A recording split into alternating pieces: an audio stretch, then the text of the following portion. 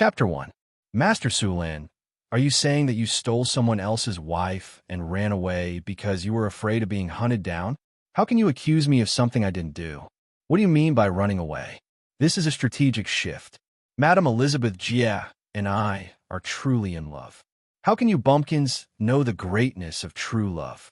Su Luan said loudly and righteously. How can you call it stealing when it's a noble's business? We're in love. Do you understand? What followed was a series of words that were difficult to understand, such as guardian knights, masquerade ball, and a bunch of other terms that no one could understand.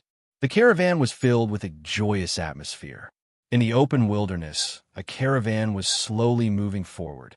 Sulan sat in a carriage piled with goods, holding a straw in his mouth as he argued loudly with the mercenaries around him. Next to him was a half-empty bottle of rum. The autumn sun was still a little harsh. An old cloak hung from a sword on the guardrail of the carriage, blocking most of the noon sun. Traveling in the wilderness was a very boring thing. In order to pass the time, the caravan would also talk about some interesting things. The road in the wilderness was rugged and uneven. Even if the carriage was stacked with thick straw to reduce the shock, it was not very comfortable. However, compared to those who traveled on foot or on horseback, it was much more comfortable. Enemy attack. Enemy attack. Defend. Just when Sulan was bored, a loud shout suddenly came from the front. The caravan immediately stopped moving forward. All the carriages began to form a defensive circle with the front of the carriage facing inwards. Looking at these people's busy but orderly movements, it was obvious that this was not the first time. Sulan had already picked up his sword and stood on the carriage looking into the distance. In the wilderness in the distance, a scout was riding a horse and galloping toward them. Behind him, hundreds of black shadows were quickly approaching. When they got closer, they could see clearly that they were gnolls. Gnolls were very dangerous creatures in the wilderness. Adult gnolls were more than 2 meters tall, and the male gnolls were about 2 meters tall. They had sharp claws and teeth, and their strength and speed were superior to that of ordinary humans. They were also bloodthirsty and cruel. More importantly, gnolls were tribal creatures. A small tribe had at least a few dozen warriors, a medium-sized tribe had at least a few hundred, and a large tribe had even more. Gnolls were not the most numerous species in the wilderness. The most numerous species were goblins and kobolds. Compared to gnolls, goblins and kobolds were much weaker. Even a farmer could easily deal with 3 goblins if he was careful. These monsters were useless except for their numbers. Gnolls were not wild beasts. On the contrary, they were highly intelligent and could make weapons and armor. Although their equipment was very crude compared to humans, it was enough to survive in the wilderness. The gnolls in the distance quickly approached.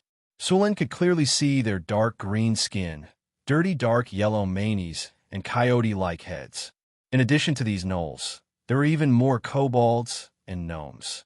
They were probably the gnolls in slave cannon fodder. The gnolls had poor discipline, and the goblins and kobolds were even worse. A group of monsters rushed over in a disorderly manner, but when they saw the chariot formation, they could not help but stop 150 meters away from the chariot formation. Whether it was gnolls, kobolds, or gnomes, they mostly relied on human wave tactics. It was because of the hundreds of monsters that they had the courage to directly attack a caravan of more than 20 carriages. Ygis was a gnoll leader. He led a small gnoll tribe. He had personally bitten off his father's throat and inherited it. Under his leadership, the small tribe continued to grow in strength and was developing into a medium-sized tribe. Hundreds of gnoll warriors, along with hundreds of gnomes and kobolds, were a force to be reckoned with in the entire wilderness. He had a total of 30 gnoll barbarians. As an advanced type of gnoll, these gnoll barbarians were taller and stronger than ordinary gnolls. It could be said that he could rely on these 30 gnoll barbarians to wipe out a small tribe. It was also because of these 30 gnoll barbarians that he had enough confidence to besiege a caravan of more than 20 carriages. When they got closer, the two sides began to confront each other. Ygis' cold eyes revealed a hint of mockery. He already felt that victory was in his hands. After the previous long-distance attack, the gnolls were fine, but the kobolds and gnomes were already panting.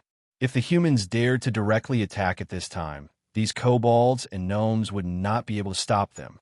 However, if the humans really did so, the result would be very tragic. The humans could still resist by relying on the defensive circle formed by the carriages.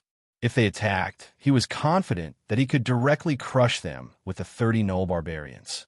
In fact, he originally planned to do so, but the humans were too cowardly and did not dare to attack. So now he could only command the kobolds and gnomes to attack. The two sides confronted each other for a while. After seeing that the humans did not show any flaws, Ygis directly commanded the gnolls to drive the gnomes and kobolds to attack. Sulen looked at the group of bandits not far away and was filled with excitement. In his eyes, these bandits were all experience bags. He had been in this fantasy world for more than 10 years. Until now, he still remembered that he was hiding in his dormitory on a dark and windy night playing Rise of Empires 8. He was controlling Brother Yun to carry the Tsang Emperor sword all over the map to find immortals to increase his attributes. In the end, he was too tired from staying up all night and fell asleep. When he woke up again, he was in this world. He had become the owner of Sulen's body. As for the original owner, Sulen, he was the son of a noble. Originally, he still yearned for the corrupt life of a feudal and medieval noble. However, although Sulen was not an illegitimate child, his mother was a maid who passed away when he was 8 years old. Sulen was so sad because of his mother's death that he could not breathe and died. Then, a soul from another world took over the body with the Rise of Empires system. Although his father was a count, his situation was far from that of his cheap brothers. Compared to those servants, he didn't have to work at all. After recovering, Sulen wanted to change this situation. Then, he began to learn martial arts and knowledge. With the help of the system, his martial arts improved rapidly. Whether it was practicing or sparring, he would gain experience. Just by accumulating experience through years of training, Sulen's martial arts and body became stronger at an unimaginable speed. Moreover, after transmigrating, he obtained 3 initial characteristics. Valiant greatly increases the chance of activating a sure kill skill. Swift Thunder greatly increases the speed of attack. Pegasus greatly increases the speed of movement. With these 3 characteristics in hand, Su Luan's reputation in Kalen City rose in the next few years. In addition, he was a noble himself. If this continued, it would be easy for Su Luan to gather a group of followers and fight for a noble title. However, on a hot summer day this year, the blood father of this body, Count Varner Cullen, decided to grant Suren a baronetcy for some unknown reason when the fire of his life was about to be extinguished. He made Suren a noble with real power. Chapter 2. Even though Varner had 1 foot in the grave, his decision was still unquestionable. Even though his wife and son were against the order, Varner still wanted to carry it out. However, fate played a joke on Sulen. Before the order was officially issued, Varner Cullen had already returned to heaven. In fact, Sulen seriously suspected that Varner was killed by his wife and son. The new Earl Callan did not recognize the previous order at all, so Suren became a thorn in the side of his nominal elder brother, Earl Callan. What could Sulen do? All he could do was reason with him. Sulen, use reason to convince people. On a dark and windy night, Sulen entered the heavily guarded Thorn Castle alone and found his beloved brother. First, Sulen had a reason with more than 30 knights in the castle and broke them. Count Cullen finally forgave Sulen. After a friendly exchange, Sulen agreed to give up his barony and keep his noble status, while Count Cullen gave up 5,000 Kinnar as compensation to Sulen. After receiving the compensation, Sulen didn't stay in Cullen City any longer. He immediately brought Kinnar to the northern province and encountered this scene. Roar! Charge! Tear them apart! Roars could be heard, followed by a group of gnomes and kobolds charging over while shouting some unknown slogan. Archers! Get ready! Fire! More than 20 arrows were shot out from the carriages. There were only 60 to 70 people in the caravan and only half of the guards. Although there weren't many human guards, they worked well together. They used the defenses of the carriages to keep the kobolds outside, and a group of spearmen stabbed the goblins and kobolds to death between the gaps of the carriages. Sulen found a spear in the carriage and waved it around. The spear created a series of afterimages as it slashed across the throats of the goblins and kobolds, causing blood to splatter everywhere. The jack-o'-lanterns, who were supervising the battle, did not step forward. They intended to let these cannon fodder consume the strength of the humans. When the humans were exhausted, the jack-o'-lanterns would attack and tear the chariot formation apart in one fell swoop. A large number of kobolds and goblins charged forward, and corpses soon piled up in front of the carts. Under normal circumstances, the kobolds and gnomes would have fled for their lives after suffering such great losses. However, because of the gnolls behind them, these kobolds and gnomes had no choice but to continue attacking. Soon, the battle became more and more intense. Large numbers of gnomes and kobolds died, and corpses piled up in front of the carts to form a slope. In a short 15 minutes, the kobolds and goblins had suffered at least 100 casualties. On the human side, only 2 unlucky fellows were dragged off the carriage and dismembered. At this point, the kobolds and goblins were on the verge of collapse. Even with the gnolls supervising the battle, it was useless. Of course, they did contribute. At least the humans had exhausted a lot of their strength. Ygis slowly stepped forward and roared at the human carts. More than 100 gnolls behind him roared as well. In the next second, these bloodthirsty and cruel gnolls charged forward. "It's over. Damn it. Raise your weapons if you don't want to die." Seeing the gnolls charging, many people were so scared that their faces turned pale. They could not even hold their weapons properly.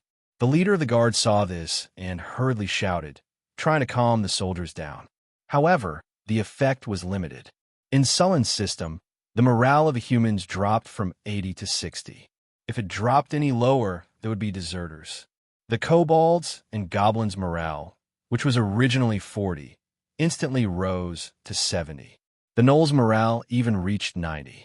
Seeing the gnolls charging at him, Sulen jumped off the carriage with a spear. With the buff of the Pegasus, Sullen's speed was amazing. The sharp blade of the spear slashed through the bodies of the kobolds and goblins who had just recovered their morale. Without the goblins and kobolds blocking, Sulen quickly confronted the gnolls. Seeing a human charging at it, the gnolls revealed a ferocious smile. They were already about to bite off the human's neck. Rip! The sound of metal tearing flesh and bones could be heard.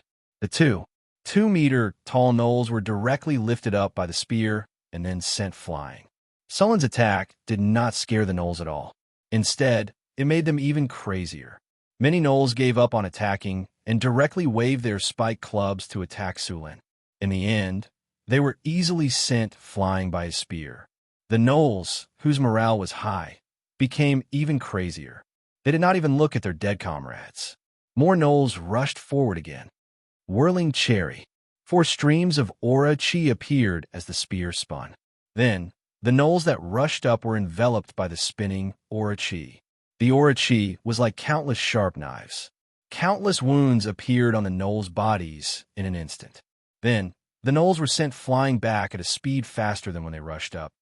Oh my god, is this real? Sun God above, is a knight this strong?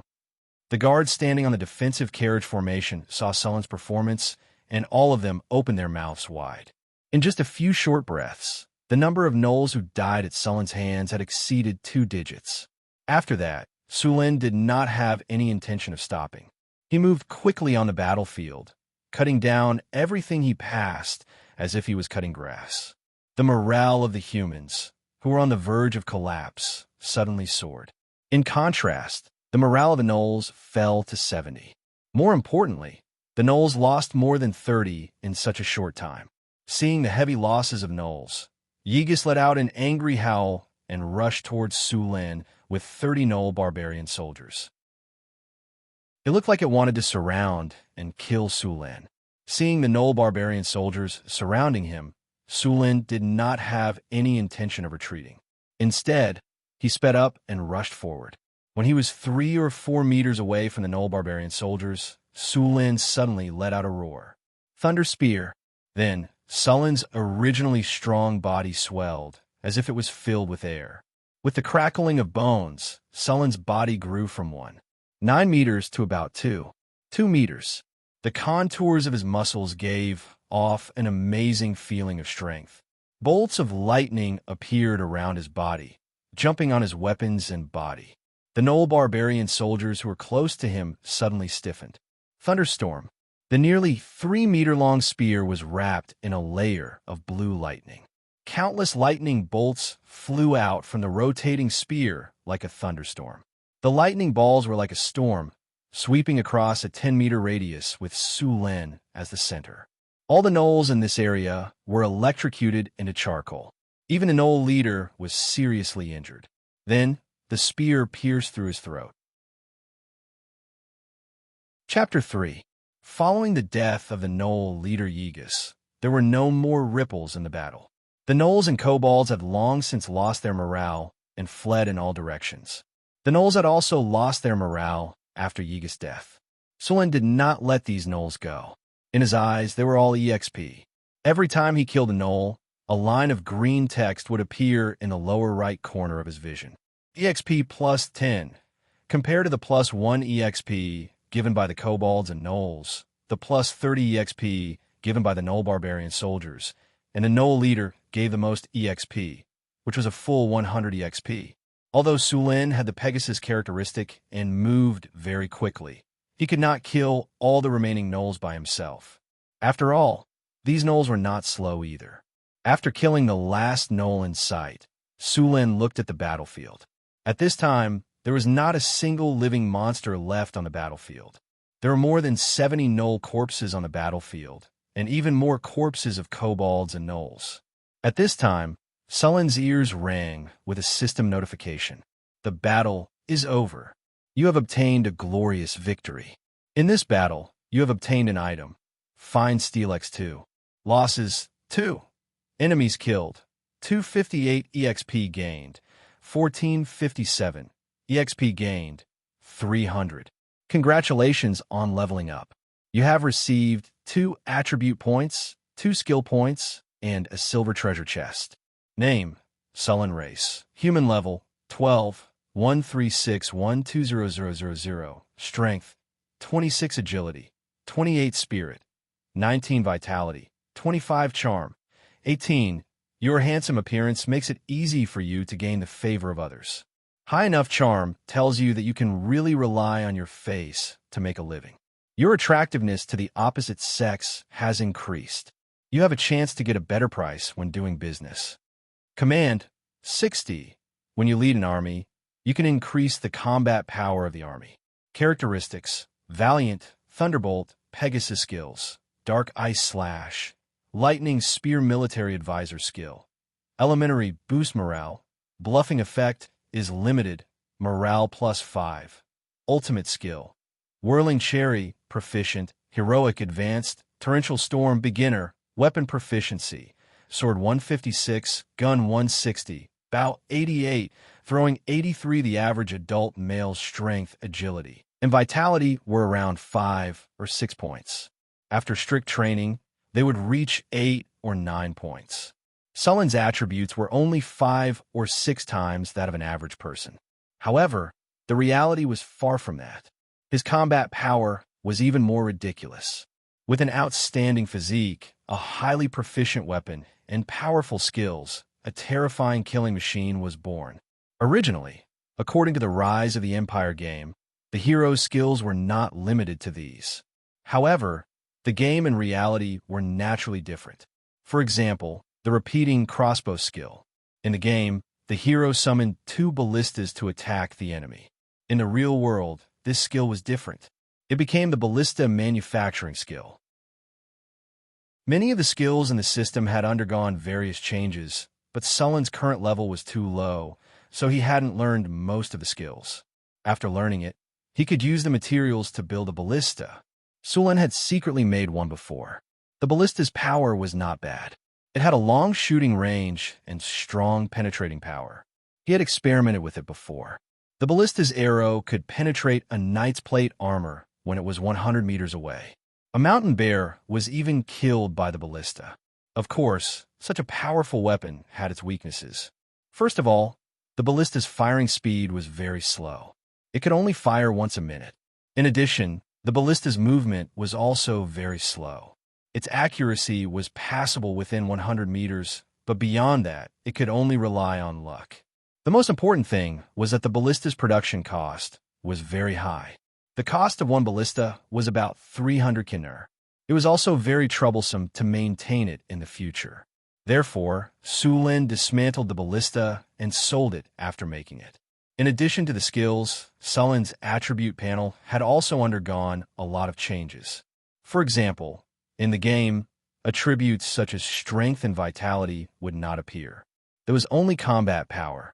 Now, it was more accurate. Su Lin had studied the attributes on the panel. For example, charm did not only refer to the appearance, but also some other conditions.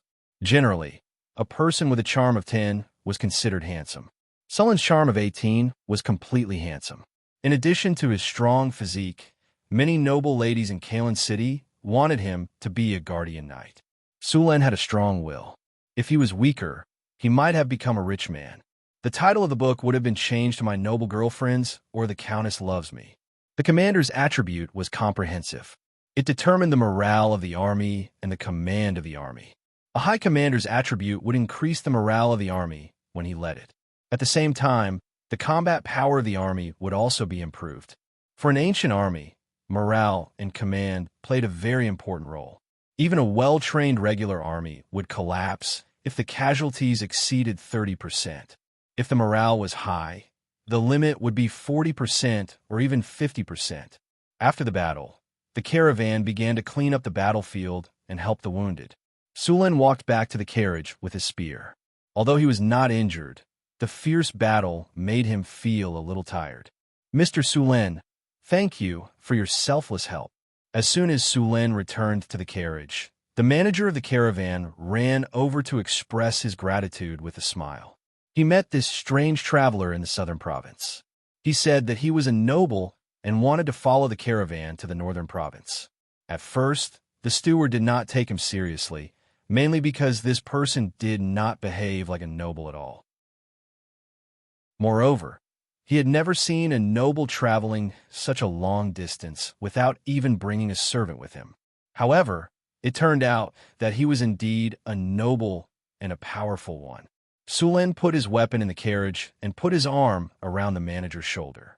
I'm not helping you selflessly. What? The manager looked at Su Lin in confusion. Don't pretend to be confused. I saved the entire caravan and let you live without any harm. Aren't you going to pay me to thank me? Su Lin put an arm around the steward's shoulder, then lifted him up and turned him around. He then revealed a sincere smile and said, Thank you. Aren't nobles righteous, brave, and selfless? No matter how poor a noble is, he is still a noble. Moreover, don't fallen nobles pay more attention to noble manners? How can you ask for a reward? Looking at Su Lin's caravan, the manager sighed deeply. No wonder he could be a noble. If he had been so shameless back then, he would have had his own business. Feeling the pressure on his shoulder and looking at the battlefield not far away, the manager finally took out a bag of money and handed it over. Sir, please keep it. Su Lin grabbed the bag and tossed it in his hand. It was quite heavy, and he could hear the enticing sounds of kinner banging against it. There were at least 40 or 50 of them. Not bad. Next time we run into something like this, I'll definitely help you deal with it. After receiving the money, Su Lin patted the manager's shoulder and promised. Chapter 4. The battlefield was cleaned up quickly. The mercenaries didn't bother to bury the corpses. Instead, they just threw them to the side. They didn't have to worry about a plague since the hyenas would devour the corpses within 2 days. Even the goblins, kobolds, and gnolls would eat the corpses. As for the 2 unlucky bastards who were dragged out of the carriage, their corpses were already gnawed beyond recognition by the time they were found. They could only be burned to ashes and taken away. As for the spoils of war, the bandits in the wilderness were really poor. Most of their weapons were wooden sticks. Only the gnolls had some metal weapons. To humans, the only use for these weapons was to be melted down and reforged. As for the clothes that were stripped off from some unlucky bastard, their colors had long been unrecognizable. They were directly burned with fire. After cleaning up the battlefield, the caravan began to move forward again. However, the atmosphere in the caravan was a little strange. The mercenaries who were bragging and joking with Su Lin before now looked at Sullen's carriage with reverence. Everyone couldn't help but lower their voices. Su Lin lay back on his horse. He didn't care about the gazes of those people. He was using his consciousness to check the spoils of war this time. He didn't add the 2 attribute points. His current physical fitness was stronger than a knight commander's, so he didn't need to add any point for now. He planned to use the 2 skill points to choose 2 skills later. He opened the system storage. The system storage wasn't big, only 1 cubic meter. There were more than 6,000 kinner, 2 metal ingots, and a silver treasure chest. The 2 metal ingots were spoils of war from the battle. They were refined steel ingots. The quality of the refined steel ingots produced by the system was much better than the well-tempered steel ingots. They could be used to make weapons and tools. Many of the materials for the ballista were made from refined steel ingots. Sullen's weapon was made from iron ingots mixed with some refined steel ingots. It wasn't damaged, even after killing the gnolls. These 2 refined steel ingots could be used to make several weapons. Su Lin put the refined steel ingots aside and rubbed his hands. He was ready to open the treasure chest. There were a total of 5 types of treasure chests in the system. The lowest grade was black iron, followed by bronze, silver, gold, and finally purple gold. Inside the treasure chest, Sure Feng could obtain various tools from the legend of the 3 kingdoms. Of course, he could also obtain skills and mounts. Previously, the highest treasure chest he had opened was only bronze rank. This was the first time he had obtained a silver treasure chest. He clicked on it, and after a burst of light and shadow effects, an item appeared in the box. It looked like a piece of armor. Beast Mask Armor, an armor forged from 100-year refined iron. It is durable yet light. It is a rare treasure armor. Defense plus 15. Additional effect, Body Harden. Hardened body, reduces damage received. Equipment requirement, level 12. Sullen's eyes lit up the moment he saw the effect of the Beast Mask Armor. This armor was perfect for him to wear, and it even had the special effect of body hardening. After wearing it, any attack that did not reach a certain level of strength would not be able to break through his defense. Learning the special effect also required skill points, and it was much more expensive than learning the skills. When Su Lin first came to this world, he had 3 special effects. However, only one of them could be used, and the other ones were activated by him using skill points. Now that he had the special effect of body hardening, Su Lin estimated that if he met the gnolls again, they would not be able to break through his defense. There were only 2 skill points, so Su Lin chose to use 1 skill point to learn Heal. The skill's introduction was very simple. After using it, it would heal the user quickly and restore a small amount of HP. Heal could still be leveled up, but Su Lin looked at it. Leveling it up required 2 skill points, so he could only put it aside for the time being. In the following days, the caravan did not encounter any more bandits. Perhaps it was because Su Lin had killed too many of them last time. The bandits knew that he was a ruthless character, so they very tacitly hid at the side and let the caravan pass safely. Without the bandits, Su Lin did not have a way to quickly gain experience. He could only do some basic training every day. Relying on the little experience he had from Karen, it could be said that leveling up would take years. If he did not leave Karen City, he could only rely on daily training to gain experience and level up. After following the caravan for another 3 days, the atmosphere in the caravan was a little dull. Su Lin was bored and could only lie in the carriage and read the popular novel, Night Aubin. Chapter 1. The landlady finally, on the 3rd day, they saw a black line in the distance. As the carriage moved forward, the line became bigger and bigger. It was the city wall. After seeing the city wall, the entire caravan became excited. Anyone who walked in the wilderness for 10 days or half a month would be very eager to enter the city. The road under their feet soon became flat, and the number of pedestrians on the road gradually increased. An hour later, the full view of Cult City appeared in front of Su Lin. Cult City, the most prosperous city in the northern province.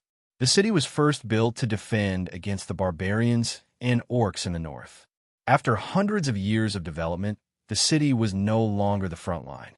But even if it was no longer the front line, one could still vaguely see the past glory of the city. The city wall was more than 10 meters tall and was built with bricks.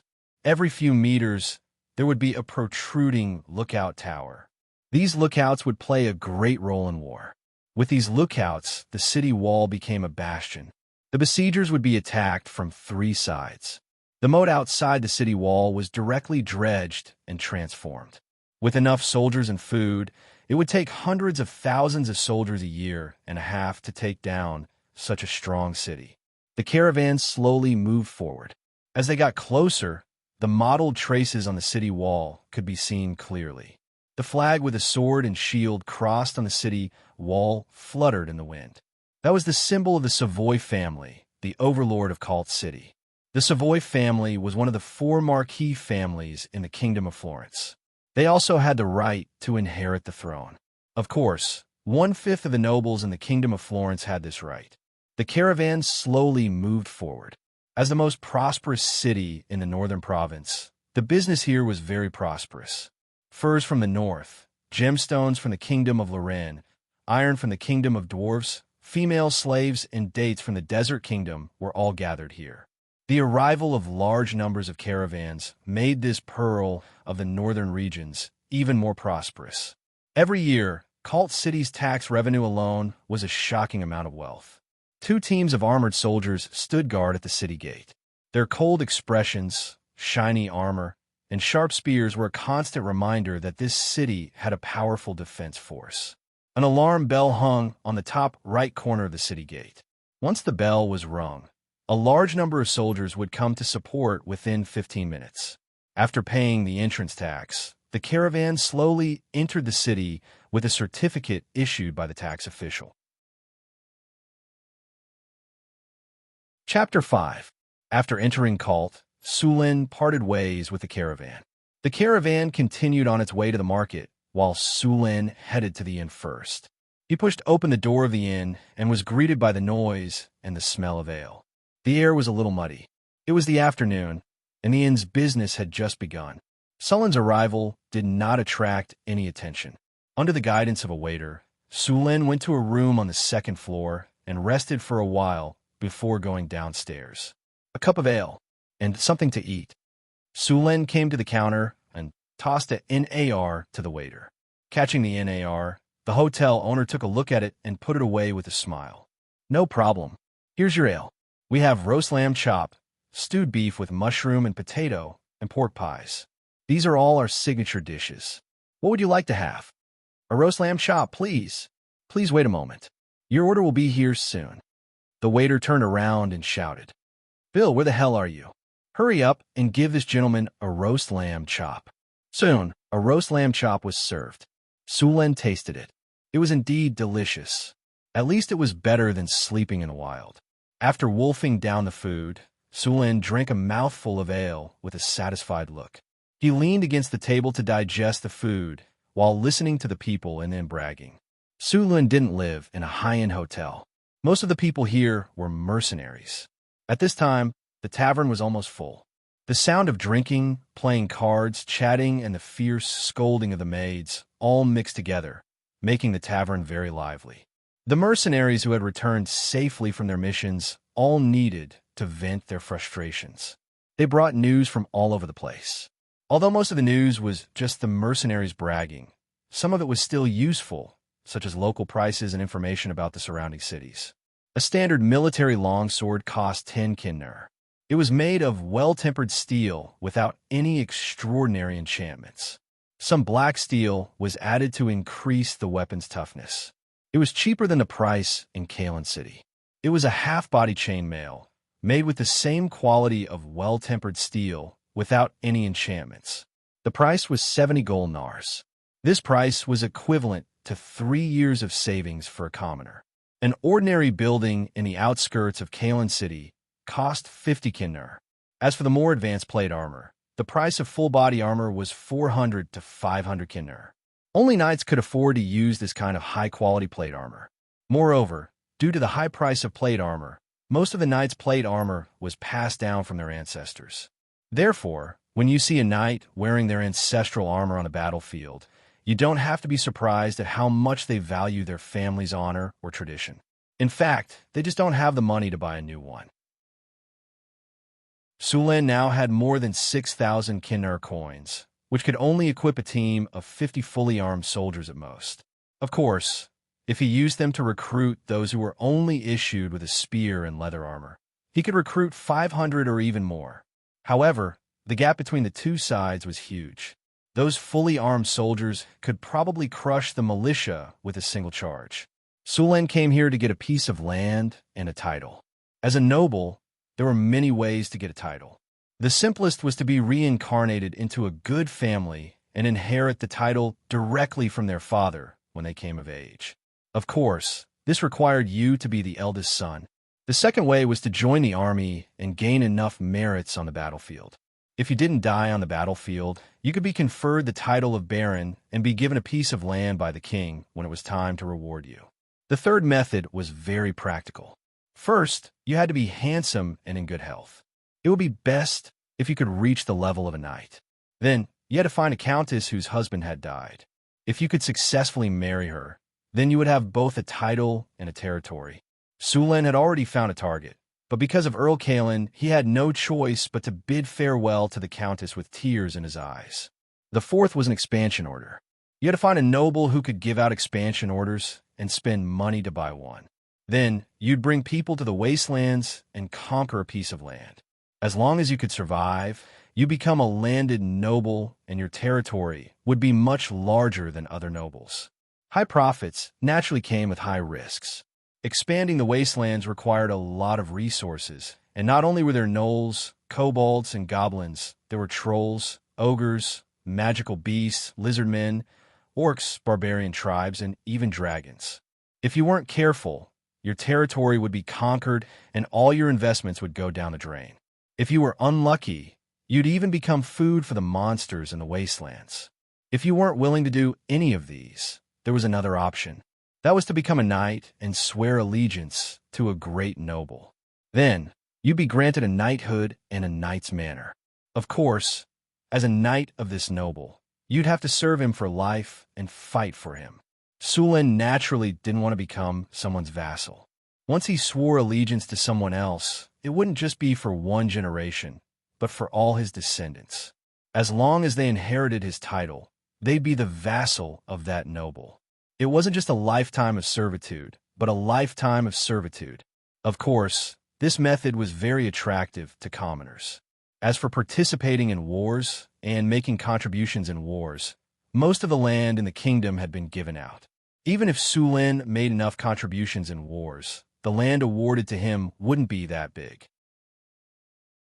There was a high chance that he'd get a small town, and the area would be pitifully small. He didn't want to risk his life and be rewarded with a small town in a remote area. Don't think it's impossible. With the nature of those nobles, the probability of this ending was as high as 99%. If the first, second, third, and fifth were not suitable, then Sulan's only option was to buy an expansion order.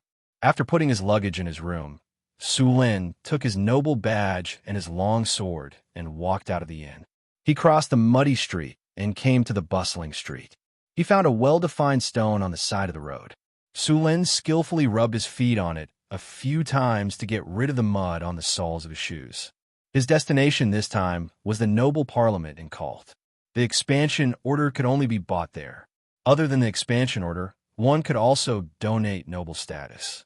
Of course, this noble status didn't come with a land or a title. It was only an honorary title. Even so, many big merchants were willing to pay for it.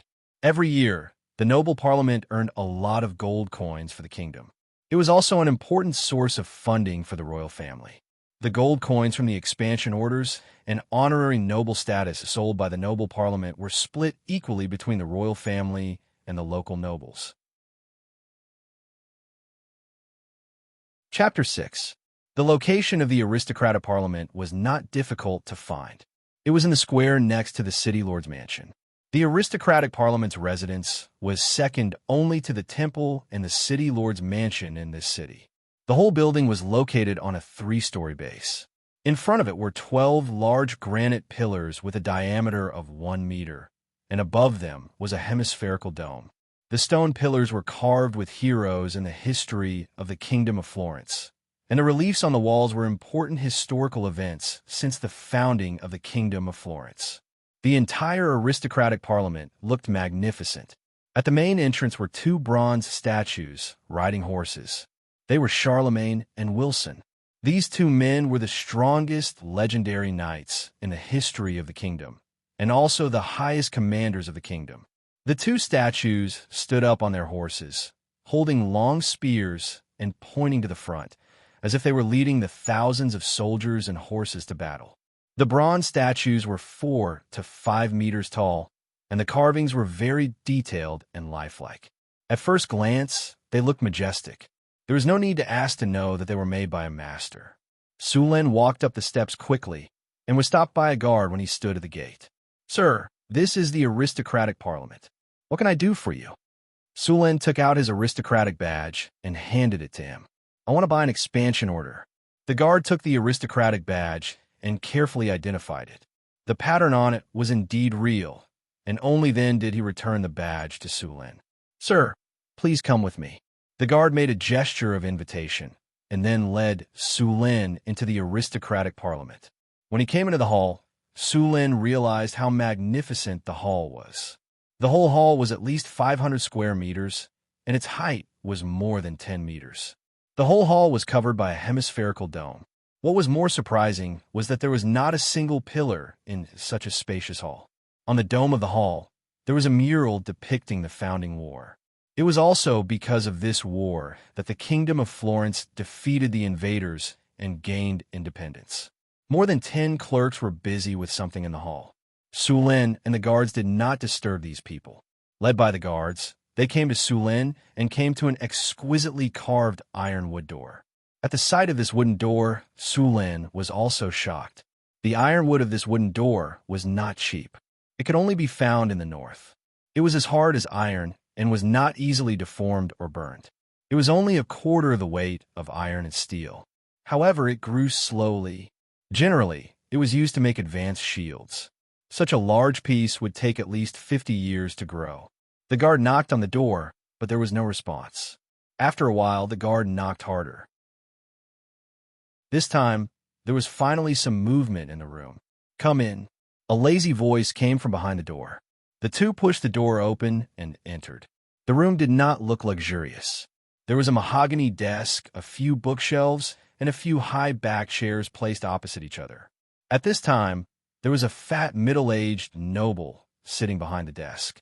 Judging from his dazed eyes, the red mark on the side of his face, and the sparkling liquid on the corner of his lips, he was sleeping just now. "Mr. Ria, this gentleman is here to buy an expansion order." The guard pointed at Sulen. "Buy an expansion order?"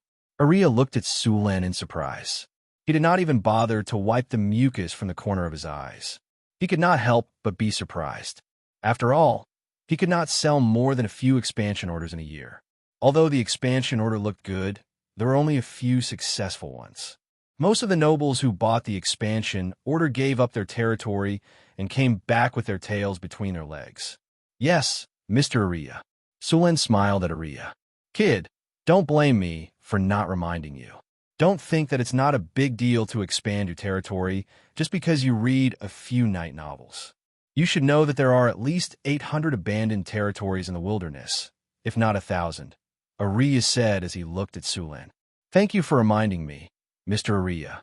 I know very well what I am doing," Sulen said calmly. "Well, don't blame me for not reminding you when the time comes." Aria shrugged, then took a piece of parchment with a stamp from the bookshelf behind him. He picked up a quill and wrote a line of cursive letters on the blank space of the parchment, then handed it to Sulen.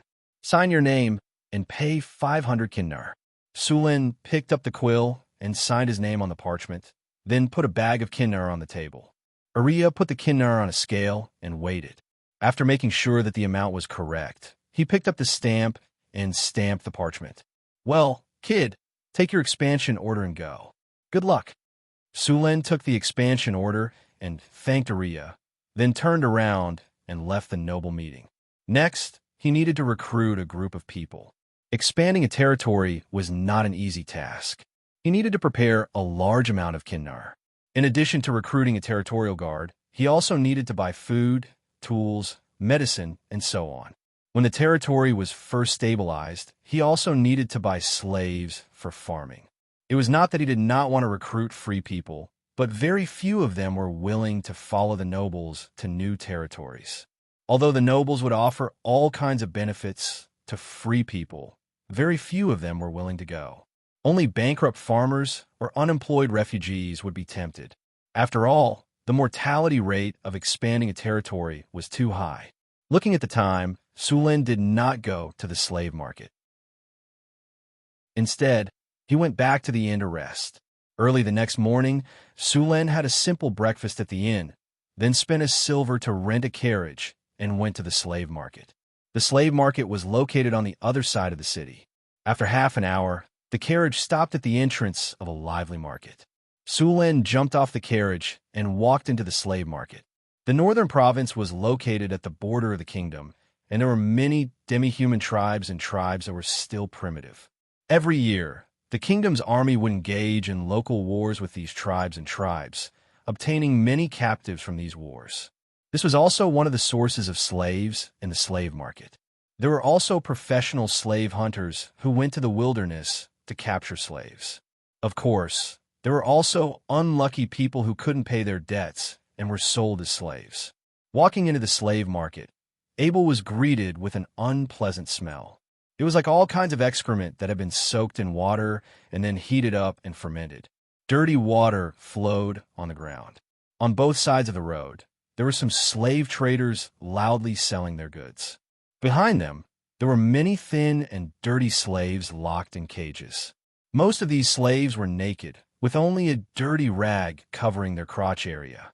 Many of them had whipping marks on their bodies, and their eyes were dull and lifeless.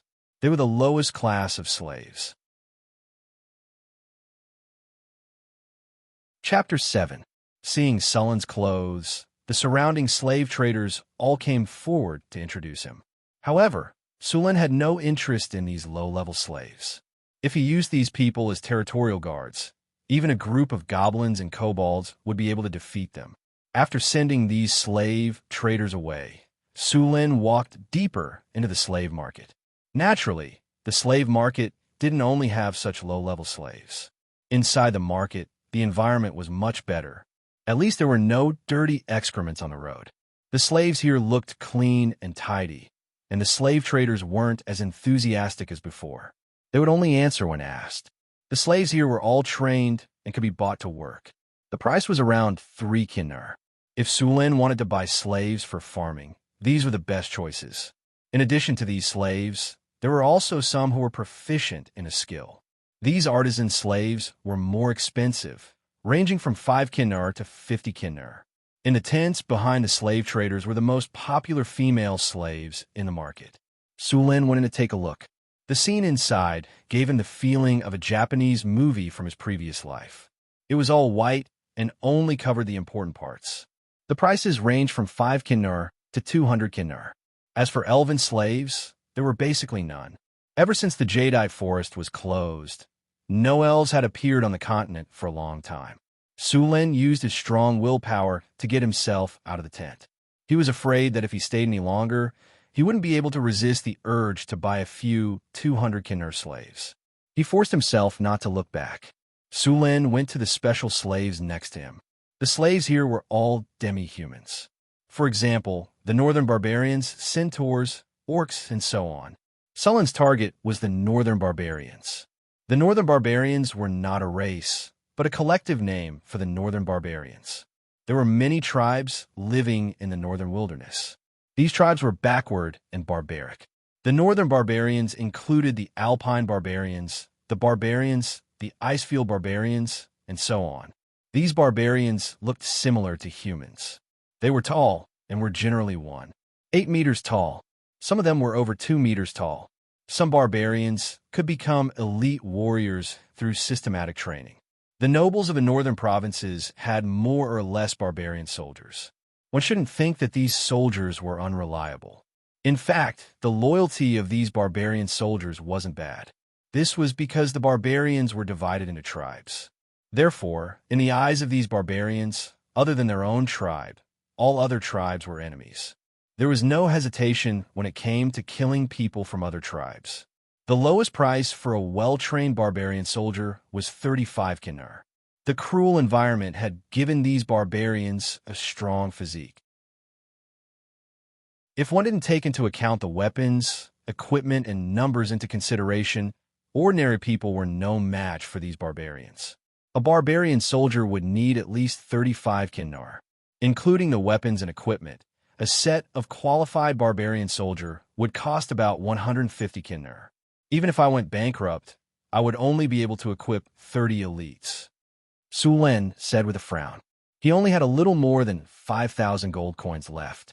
He kept some to buy other things, and the rest was to buy slaves. 30 elite soldiers. It would be a pipe dream if they wanted to open up a new territory. Unless these elite soldiers were all at the knight level.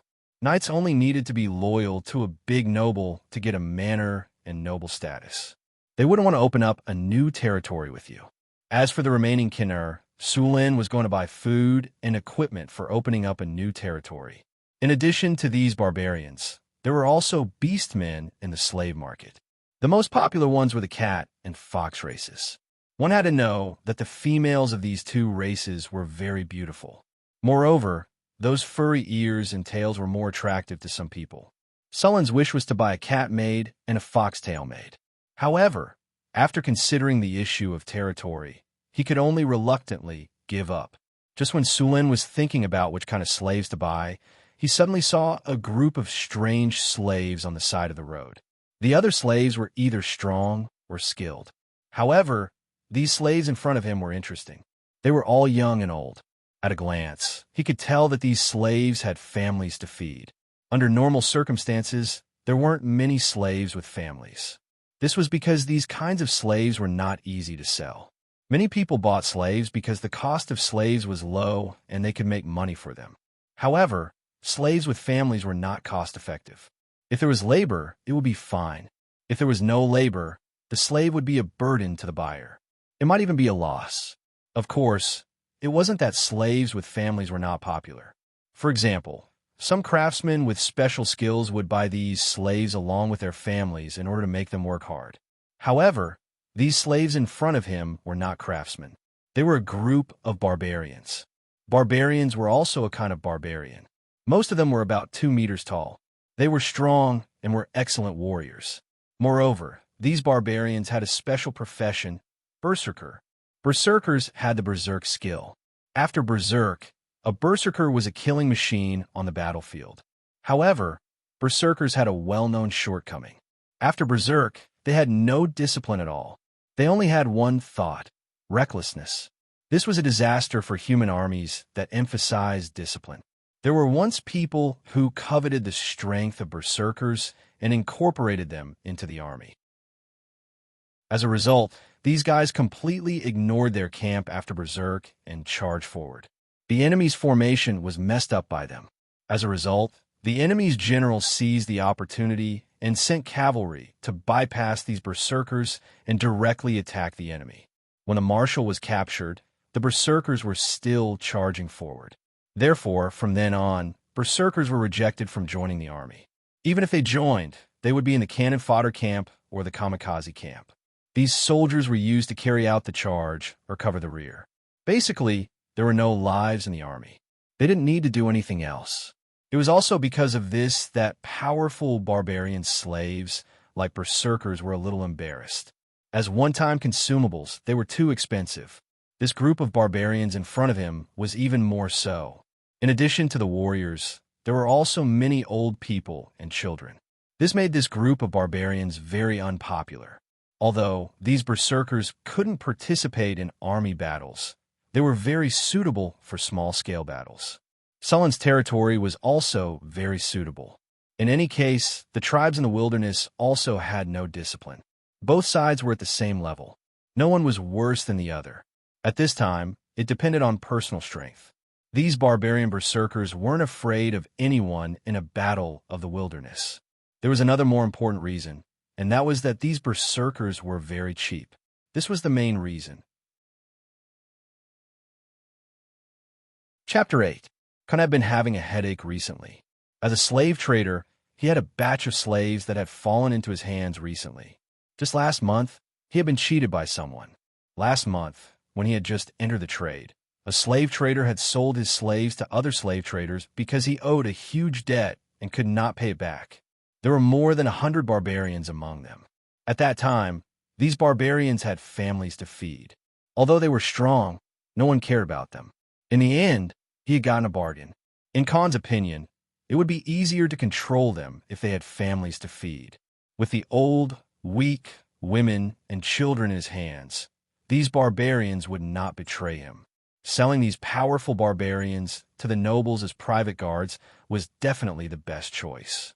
Therefore, he spent more than half of his kinnur to buy this group of barbarians.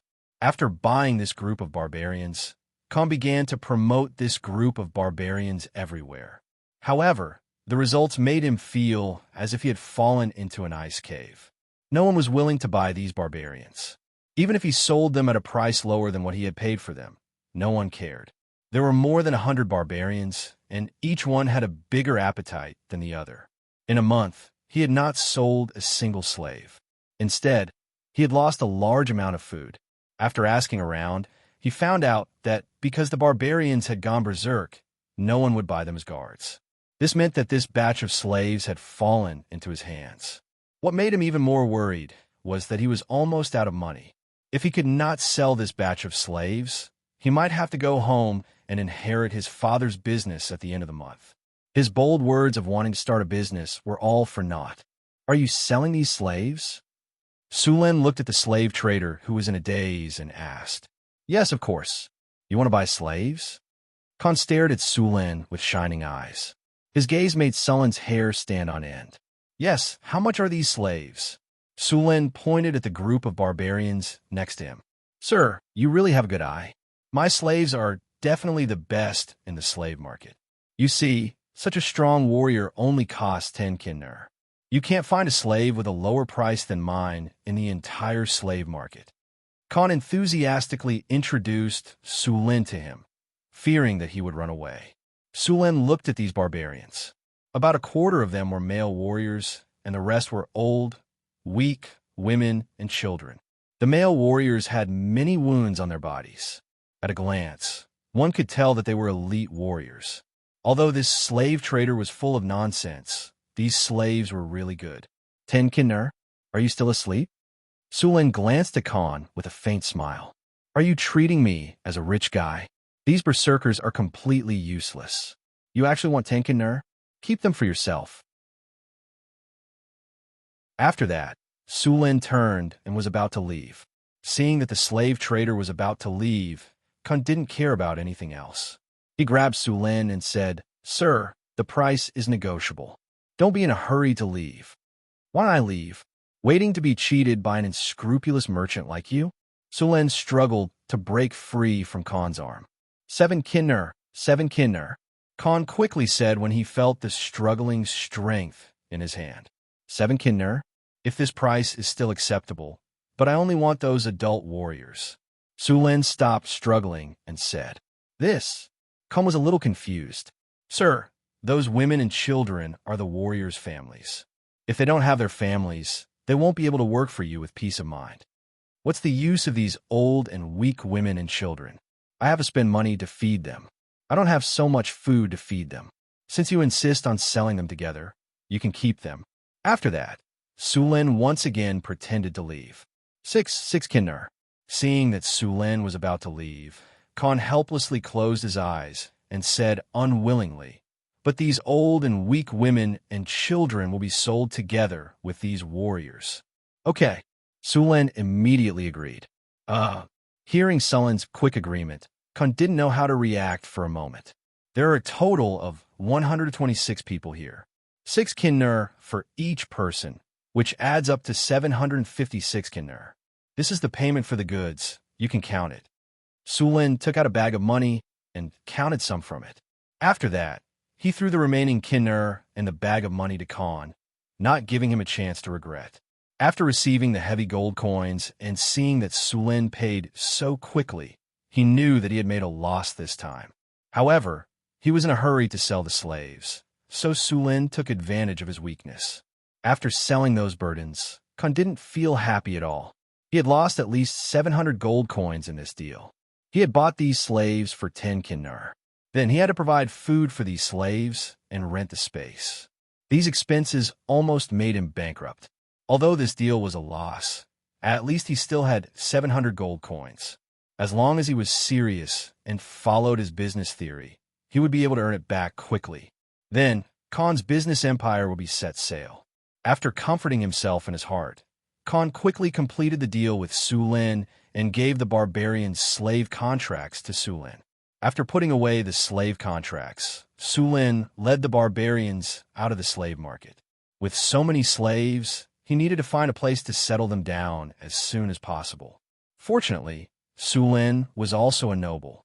He quickly bought an unused military camp from the city hall. This military camp was located in a remote location.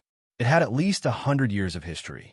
In the past, Cult was the front line, so there were many standing troops. Later, as the territory expanded, this place was no longer the front line. The standing troops were also disbanded, so the military camp was naturally empty.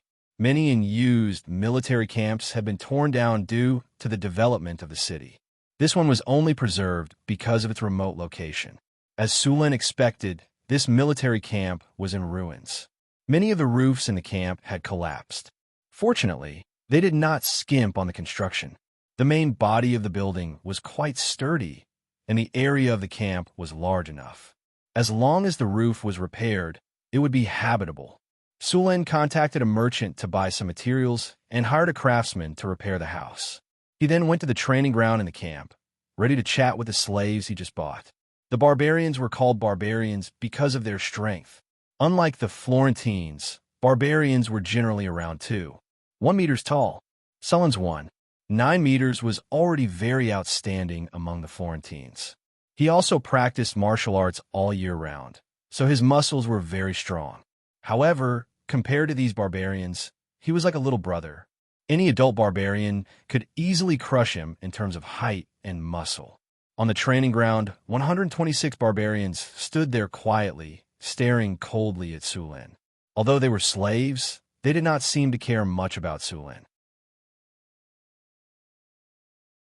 Chapter 9. It was easy to win the respect of the barbarians. All he had to do was defeat them. It was also easy to gain their favor. All he had to do was drink with them. Most of the barbarians had simple thoughts. They were not as cunning as the Florentines. Of course, there were exceptions. You should know that I have bought you. From today onwards, you are my slaves. Sulin took out the slave contract and waved it. The barbarians did not say anything. Sulin was not surprised by this. After all, no one wanted to be a slave. You should thank me. If I didn't buy you, you would only end up in the cannon fodder camp. Didn't you buy us to use us as cannon fodder? A barbarian separated his companions, walked out from behind, and stood in front of Sulin. Sulin raised his head and looked at the barbarian. He did not like to talk to people with his head raised. The barbarian in front of him was already 2 meters tall. Even among the barbarians, he was a burly man. Sulin was like a stunted child in front of him. More importantly, this barbarian was very agile. He did not feel clumsy at all. He gave Sulin the feeling of a cheetah in the northern wilderness. Sulin quietly took 2 steps back and adjusted his posture. Finally, he did not have to raise his head to look at him. Of course not. If I wanted to use you as cannon fodder, why would I buy the old, weak, women and children? You don't plan to use them to threaten us as cannon fodder. The barbarian was silent for a moment and said in a low voice, I am not a soldier. I have nothing to do with the military. Sulin spread his hands and said, Besides, I spent so much money not to let you be cheap cannon fodder on the battlefield. I am a noble. I just bought a development order. I need a group of soldiers to follow me to develop my territory in the wilderness. This is the reason why I bought you. Of course, it is very dangerous to develop a territory. However, I can promise that after my territory is developed successfully, your status as a slave will be revoked. You will also become a free person in my territory. Sounds good, but how can we trust you? You have no choice but to trust me. Sulin smiled and said, Of course, I can use my reputation as a noble to guarantee that as long as the territory is successfully developed, I will fulfill my promise. In addition, during the initial stages of developing the territory, I can let your family live here. As the most prosperous city in the northern provinces, this place is also the safest. I will provide them with food every month. Of course, you can send someone to supervise every time. After hearing Sulin's conditions, the barbarian, who should be the leader, had already agreed. This was the best outcome. Sulin's method was acceptable to both parties. Leaving the old, weak, women, and children in the city could ensure their safety and also give Sulin peace of mind. If he brought them to the wilderness to develop a territory, Sulin was worried that these barbarians would escape when he wasn't paying attention. After all, they had lived in the wilderness before. We agree. The barbarian grinned, revealing a smile that was uglier than crying. My name is Johnson. I come from the violent bear tribe, but it no longer exists. My name is Sulin. Sulin nodded and said, Now, you'll clean up this camp. You will live here temporarily. After I buy you weapons, we will set off to the wilderness to develop a territory. Next, more than 100 barbarians joined in cleaning up the camp. The speed of clearing the camp suddenly increased. Although there were many women and children among these barbarians, these women and children were not weak at all. Although the female barbarians were not as strong as the male barbarians, they were still very strong compared to the Florentines. Have you seen a weak woman carrying 100 or 200 pounds of garbage and walking back and forth? There were also underage children. Each of them was not much worse than an adult Florentine. By night, all the barracks in the camp had been repaired. Sulin rested in the inn. He had to continue to prepare the materials for the development of the camp tomorrow. This group of barbarian warriors added up to 35 people, and each of them was quite strong. They were better than the slave warriors he wanted to buy before. With so many people, he spent more than 700 kinner. This way, he saved a lot of money. The warriors in the slave market cost about 30 kinner each, but their combat power was average. Even if the barbarians did not go berserk, they could still easily beat them. If they went berserk, it was not a problem to beat 5 or 6 of them. When the Florentines fought against the barbarian warriors, they relied more on numbers and weapons. Even if the heavily armed soldiers were strong against the barbarians who wore animal skins and used stones or wooden sticks, it was just a last-ditch struggle. In addition, the Florentines were not powerless. Whether it was knights or wizards, they could deal with these barbarians. With more than 4,000 kinner, it would not cost much to buy weapons for these barbarians. As for armor, 1 leather armor per person would be enough. What? Why didn't they buy iron armor? That thing was so expensive. It started at hundreds of kinnar. Sulin was not so extravagant as to equip these barbarians with heavy armor. Perhaps he would consider these things when he had more money in the future. Right now, the most important thing was the issue of territory.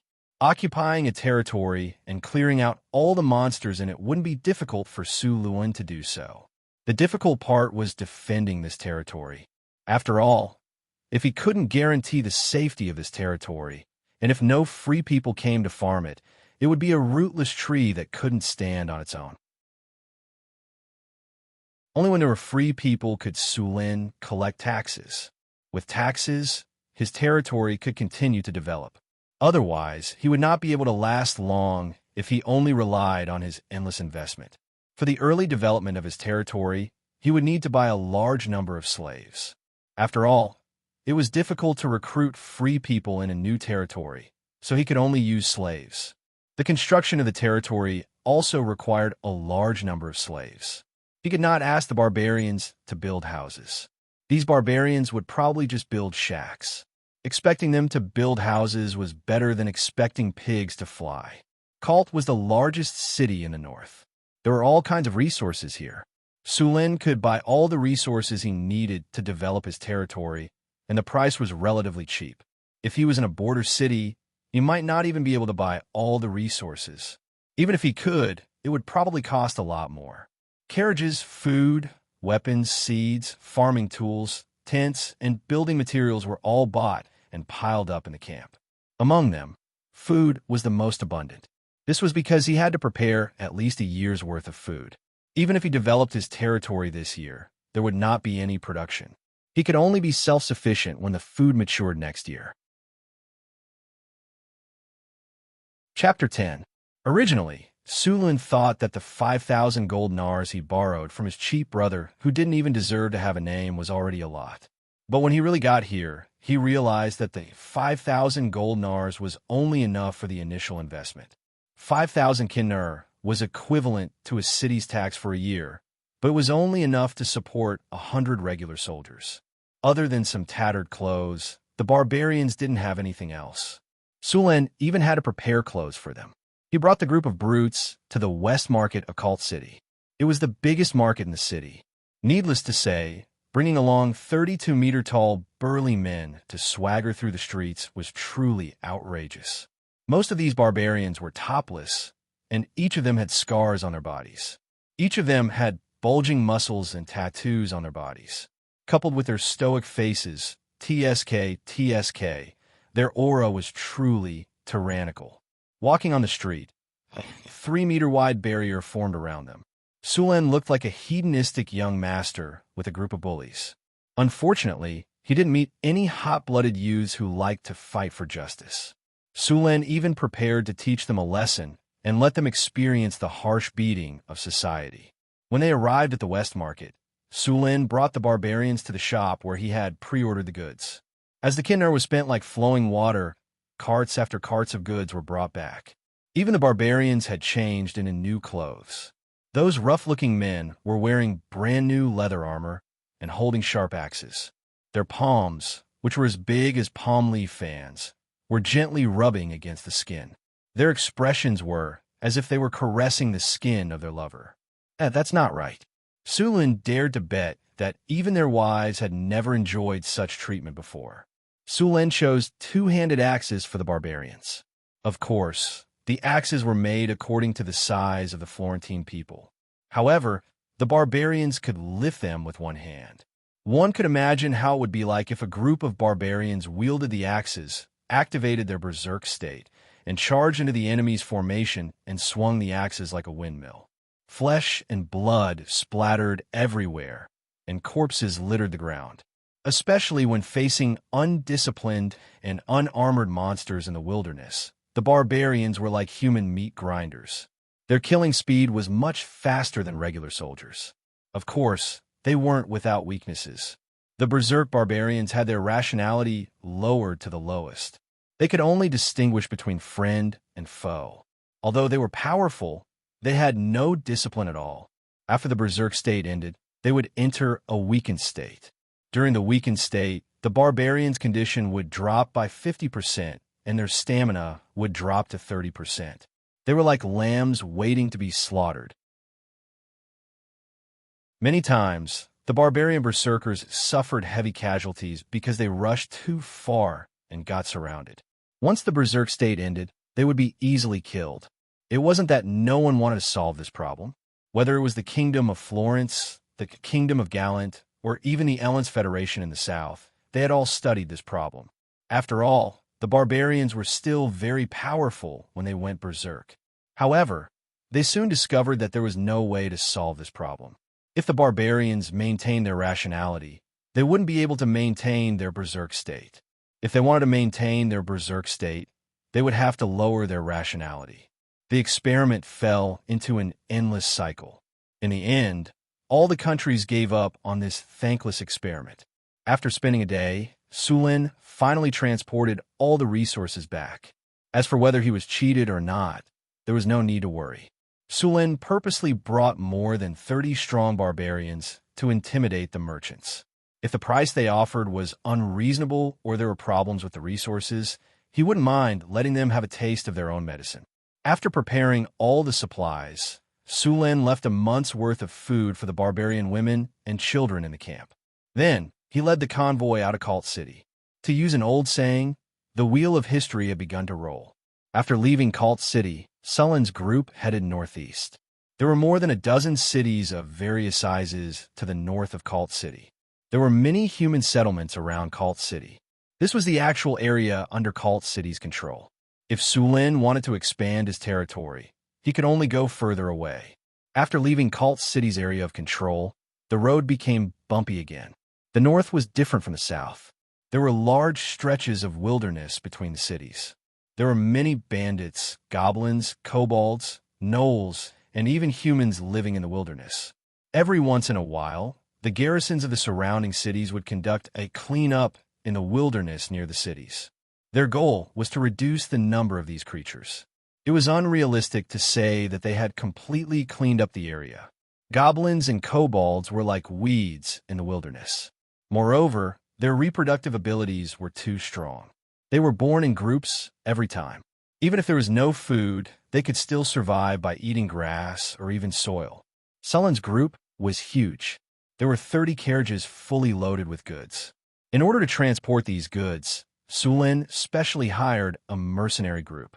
The entire group had more than 100 people. With such a large caravan, the smaller tribes in the wilderness didn't dare to attack at all. They didn't have the ability to do so either. This also made Sullen's plan to take advantage of this opportunity to farm monsters go down the drain. After traveling in the wilderness for 5 days, Sullen's group finally arrived at Blackstone City, the northernmost city of the Kingdom of Florence. It was a small border city with only 5,000 permanent residents. However, it had 1,000 soldiers. The city wasn't large either. Sulin didn't see any human settlements outside the city. It was obviously a fortress city. The caravan didn't enter the city. They went around the city and officially entered the wilderness. From then on, Sullen's group didn't encounter any human cities. At this point, the real test had just begun. After passing Blackstone City, the number of monsters in the wilderness increased significantly. Sulin had found that there were many eyes peeping around the caravan. However, these monsters hiding in the dark didn't directly attack. As the caravan went deeper into the wilderness, there were more and more tails around the caravan. By the 4th day in the wilderness, the number of tails around the caravan had swelled to hundreds. This number was enough to clean up once. He was going to let these barbarians try their axes and see the combat power of these barbarians. In fact, after he officially left the city with these barbarians, his system had already sent a notification. Sulin had an army of 35 people. There were also the attributes of this army on the system panel. Northern Barbarian Guard. Number, 35 unit. Barbarian, morale, 85. After these barbarians joined Sullen's army, they directly surpassed the barbarian soldiers and became second-level barbarian warriors. The leader, Johnson, was a barbarian warrior and also a hero unit. Chapter 11. The barbarians were indeed powerful. Level 1 barbarian soldiers already had the sturdy trait. Once they became barbarian warriors, they would gain the berserk skill. Only then would they be qualified to be called berserkers. Sullen's team only had one barbarian warrior. Other than sturdy and berserk, the barbarian warrior also had endurance and whirlwind slash. Only barbarian warriors were qualified to be killing machines. Of course, this was only for low-level monsters. Sturdy. Beginner, you are born with a strong body. The power of your bloodline gives you a strong physique. Your strength and physique are permanently increased by 2 points. Berserk. After a long battle, you will awaken the power in your bloodline. When you're angry or excited, you can enter a berserk state. Pain is reduced by 70%. Strength is increased by 20%. Movement speed is increased by 10%, and intelligence is reduced by 50%. Endurance. After a long period of training and battle, your body has gradually surpassed the limits of a normal person. You will gain a strong life force. Normal injuries will be weakened. Permanently increase your HP by 10 points, your physique by 10 points, and your physique recovery speed is increased by 20%. Whirlwind slash. With your body as the axis, you can spin 180 degrees or more to quickly swing your weapon. The weapon will be imbued with a weak sword aura, causing great damage to enemies around you. Because there were no archers in the army, the barbarians were not skilled in archery, so Su Luan equipped them with axes as long-range weapons. Sure enough, these barbarians had a special preference for axes. They could hit the target at a distance of 30 paces without fail. Stop! Su Lin pulled on the reins. The team quickly stopped. Johnson, I'm here, boss. Take your men and clean up those tails as fast as you can. Understood. Johnson rubbed his shiny bald head and grinned, revealing a row of white teeth. He then turned around and yelled, "Brothers, get your weapons. It's time to work. Get your weapons." The other barbarians shouted. Under Johnson's lead, 35 barbarians picked up their axes and charged towards the back of the convoy. The barbarians' formation was messy. Even the new recruits of Cult who had undergone 3 months of training were more orderly than them. However, if one underestimated them, they would suffer a great loss. 30 steps ahead, prepare your axes. Throw freely. The barbarians were tall and long. Before the kobolds, goblins, and gnolls could react, they were already 30 steps away. It was already too late for them to react. A gnoll who looked like a leader hurriedly commanded the monsters to attack. They did not think that a mere 30 humans would be a match for them. Their huge advantage in numbers had inflated their ego. More than 30 hand axes flew into the crowd of monsters. The first one to be hit was a tall gnoll. One of the hand axes hit its head, and the huge force almost cut its head in half. Half of the axe's blade had sunk into the gnoll's head.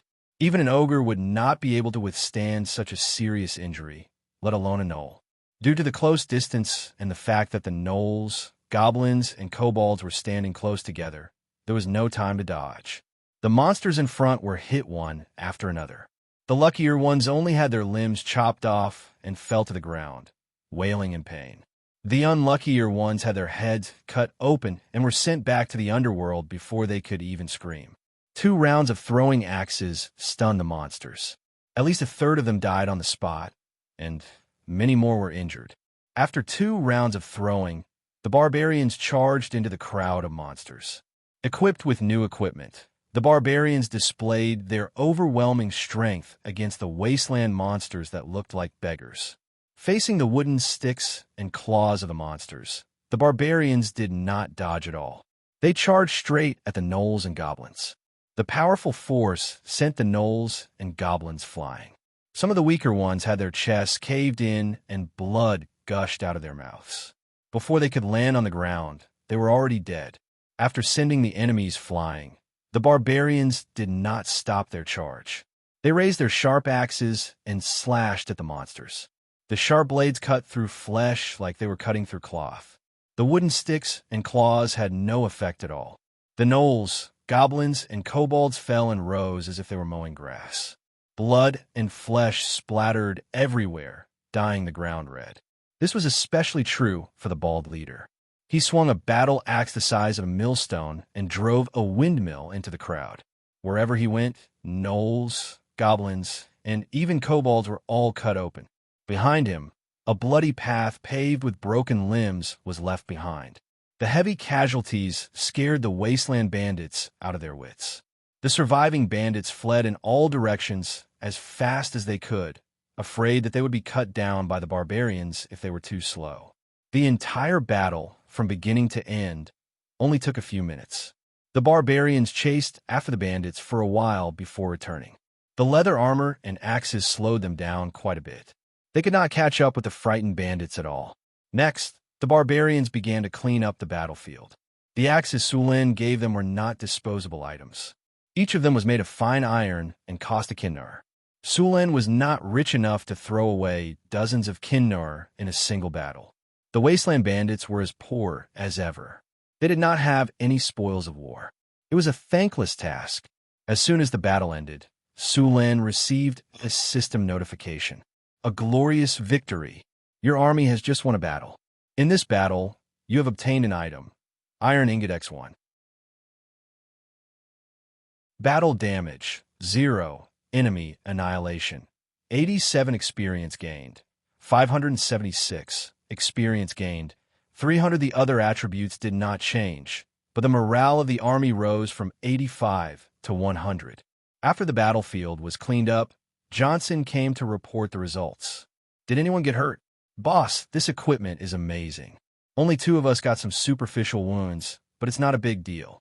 We're used to it, Johnson said excitedly as he patted the leather armor on his body. Did you pick up all the axes? Yes, all of them.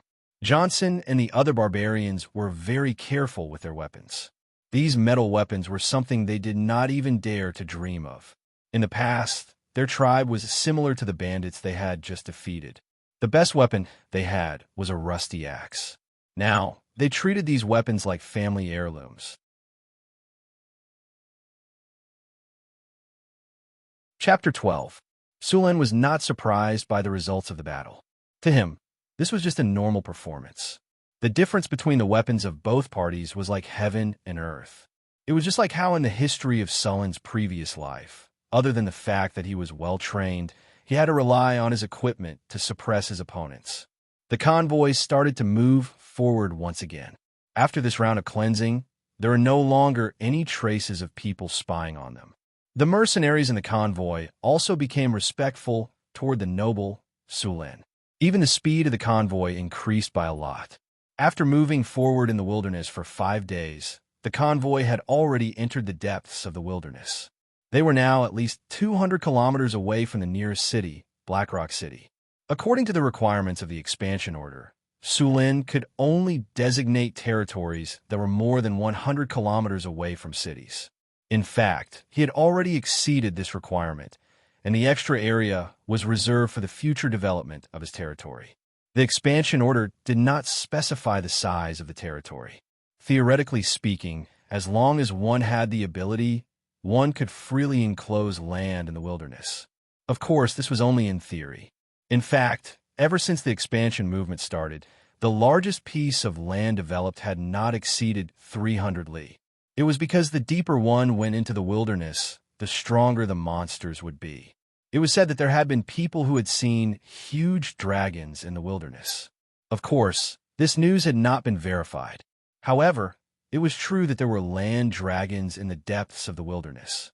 This news had been verified by the blood of a noble who had developed the territory. This unlucky noble had barged into the land dragon's territory when he was developing his territory. Then, just as he had started to set up camp, over 200 land dragons had razed his territory to the ground. Even the weakest of land dragons was a middle-grade magical creature, and the stronger ones had inherited the terrifying ability to spit out dragon's breath. Even conferred knights would have to take a detour around such land dragons. Only legendary knights will be able to deal with such magical creatures.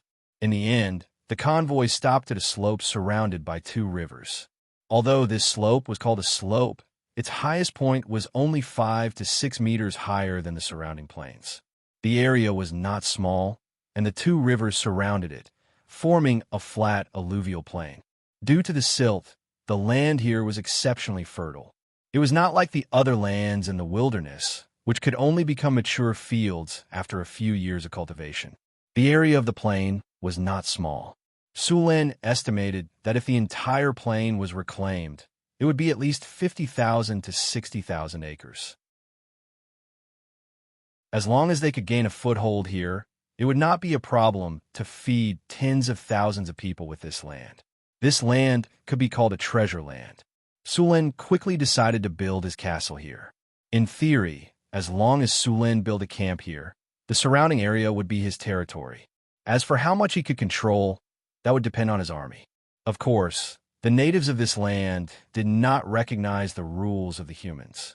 If they wanted to truly control the territory, they would need a powerful army to reason with them. In the natural world, lions and tigers would leave their scents at the edge of their territory, such as peeing, to warn other lions and tigers not to cross the boundary. As for the humans and natives, they naturally couldn't use this method. The only way was through war. If you win, you'll be the boss of this land. If you lose, you'll get the hell out of here, or you won't even have the chance to run.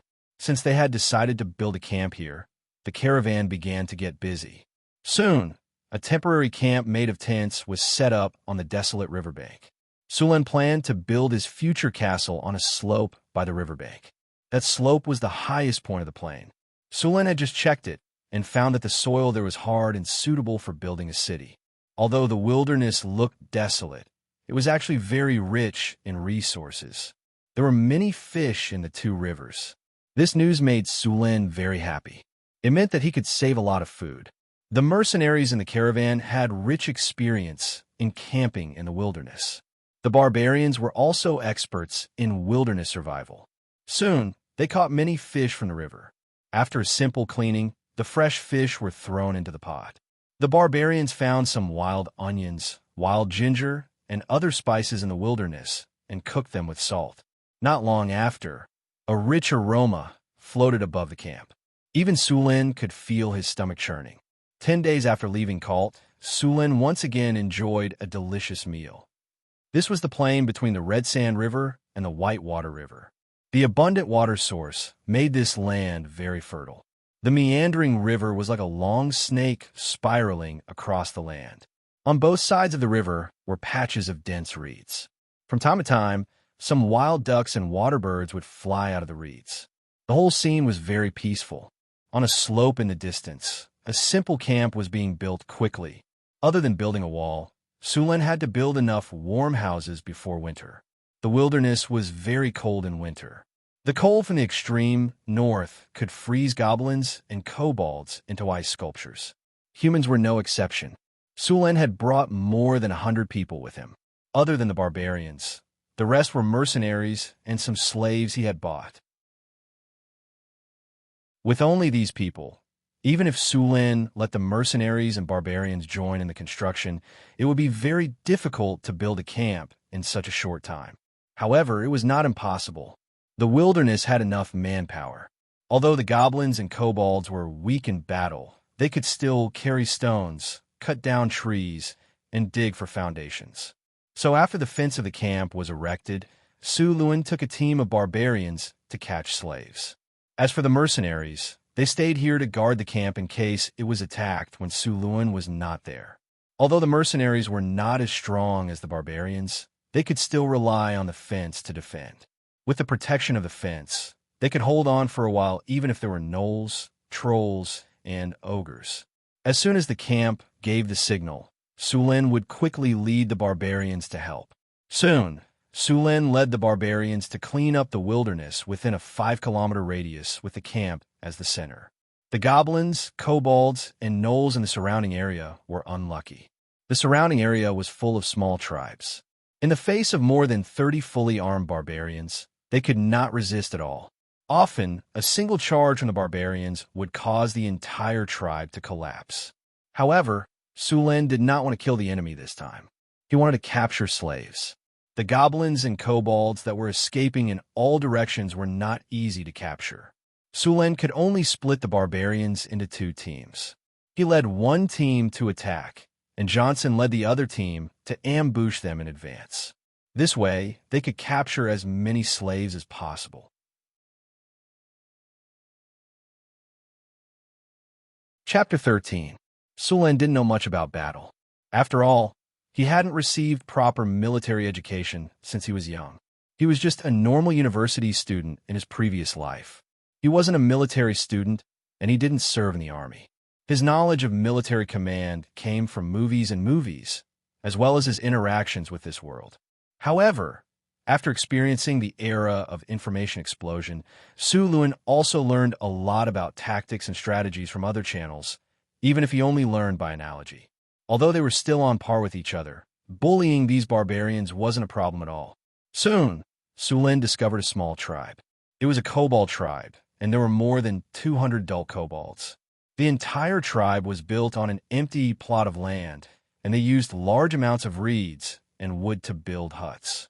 The entire camp was dirty and messy, and Sulin could smell an unpleasant stench from afar. Warriors crushed them. The barbarian strength was in breaking through enemy lines. As for formation and defense, they really didn't know that. Therefore, in this situation, commanding didn't have much of an effect. Perhaps the only use was to attack. After Sulin arranged for a team to intercept the kobolds, he led the remaining barbarians in an attack. The kobolds didn't panic at the barbarians' charge. Instead, they rushed forward excitedly. In the wilderness, the courage of the barbarians was proportional to their numbers. The more of them there were, the more courageous they became. When they saw that there were only a dozen of them, they bared their yellowed fangs. Unfortunately, they were facing Sullen's barbarian warriors. These fully armed barbarians didn't care about the kobolds at all. Raise morale. Charge. Sulin used his military tactics on his own troops. The already high morale of 90 immediately rose to 100. The barbarians were very fast. Under Sullen's lead, a dozen barbarians quickly approached the kobold camp. Hand axes. Attack at will. Under Sullen's orders, the barbarians picked up the hand axes at their waists and swung them at the area where the kobolds were concentrated. After 2 rounds of hand axes, they created a gap in the area where the kobolds were concentrated. After creating an opening, Sulin took the lead and led the barbarian warriors forward. With Sullen's strength, he could clear out the entire camp by himself. With the addition of a dozen barbarians, it was like a hot knife through butter, killing all the kobolds he encountered along the way. The battle ended quickly. Sullen's strength had scared the kobolds out of their wits. After only a few minutes of contact, the kobolds began to crumble. After defeating the group of kobolds, Sulin stopped attacking. His main goal this time was not to kill, but to capture slaves. If he killed all the kobolds, who would build his territory for him? Therefore, after defeating them, Sulin consciously drove the kobolds to the place where he had set up an ambush. Leaving a few people behind to clean up the battlefield, Sulin led the rest of the barbarian warriors to chase the kobolds away. The kobolds were not very fast. Even if they were fully armed, the barbarians could still easily keep up. After all, the kobolds were tall and had long legs. One step was equivalent to several steps. They spread out in formation and drove the kobolds in a semicircle in the direction Sulin had set. The barbarians did not chase after them, but maintained a distance of 20 to 30 meters. If they deviated from the path, Sulin would lead the barbarians to correct them. After running for 2 kilometers, the kobolds were driven to the predetermined location. At this time, the kobolds were so tired that they wanted to stick their tongues out. As natives of the wilderness, the kobolds were not known for their endurance. These guys were the lowest level in the wilderness, just like the goblins. Johnson, who had set up an ambush in front, had set up many traps. When the kobolds arrived, the ropes were pulled up one by one. The kobolds running in front did not even have time to react before they fell to the ground. The kobolds at the back wanted to stop, but they were forcefully pushed forward by the kobolds behind them. As a result, rows of kobolds fell to the ground one after another. These exhausted kobolds could not even get up after falling down. They were immediately covered by the barbarians' nets. The remaining kobolds who reacted could not escape. When they stopped and wanted to change directions, they found themselves surrounded by barbarians. In the end, these kobolds trembled in fear and begged for their lives on the ground. Sulin asked the barbarians to tie these kobolds up with ropes. In order to prevent them from escaping, he strung them up. After realizing that the demons in front of them had no intention of killing them, the kobolds were very cooperative. A few of them even helped the barbarians tie themselves up with ropes. In the end, Sulin caught more than 160 kobolds. These were not seriously injured. As for the seriously injured ones, they had already been killed when they were tied up. Sulin did not have any medicine to treat the kobolds. After cleaning up the battlefield, Sulin led the barbarians to drive the kobolds back to the camp. These kobolds were scared out of their wits and did not dare to resist. They obediently followed Sulin's orders and walked towards the camp. In reality, they could not run even if they wanted to. Dozens of kobolds were strung up in a row. With the kobolds' discipline, if they tried to escape, the entire row of kobolds would fall to the ground. Kobolds were called kobolds, but they did not look like dogs. Instead, they looked more like lizards. They did not have the fur of gnolls. Instead, they had black or brown scales. They were short and afraid of strong light. Because their language sounded like dog barking, they were called kobolds. However, they claimed that they were descendants of dragons and had the blood of dragons. Many people thought this was a joke. However, kobolds did no dragon language. It was just that their dragon language was very bad. Furthermore, kobolds were also oviparous. Some mutated kobolds had spell-like abilities and became kobold sorcerers. However, the appearance of kobold sorcerers pulled down the bottom line of all spellcasters.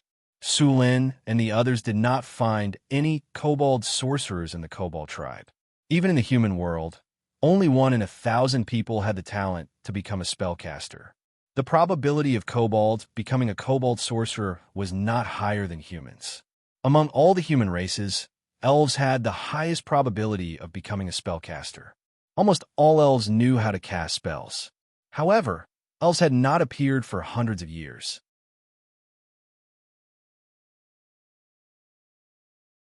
Chapter 14. When Sulin brought the kobold slaves back to the camp, it was already time for dinner.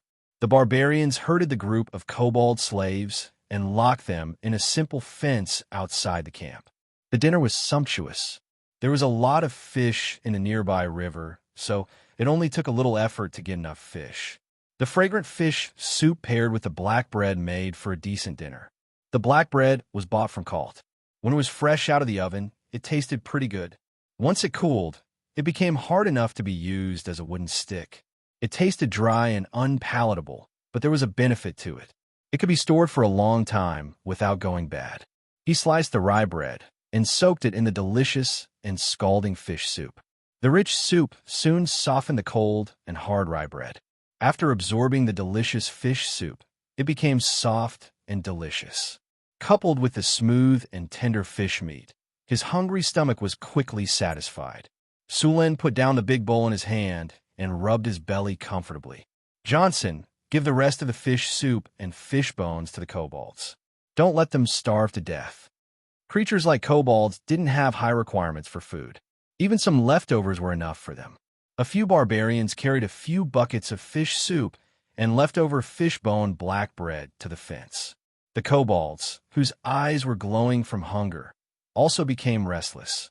If it wasn't for the barbarians leaving a deep impression on them during the day, they would have rushed up to snatch the food. Sulin sent a few barbarians to maintain order and let the kobolds line up to get their food. However, the kobolds didn't have the concept of lining up at all. This was simple. They didn't have the concept of lining up. Each of them was over 2 meters tall with a hardwood stick as thick as an arm. When they saw the kobolds who didn't line up according to the rules, they would hit them with a stick. Soon, the noisy kobolds lined up in a crooked line to get their food. The next morning, Sulin arranged for the kobolds to work. Under the whip of the barbarians, the kobolds quickly learned to obey orders. With the addition of more than 100 kobolds, the construction speed of the territory more than doubled. Even though the Houndhead men couldn't do detailed work, they could still do things like digging and logging. What surprised Sulin even more was that even though they had to work hard every day, very few kobolds wanted to escape. These small tribes in the wilderness were often in a state of starvation. Now that they could fill their stomachs, even if they had heavy work to do every day, these kobolds were not willing to leave. Later on, there were even a few overseers among the kobolds who helped Sulin and the others exploit the kobolds. Moreover, these kobold supervisors were even more outstanding than the barbarians. They were much more ruthless than the barbarians when it came to exploiting their own kind. As a result, the kobold supervisors' work had increased. Over the next few days, Sulin led 35 barbarians and swept through all the tribes within a 20-kilometer radius of the camp. In total, they destroyed 1 Jackallan tribe, 2 goblin tribes, and 1 kobold tribe. This time, they obtained more than 300 goblins and 100 kobolds. As for the Jackallans, Sulin ordered them to be killed. Other than the barbarians in the camp who could suppress the Jackallans, the mercenaries couldn't. Once Sulin led the barbarians to patrol the territory, who knew if the Jackallans would rebel. Moreover, there were more goblins and kobolds in the camp. Sulin didn't think that these guys would be obedient. Moreover, the Jackallans ate 4 to 5 times more than the kobolds, but they only did 2 to 3 times more work. Therefore, killing them directly was the best choice. With the goblin and kobold slaves, the construction of the territory sped up. The first thing to be completed was the wall of the territory. In order to protect the territory, the construction of the wall was prioritized.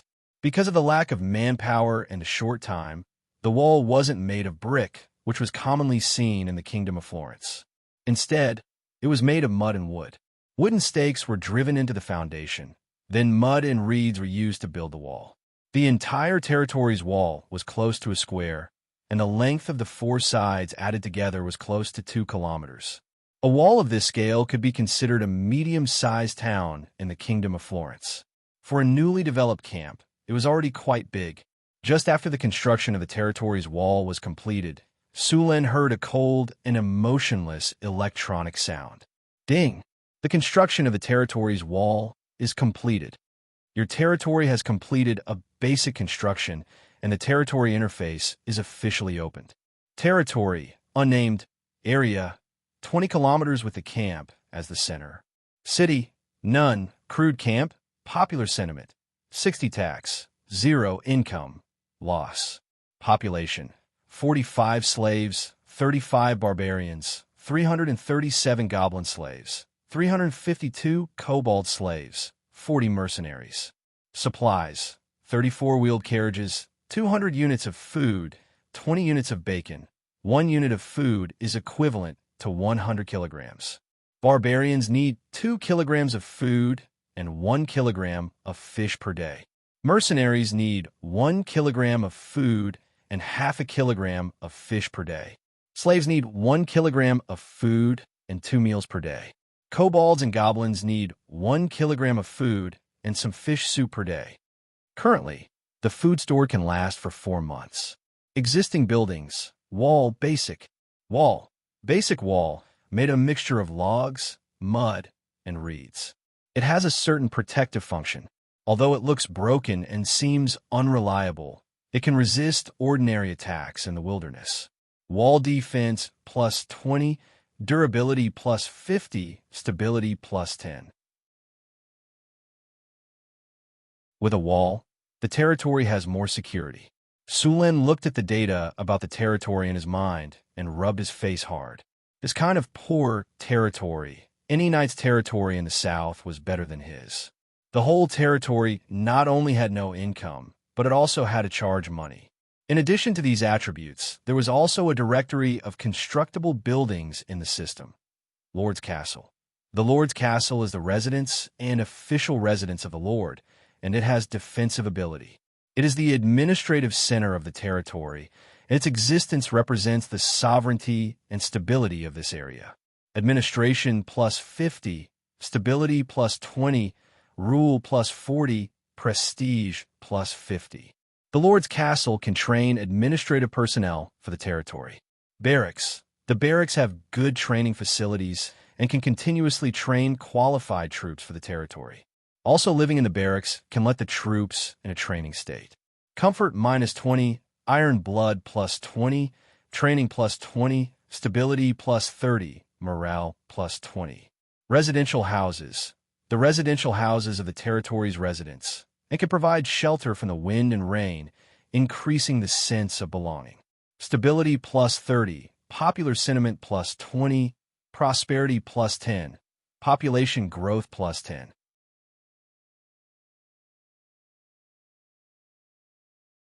Chapter 15. Arable Land. The arable land within the walls can continue to produce food when the territory is besieged, helping the territory survive the crisis. The food produced from the arable land can be used to feed the residents and increase the population. A strong agriculture is the foundation of a country. Harvest plus 20, stability plus 20, prosperity plus 10. Trading market. This is the main commercial area in the territory.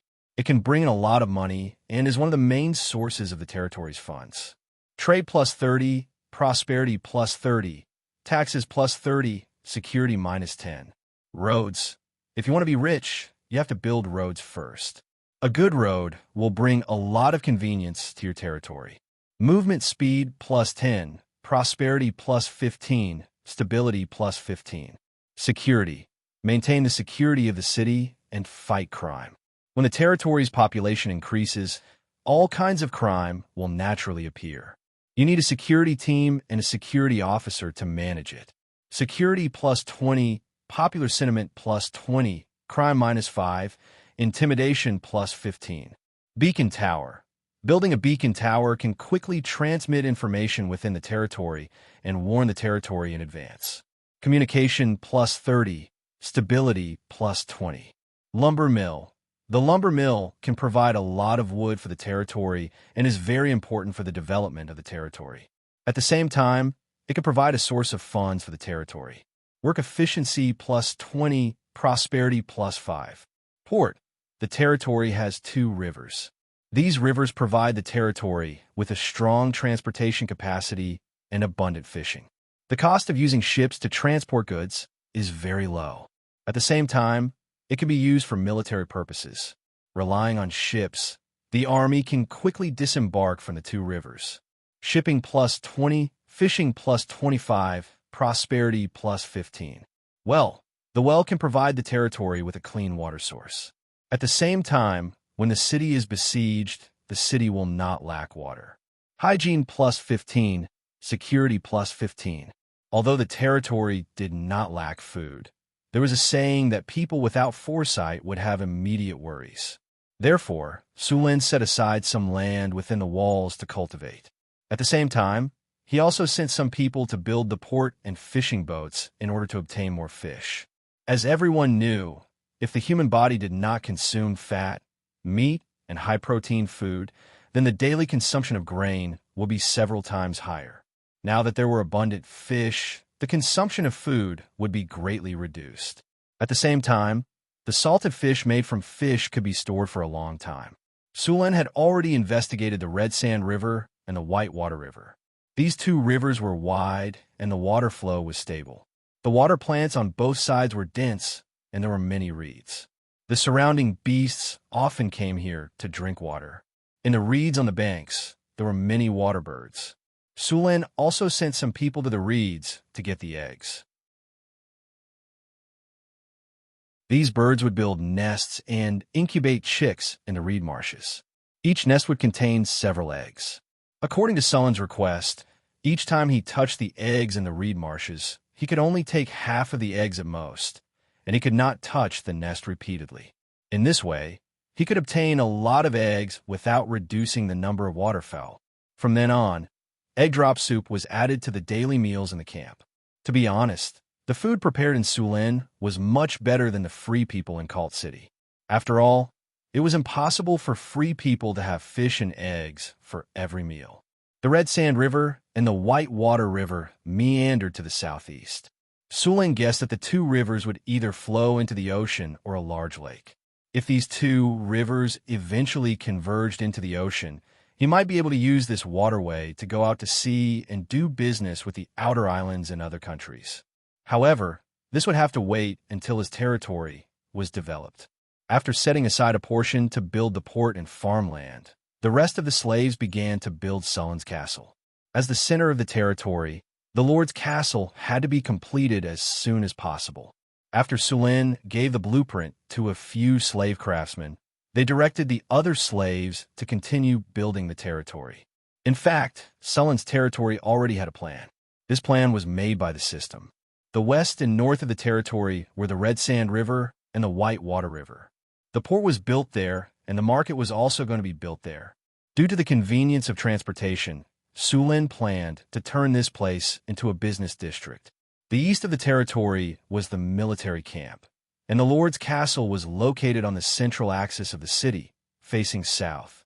The entire territory was symmetrical. After that, Su Luan continued to lead the barbarians to patrol his territory. After this period of fighting, Su Luan finally leveled up. In addition to him leveling up, 5 barbarians also successfully leveled up from level 2 to level 3 barbarian warriors. Sulin had reached level 13 after leveling up. Name, Sulin race. Human level, 13, 3281300000. Strength, 26 dexterity, 28 spirit, 19 vitality, 25 charm, 18 in addition to the 2 attribute points from before, he now had 4 undistributed attribute points, a silver chest, and 3 attribute points. After opening the silver chest, Su Lin obtained a skill book called Stonewall Formation from the chest. After the system integrated the rules of this world, this skill had also undergone some changes. It had a new name, Mud to Stone. After using this skill, one could quickly create several stone walls. This spell was very useful whether it was used to create a formation on the battlefield or to build a territory. Su Lin thought for a moment and learned this skill. Mud to Stone required 2 skill points to learn. After learning it, he discovered that this skill could be used in 2 ways. One was Mud to Stone, and the other was the opposite, Stone to Mud. Next, Su Lin tested it again. As a yellow light entered his feet, the soil under his feet suddenly arched up. In the blink of an eye, it turned into a wall, and the wall turned into stone in a breath. Su Lin walked to the stone wall and gently knocked on it a few times with his hand. It was indeed a stone wall. The stone wall in front of him was 10 meters long, 3 meters high, and 50 centimeters thick. The defense of a stone wall was higher than that of ordinary stone. Su Lin felt his magic. He could continuously create 6 stone walls of this size, and then his magic would be exhausted. He now had 190 points of magic. 1 point of spirit was equivalent to 10 points of magic. Creating a stone wall would consume 30 points. Similarly, turning a stone wall into mud would consume 30 points of magic. Compared to the magic consumption, this spell was very useful. Su Lin still had 4 free attribute points. This time, he added all of them to his spirit. His spirit became 23 points, and 230 points of magic could create 7 stone walls. The heal that he learned previously only consumed 10 points of magic each time. Now that he was in his best condition, he could continuously use the heal 23 times.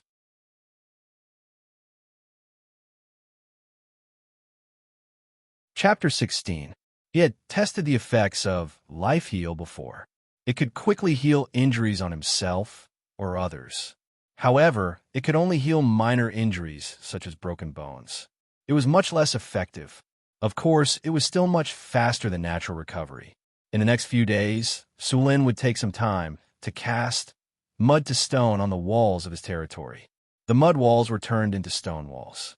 Every morning, after using up all his mana, Su Lin would bring his men to patrol the camp. When his mana was almost recovered, he would come back and cast Mud to Stone again. In just a few days, one of the walls had been turned into a stone wall. In addition to clearing out the goblins, kobolds, and gnolls in his territory, Su Lin used a parchment to draw the rough terrain of his territory. What surprised him was that after he finished drawing the map, the system also activated the strategic map. The strategic map of the system was worlds apart from the one he drew. His map could only show the rough terrain of the area, but the strategic map of the system was amazing. It was completely scaled down to a certain scale. What surprised Su Lin even more was that the strategic map could be zoomed in or out. However, this strategic map only showed the part of Sullen's territory. The areas beyond the territory were all black and could not be seen. At his location, there was an obvious mark of a small person on the map. Around the small person, there were dots that represented other people. This range was about 100 meters. After this range, it was no longer displayed. Su Lin studied it for a while. The green dots represented his companions and subordinates. All the barbarians were of the same color. The mercenaries were yellow. As for the slaves, they were blue. In the battle map, people or monsters that were hostile to him were marked with red dots. Having the strategic map was a great help to him. It allowed him to have a god's perspective. The battlefield was one-sided and transparent to him. Not only could he command the army better, but he could also be the first to know if the enemy was plotting something. In addition to these, the map had detailed markings on the hills, rivers, forests, and plains within the territory. Although it was only some basic information, it wasn't easy to obtain such detailed information even in the 21st century, let alone in a world with a civilization level that was only in the middle world. Su Lin tried to shrink the map. Soon, The area that represented his territory on the map shrank to a barely visible spot. Obviously, the size of this world was unexpectedly large. When he returned to the camp, it was still bustling with activity. 50 mu of farmland in the camp had been cultivated, and 200 mu of farmland outside the camp had been cultivated. In order to increase grain production, potatoes were planted in these farmlands. Compared to wheat, the yield of potatoes was several times higher. Although there was a lack of fertilizer in this world, and the variety of potatoes was not as good as in his previous world, the yield of potatoes here was still more than 500 kilograms. As for wheat, the yield in the south could reach 400 kilograms, while in the north it was only 300 kilograms. More importantly, even in the cold climate of the north, potatoes could be easily cooked twice a year. In this way, 1 mu of potatoes could produce 6 to 8 times more food than wheat. As long as Sulin had a brain, he would know what to do. Only when he had a firm foothold here would Sulin slowly change part of the potato farmlands to wheat. After all, white bread made from wheat flour tasted good. Similarly, the port in the northwest of the territory was almost completed. Because there were no ships docking at the moment, the port wasn't built too big. So far, the port was used for fishing. There was no lack of trees in the wasteland. After the kobolds and gnomes cut down the trees, there were naturally craftsmen who went to build fishing boats. Although the trees that hadn't been dried were not good materials for making boats, they couldn't care less. The fishing boats that were made directly from logs had a short lifespan. It was estimated that they would be damaged or deformed in 3 months. However, there was no problem for them to be used for fishing. Because of the abundance of fish in the river, although there were only 5 or 6 fishing boats, they could catch 200 to 300 kilograms of fish every day. It could be said that just the fish here were enough to supply the camp's food. The excess fish had been pickled with salt, and while the sun was still scorching, these salted fish were dried and stored. In order to store food, Sulin built a large enough warehouse in the camp. The supplies brought by the 30 carriages and the things collected during this period were all stored in the warehouse. This warehouse was the most important thing in the camp. Even Sulin's lord's castle wasn't completed yet, but this warehouse was already built. In order to protect these supplies, Sulin assigned 5 barbarians to guard the warehouse day and night. Other people, including the hired mercenaries, were not allowed to come within 30 meters of the warehouse. The lord's castle was also under construction, but it was still far from completion. He didn't want to make do with his own residence, so the foundation of the lord's castle was still being laid. He planned to build the lord's castle entirely out of stone. He would first use mud to tamp it down, then use mud to rock to turn the mud into stone. In addition to these, the roads in the territory were also being built. Sulin had too many complaints about the roads in this world. Even in prosperous cities like Cullen City and Cult City, all the roads were muddy except for the main roads. Many places were filled with dirty water. All kinds of excrement, dead rats, household garbage, and unknown objects with strange smells were thrown on the road. The whole city was like a giant toilet.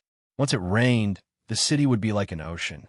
If one went out at this time, it would feel like they were walking in a cesspool. Sulin would never allow his territory to be like this.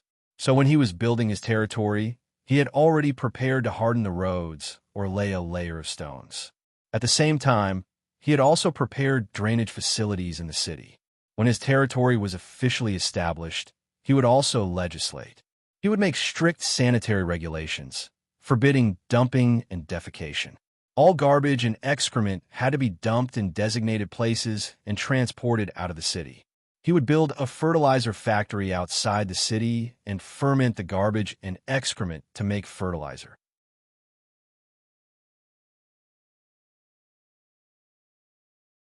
Chapter 17.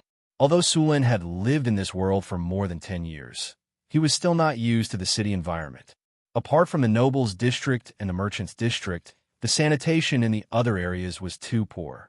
Now that he was developing his own territory, Sulin naturally wouldn't let his city become like that. Boss, look, the signal. Just as Sulin was checking the progress of the construction of the territory, a barbarian warrior pointed to the northeast and shouted, Sulen looked up and saw a cloud of black smoke in the distance. Sulen's eyes flashed as he leaped onto the city wall. After setting up the camp, Sulen had already built a few beacon towers around the territory. These towers were simple in structure. They were made of mud and then turned into stone using mud to rock. There were some things to ignite the fire inside. He had also arranged for people to stand guard on the towers. If they discovered an enemy invasion, they would light the beacon immediately to alert the territory and send a signal. One beacon meant that there were about 100 enemies. 2 beacons meant that there were more than 500 enemies. If there were 3 beacons, it meant that there were more than 1,000 enemies. Sulen stood on the walls of the camp. 2 beacons were clearly visible in the distance. It was obvious that there were at least 500 enemies this time. Seeing the situation, Su Luan didn't delay and immediately ordered all the kobolds and goblins to be locked up in the fence in the camp. He didn't trust these slaves at all. What if these goblins and kobolds rebelled while he was leading people to fight the enemy? As for killing them, what would happen to the construction of the territory? Therefore, he could only lock them up temporarily. Immediately tell everyone to return to the team. Also, tell the mercenaries to help defend. Sulen ordered directly. Yes, boss. The barbarian warrior beside him immediately ran to pass on the order. After the order was given, the camp immediately became busy. The kobolds and goblins were locked up in the fence, and the 35 barbarian warriors quickly gathered. After this period of battle, half of these barbarian warriors had become barbarian warriors. The leader, Johnson, had even advanced to become a giant axe berserker. This team of barbarian soldiers was much stronger than when they first entered the wilderness. Just as the barbarians finished gathering, the mercenaries also hurried over. Master Sulen, I think we should abandon this place and leave as soon as possible. As soon as he walked over, Vaughn, the leader of the mercenaries, said impatiently, those gnolls, goblins, and kobolds are still far away from us. If we leave now, we have a great chance of escaping. Sulen looked at Jean coldly until his voice became softer and softer. Finally, he stopped. Are you done? Sulen said coldly as he looked at the embarrassed Xian. If you are, then listen to me. This time, there will be no less than 500 enemies, but the highest number will not exceed 1,000. This is a crisis, but also an opportunity. As long as we can defeat this batch of enemies, then we will have a long period of development in the future. Similarly, if you perform well in this battle, I will give him 20 mu of farmland after the construction of the territory is completed. If he makes enough contributions, I will bestow him the title of a knight. In order to deal with this crisis, Sulen offered enough benefits. It was not easy to become a noble. Now, there was a shortcut in front of them. Hearing Sulen's promise, the low morale of the mercenaries instantly soared. They all rubbed their hands together, and their eyes were filled with eagerness. Sulen was very satisfied with this situation. To be honest, it was not impossible for Sulen to deal with 500 to 600 gnolls. It was mainly because the area of the camp was too big. With only 36 of them, they could not even line up a wall. The gnolls could easily go around the wall and destroy the camp. In this case, even if he killed all the gnolls, it would be useless. Ta-ta-ta. Just as Sulen was mobilizing the mercenaries, a date red horse galloped in the direction of the camp. As it galloped, it shouted, "Military emergency!" The surrounding people all dodged and let it pass. Sulen Monseigneur, this is not good. There are 700 enemies this time. In addition to the gnolls, and kobolds, there are also a dozen trolls. The mercenary knight ran to Sulen and agilely jumped off the horse. Thank you for your hard work. Go and rest. Sulen smiled at him and said, Take out the white bread and bacon. I remember there is some ale in the warehouse. Take it out this time as well. Sulen said to the barbarian warrior behind him. At this time, to boost morale, Sulen had prepared a sumptuous meal. Yes, boss. I will take someone to take it out. The barbarian warrior behind him said respectfully. Also, take out the bacon and sausages. The fish must also be served today. Sulen ordered directly. In this world, apart from the nobles and merchants, everyone else basically had 2 meals a day. This time, because of the upcoming war, lunch was specially added. I want to see all the warriors and mercenaries eat meat this afternoon. Yes, Monseigneur. I will prepare immediately. The chef was sweating profusely and said nervously. The fish were cut open one by one. In the empty space in the middle of the camp, a dozen large pots were boiling hot water. The slaughtered fish were cut into pieces and then placed directly into the pot to cook. Pieces of bacon and sausages were thrown into the pots after being cut. Although the chef's skills were not very good, the enticing aroma still made people swallow their saliva uncontrollably. The people did not have to wait for too long. The food was finally ready. Sulen picked up a bowl and filled it with delicious meat soup. He then took a piece of white bread and took a bite. Seeing that Sulen was the first to eat, the mercenaries and barbarians swarmed forward and took their share. The meat soup was delicious. There were mushrooms, bacon, and ham in it. Sulen found a rock and squatted on it to drink the soup. The barbarian warrior was also very quiet. He sat on the ground with a bowl of meat soup and a piece of white bread in one hand. According to the previous reports, there were more than 700 enemies this time. Half of them were goblins and kobolds, about 300 to 400 of them. The rest were gnolls and a dozen trolls. Trolls were a powerful creature. They were far more powerful than gnolls. They were very strong and liked to use maces. However, their strongest point was their terrifying regenerative ability. Broken limbs could be regrown. Only magic, fire, or strong acid could truly kill them. P.S. There were some problems with the contract, so it was remailed. It will probably be fixed on Monday.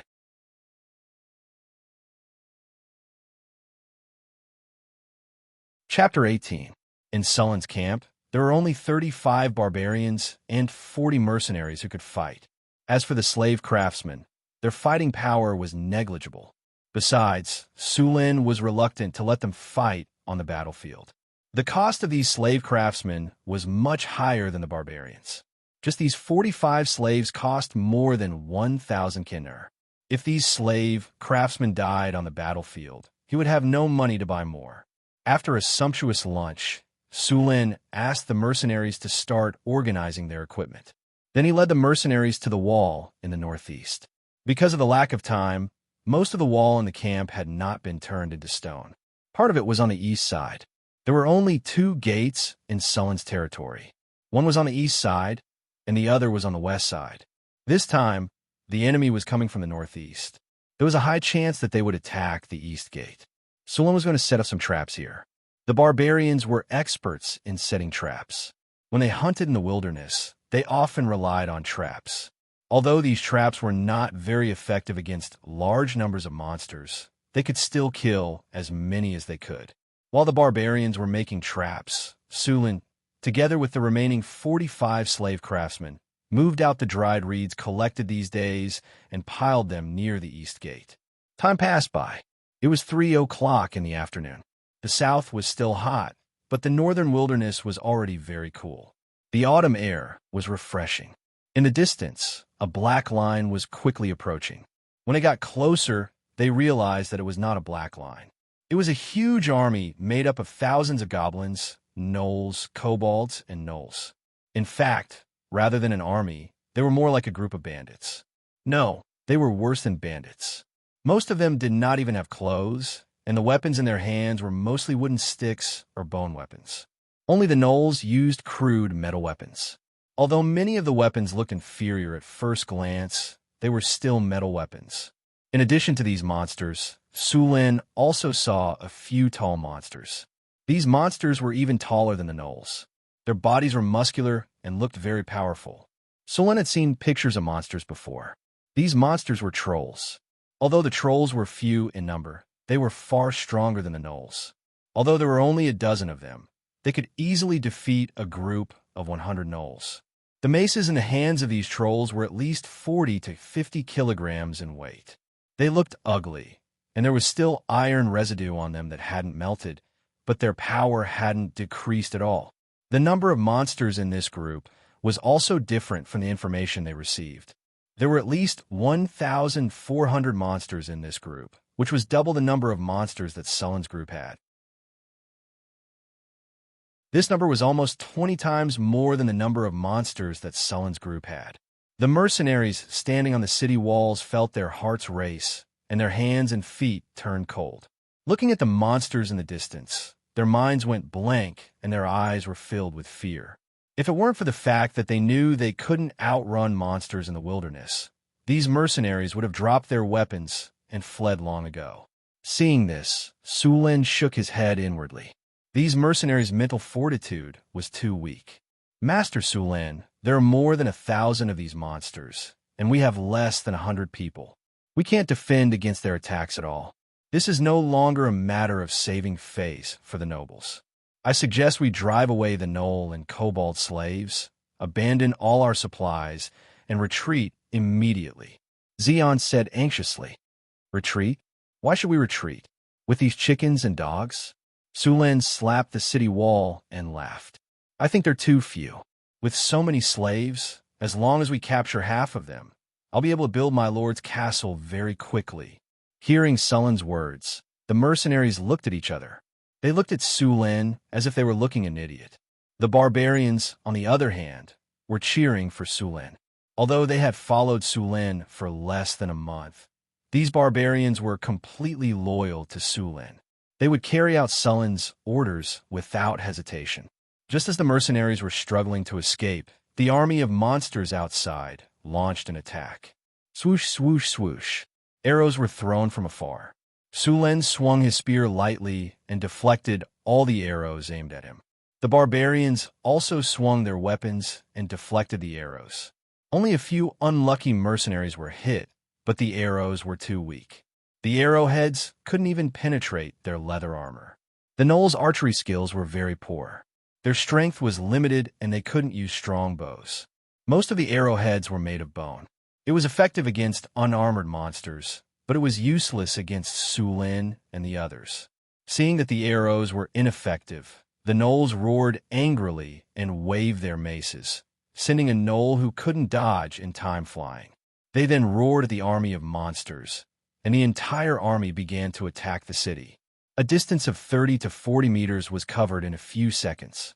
However, many of the monsters had just charged 10 meters when they either stepped into a pit, had their sawls pierced by wooden spikes, or hit in the head by falling rocks. Some unlucky ones fell and were trampled to death by the monsters behind them. However, these didn't stop the army of monsters. Soon, the gate was breached. Sulin didn't send anyone to stop them. Instead, he led the barbarians and mercenaries to retreat to the camp. The monsters were very excited to break through the gate so easily. In their minds, human fortresses were difficult to break through, but as long as they broke through, there would be rich spoils of war.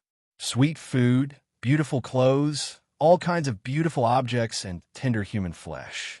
These hot-headed monsters didn't care how the camp was breached so easily. Regardless of whether they were gnolls, or gnolls, they all swarmed toward the gate. Behind the gate, the kobolds who rushed in first wanted to rush in and loot, but they were dumbfounded when they saw 2 stone walls on both sides of the gate. Before they could figure out what was going on, they were pushed forward by more monsters behind them. These 2 stone walls were created by Sullen's mud-to-stone skill. There were a total of 30 meters of stone walls on both sides of the east gate. With 2 stone walls blocking their way, the gnolls were able to move forward. It didn't take long for the monsters to see their enemies. 2 teams of 30 barbarian warriors held their giant axes and waited. They didn't dodge, and they couldn't dodge. In a breath, these barbarian warriors came into contact with the army of monsters. They swung their giant axes, and blood and flesh flew everywhere. The monsters in the front line fell like wheat being harvested.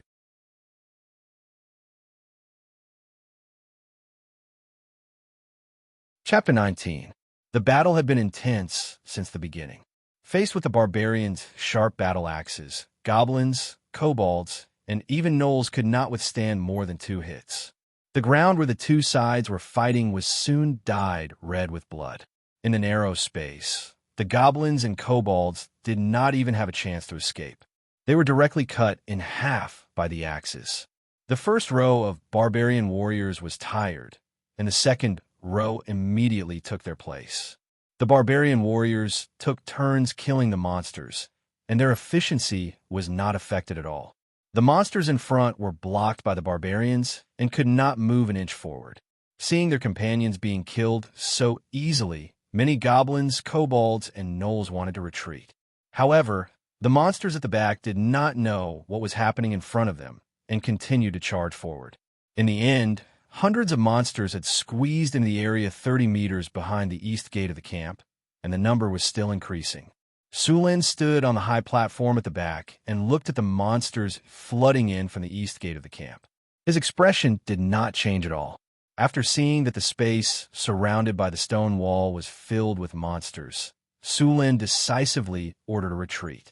The barbarians who had resisted at the exit for more than 10 minutes all retreated. Although it was only a short 10 minutes, they had used up as much energy as a battle. The continuous high-intensity battle had also tired them out. After the barbarians retreated, the monsters who were no longer under pressure were overjoyed and wanted to rush out quickly. However, as soon as the first batch of barbarians rushed out, a stone wall suddenly rose from the ground and blocked the passage in a breath. The gnolls and goblins who could not stop in time slammed into the stone wall. For a moment, dust flew everywhere. Some of the weaker monsters had their sternum crushed and blood spurted out of their mouths. Many gnolls wanted to climb over the stone wall, but the crowded space did not give them a chance to do so.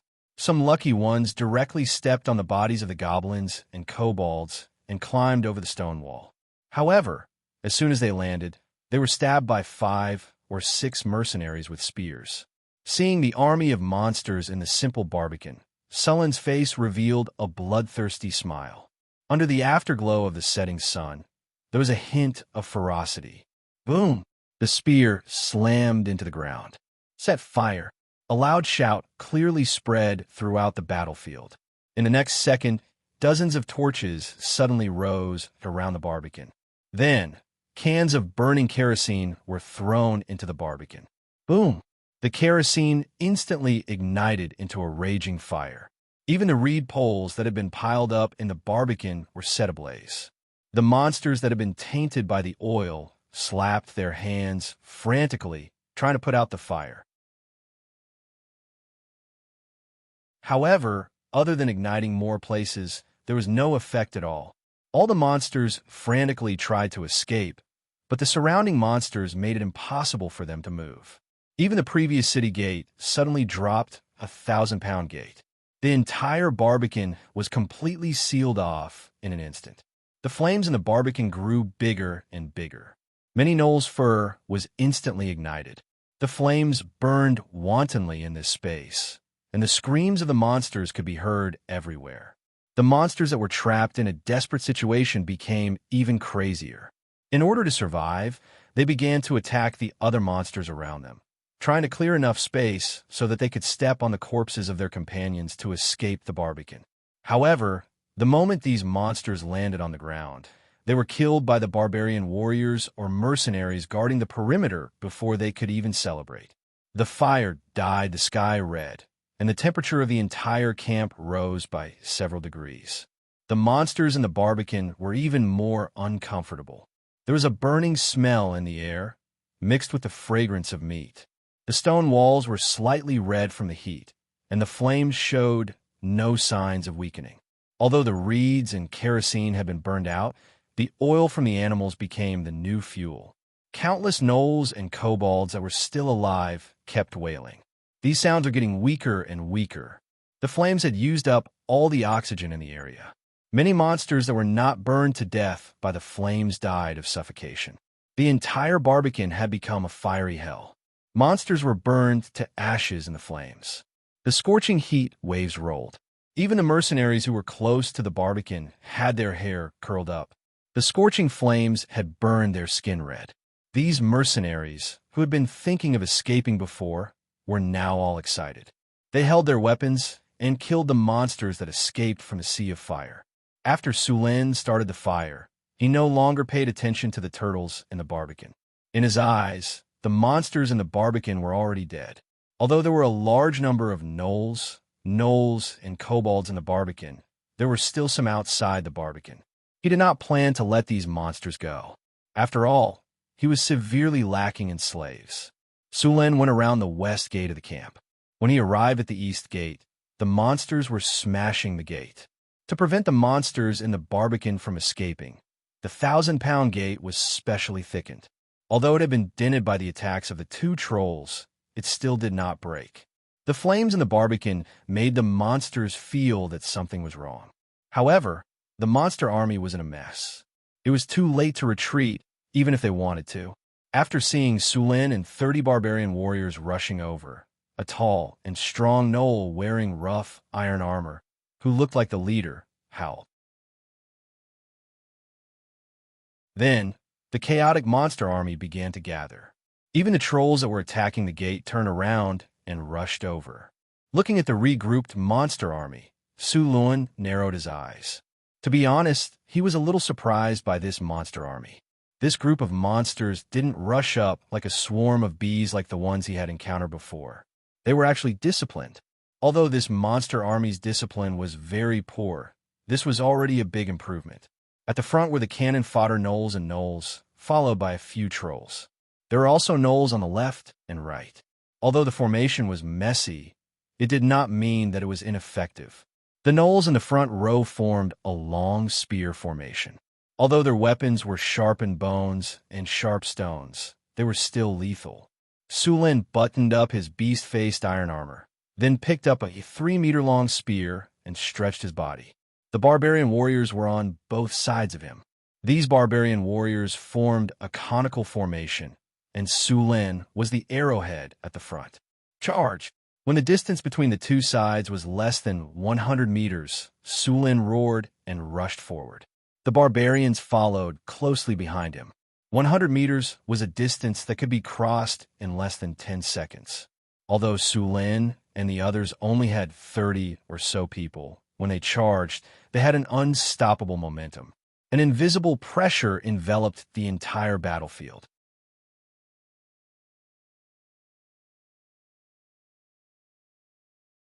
Chapter 20.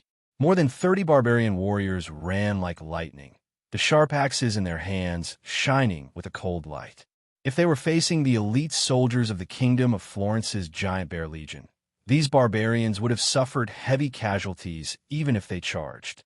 However, they were facing these unarmored barbarians. How could mere flesh and blood stop them? 50 meters. Seeing Sulen and the barbarians getting closer, the kobold archers behind the phalanx shot their arrows. The arrows fell from the sky like raindrops. Sulen waved his spear and deflected the arrows. The barbarian warriors behind him used their giant axes to protect their vital parts and let the arrows fall on their bodies. Most of the arrows did not penetrate the leather armor, and some were even deflected. These arrows did not cause any trouble for Sulen and the others. In the blink of an eye, they were only 20 meters away. Next was the phalanx in front of them. Although these gnomes were not strong, if they rushed in recklessly, Sulen would be fine, but the barbarians would definitely suffer losses. Hand axes, throw! In the next moment, 35 hand axes flew into the phalanx. How strong were the barbarians? The hand axes that were thrown out instantly broke the phalanx of the gnomes into pieces.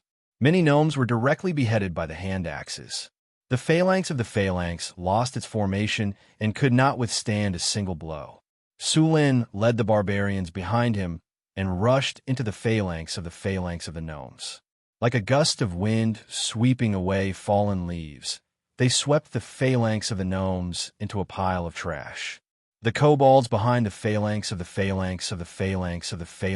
gnomes collapsed. A huge gap appeared in the formation of the monster army. Sulen and the barbarians were like a shining steel knife that stabbed directly into the enemy's chest. The phalanx of the phalanx continued to advance without stopping. All the monsters in front of Sulen were completely crushed.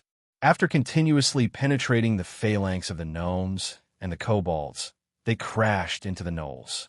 To be able to survive in the wilderness and become a medium-sized tribe, these jack-o'-lanterns were not weak. They were even more valiant than the one Su Lin had encountered before. After seeing Su Lin and the others rushing over, the group of gnolls roared. Su Lin swept the spear in his hand, and with his inhuman strength, the iron spear shaft tore through the air and instantly swept the gnolls in front of him away. After being swept by the spear shaft, the gnolls' bodies began to break. Their sternum and spine were shattered, and their internal organs were shattered into pieces by this strange force. Then, mixed with blood, they spurted out from their mouths and noses. Taking advantage of the gap that Su Lin had opened, the remaining barbarians swung their axes and activated Windmill. Whirlwind slashes with white, sword energy cut the monsters in front of them into two halves. Flesh and blood splattered everywhere, and the gnolls were easily harvested like weeds. Seeing Su Lin and the others rushing forward, the leader of the gnolls kept roaring, wanting to command the others to continue attacking. However, the group of monsters was already scared out of their wits. No matter how much he roared, they were unwilling to move forward. Fortunately, they still had a trump card in their team, which was 9 trolls that were more than 5 meters tall. Just as Su Lin swept the last gnoll in front of him away, the front was empty. The entire army of monsters had been pierced through by him. The entire battlefield was in chaos. The middle of the army of monsters had completely collapsed, and the 2 wings were useless at this time. Roar! Just as Su Lin was about to kill the leader of the gnolls, an angry roar came from the side. Then, a gust of wind approached quickly. A troll rushed over like a heavy truck. Su Lin waved his arm and blocked the mace. The huge force bent the long spear made of fine iron. The mace was lifted high, and the troll that was rushing over retreated at an even faster speed. Then, it fell heavily to the ground. Blood spurted out of its mouth. With such a serious injury, other monsters would have died long ago. However, for the trolls, as long as they were given time, they would recover in a short time. It was not that they had not encountered difficult opponents before, but in the end, they had relied on the strength of the trolls to win in the end. Unfortunately, they had calculated wrongly this time. Seeing Su Lin send a troll flying, the remaining trolls were not afraid at all. They roared and rushed at him. Seeing the trolls rushing over, Su Lin smiled coldly. He grabbed the shaft of the spear with one hand and the body of the spear with the other. Then, he bent the spear hard and straightened the somewhat deformed spear. Then, he waved it hard at the trolls. Dark ice cut. 3 streams of cold air gathered in front of him in an instant, then condensed into 3 ice blades, accompanied by a bone-piercing chill. The 3 ice blades flew out in an instant. The surrounding gnolls only felt their bodies become stiff. In the next second, a bone-piercing chill flashed by, and then they were plunged into endless darkness. The 3 ice blades cut through the trolls' bodies like rotten wood. Several of the charging trolls stopped in their tracks. In the next moment, their strong bodies were neatly cut into several pieces. No blood flowed out. All of the blood was frozen in an instant. Even the trolls' bodies were frozen at this moment. The 3 ice blades flew for more than 30 meters before disappearing into the air. All monsters in the path of the ice blades, whether gnolls, or trolls, were cut and frozen. The trolls that had the powerful ability to grow again were also dead. The mercenaries on the city wall watched everything that happened on the battlefield not far away. They only felt a chill in their hearts, and their bodies involuntarily broke out in a cold sweat. Although they had seen the Lord's invincible posture on the battlefield several times, the opponents this time were trolls. The powerful and unstoppable force that swept through the battlefield made them feel like the noble in front of them was a mythical hero. Legendary heroes are nothing more than this, Xian said with a pale voice. Just as the mercenaries were sighing, the battle came to an end. After seeing that their biggest reliance was killed, the entire monster army completely collapsed.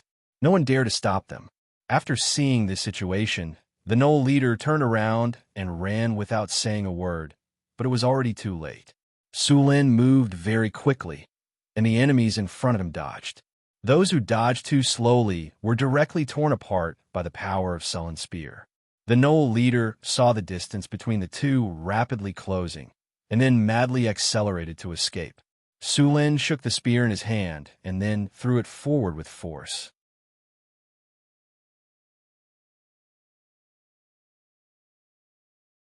Chapter 21. The spear pierced through the air and pierced through the Knoll leader with a sharp whistling sound before nailing it to the ground. The Knoll leader's body twitched a few times before it slowly lowered its head. Dark red blood flowed down the spear to the ground. Seeing the Knoll leader nailed to death by the spear, the natives felt a chill run through their bodies, causing them to tremble uncontrollably. As the murderous god's eyes swept over them, they all lowered their heads. No one dared to look directly at him. That gaze gave him the feeling that it was several times colder than the cold wind of the northern ice plains. After the battle concluded, Suluin did not have time to rest and led the barbarians to capture slaves. Because the monster army had come from afar, adding on the intense battle, the barbarians had used up all of their strength. Even if they wanted to run, they did not have the strength to do so. Soon, they had captured a large number of slaves. An epic victory. Under your command, you and your army won an epic victory. As the war ended, the monsters that were lucky enough to escape spread your deeds far and wide. Your name began to spread across the wastelands. Your prestige +1. The battle is over. You have received 15,432 experience points. Your level has increased. You have received 2 free attribute points and 2 skill points. You have received 2 silver treasure chests. In this battle, you have received Gem X5. Name, Sullen Race. Human level, 14, 235, 814, 0000. Strength, 26 Agility, 28 Spirit, 23 Constitution, 25 Charm, 18. The other attributes did not change, but this time, there was an additional prestige. 1. The description was very simple. Your name has spread in a small area in the wilderness. In this battle, other than Sulin who leveled up, the other barbarians also leveled up. This time, none of the barbarians died. Only 3 of them were seriously injured. As for the light injuries, they were all slightly injured. This low casualty rate was because Sulin took the brunt of the danger. If it was not for Sullen's powerful strength, the barbarians would have suffered more casualties.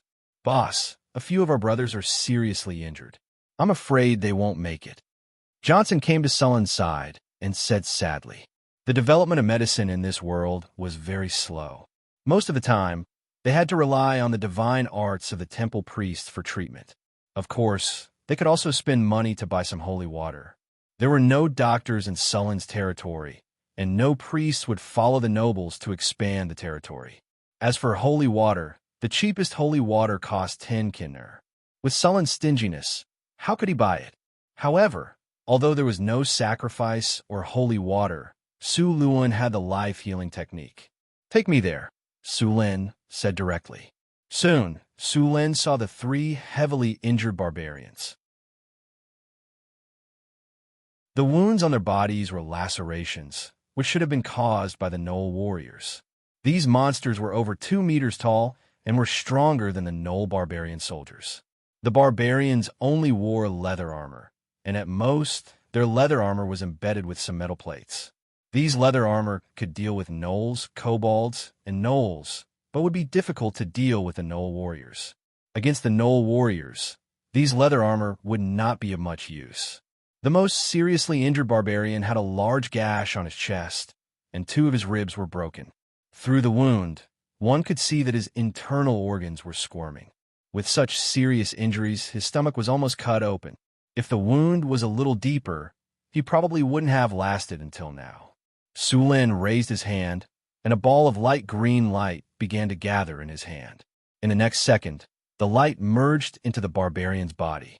The barbarian's wounds gradually stopped bleeding, and the hideous wound on his body began to close. However, the wound was only closed by a third before the green light disappeared.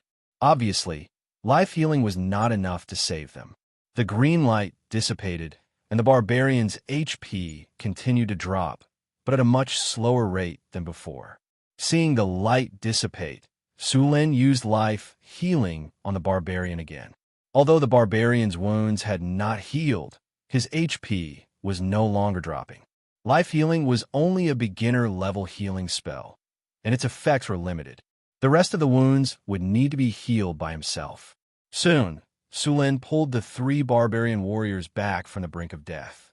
Then, he applied gold balm on them, tied them with bandages, and had them carried back to the camp to recuperate. They would not be able to fight for at least a month. After the battle, the dozen or so barbarian warriors had all leveled up to become barbarian warriors. The most powerful one, Johnson, had broken through to become the ultimate barbarian soldier, the barbarian berserker. Several of his attributes had also leveled up. Beginner strength had leveled up to intermediate strength, and endurance had leveled up to intermediate endurance. Intermediate strength permanently increases strength by 4 points, stamina by 4 points. Intermediate endurance permanently increases HP by 25 points, stamina by 25 points, stamina recovery by 50%, and damage taken reduced by 15%. Apart from these 2 attributes, the attributes of Berserk had also changed. Berserk had become Advanced Berserk, reducing pain by 80%, increasing strength by 50%, increasing movement speed by 20%, berserk duration by 50%, and reducing weakness by 30%. It could be said that Johnson's strength had increased by several times. If he was equipped with a set of armor, he would be a meat grinder on the battlefield. After the battle, Sulin obtained a large number of slaves. This time, the slaves included gnomes, kobolds, and gnolls, totaling up to 500. Among them, more than 200 had died in the battle, and those that died in the Barbican were not included. Sulin estimated that about 600 of them had died, and less than 100 had escaped. After this battle, the captives were all frightened and did not dare to resist. Sulin planned to keep them as slaves. Gnomes and gnomes were very similar, but the former was 5 meters tall, while the latter was only 2 meters tall. Gnomes were also one of the few races in the wasteland with good discipline. Although they were not very bright, they were more than enough to be slaves. Xianxia, take these slaves back and lock them up alone. Sulin walked back, covered in blood. With every step he took, blood dripped from the gaps in his armor. Remember, don't let them escape. I still need these people to build me a castle. Don't worry, boss. I'll guard it myself. Johnson wiped off the blood stains on his bald head and grinned at the slaves, revealing 2 rows of white teeth. Although he was smiling, the blood stains on his face made people's hearts palpitate. Johnson would not let these monsters who had almost killed his brothers go so easily. Although he would not kill them, he would not let them off easily.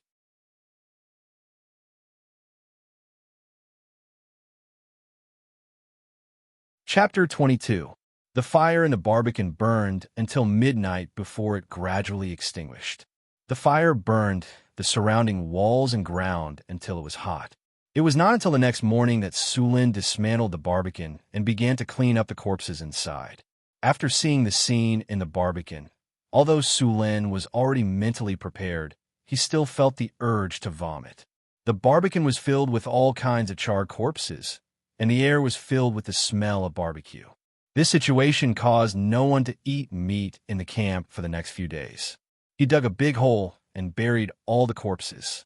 Then he let the slaves clean the ground with water. Even so, there was still a faint smell of blood at the east gate of the camp. After dealing with the monster army, the camp ushered in a period of rapid development. This time, the native army they destroyed was the most powerful Gnoll tribe in the area.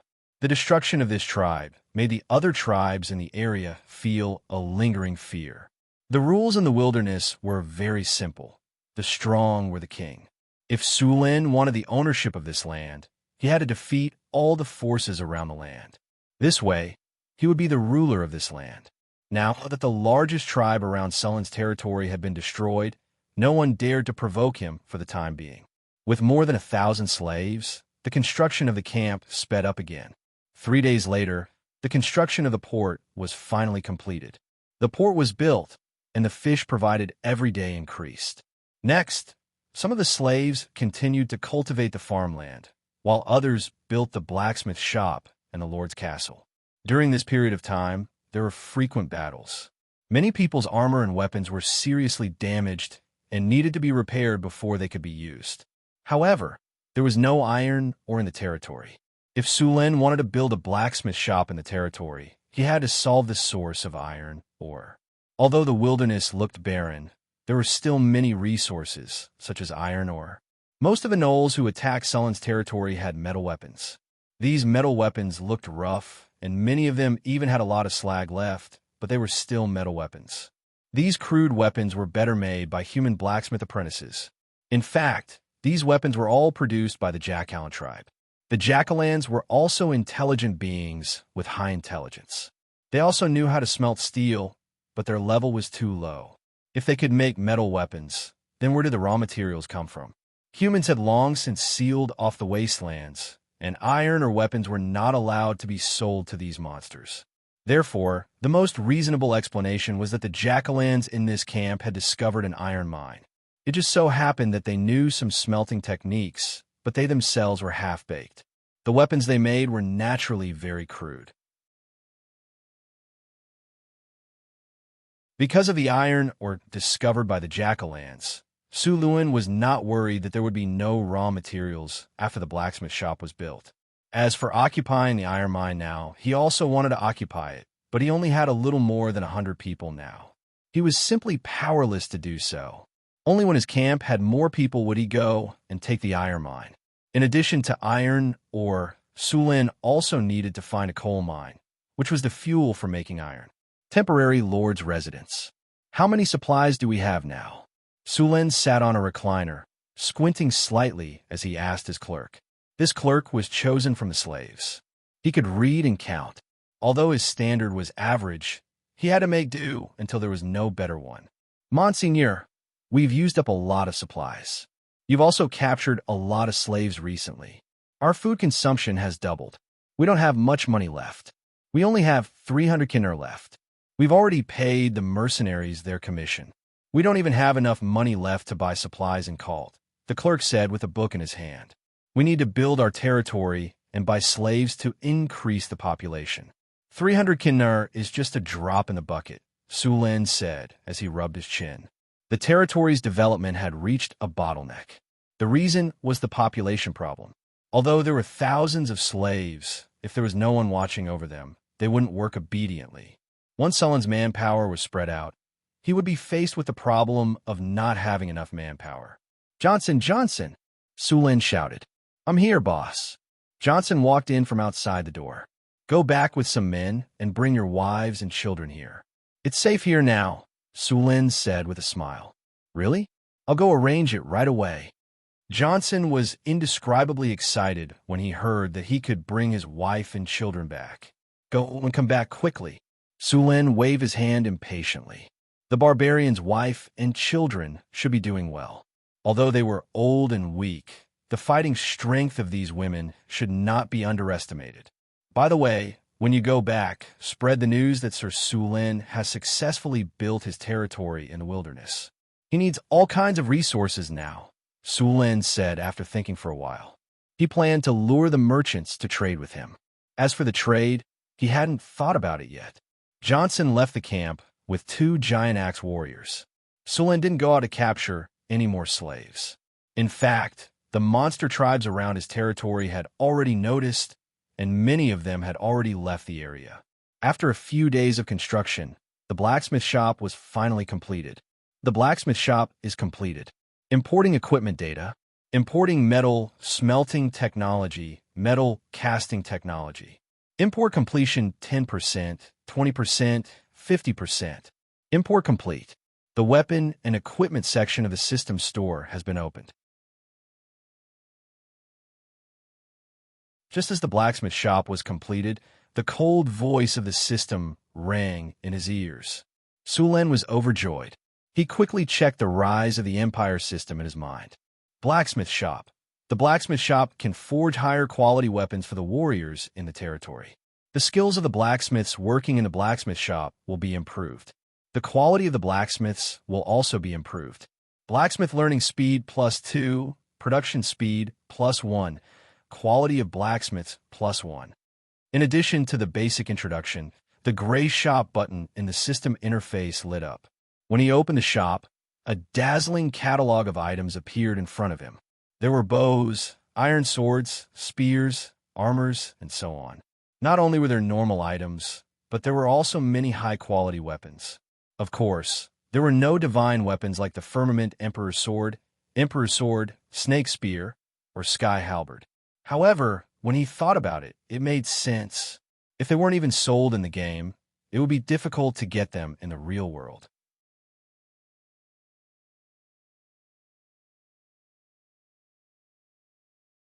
Chapter 23.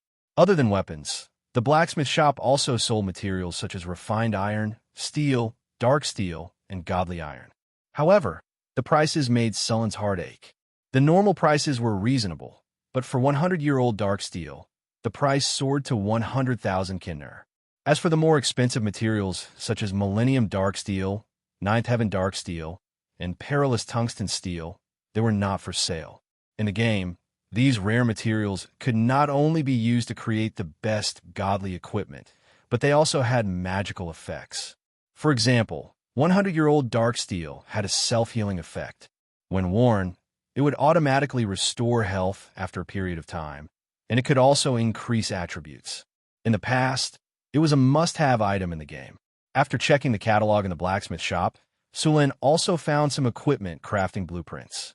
After using them, one could learn how to craft equipment.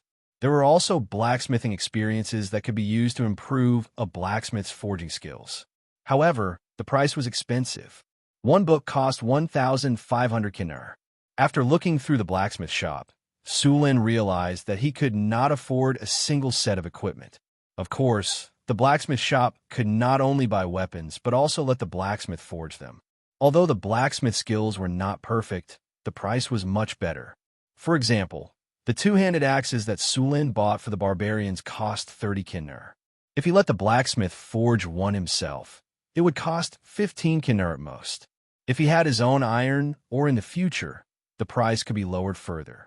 In fact, although Sullin's barbarian army was strong, they were not at their best.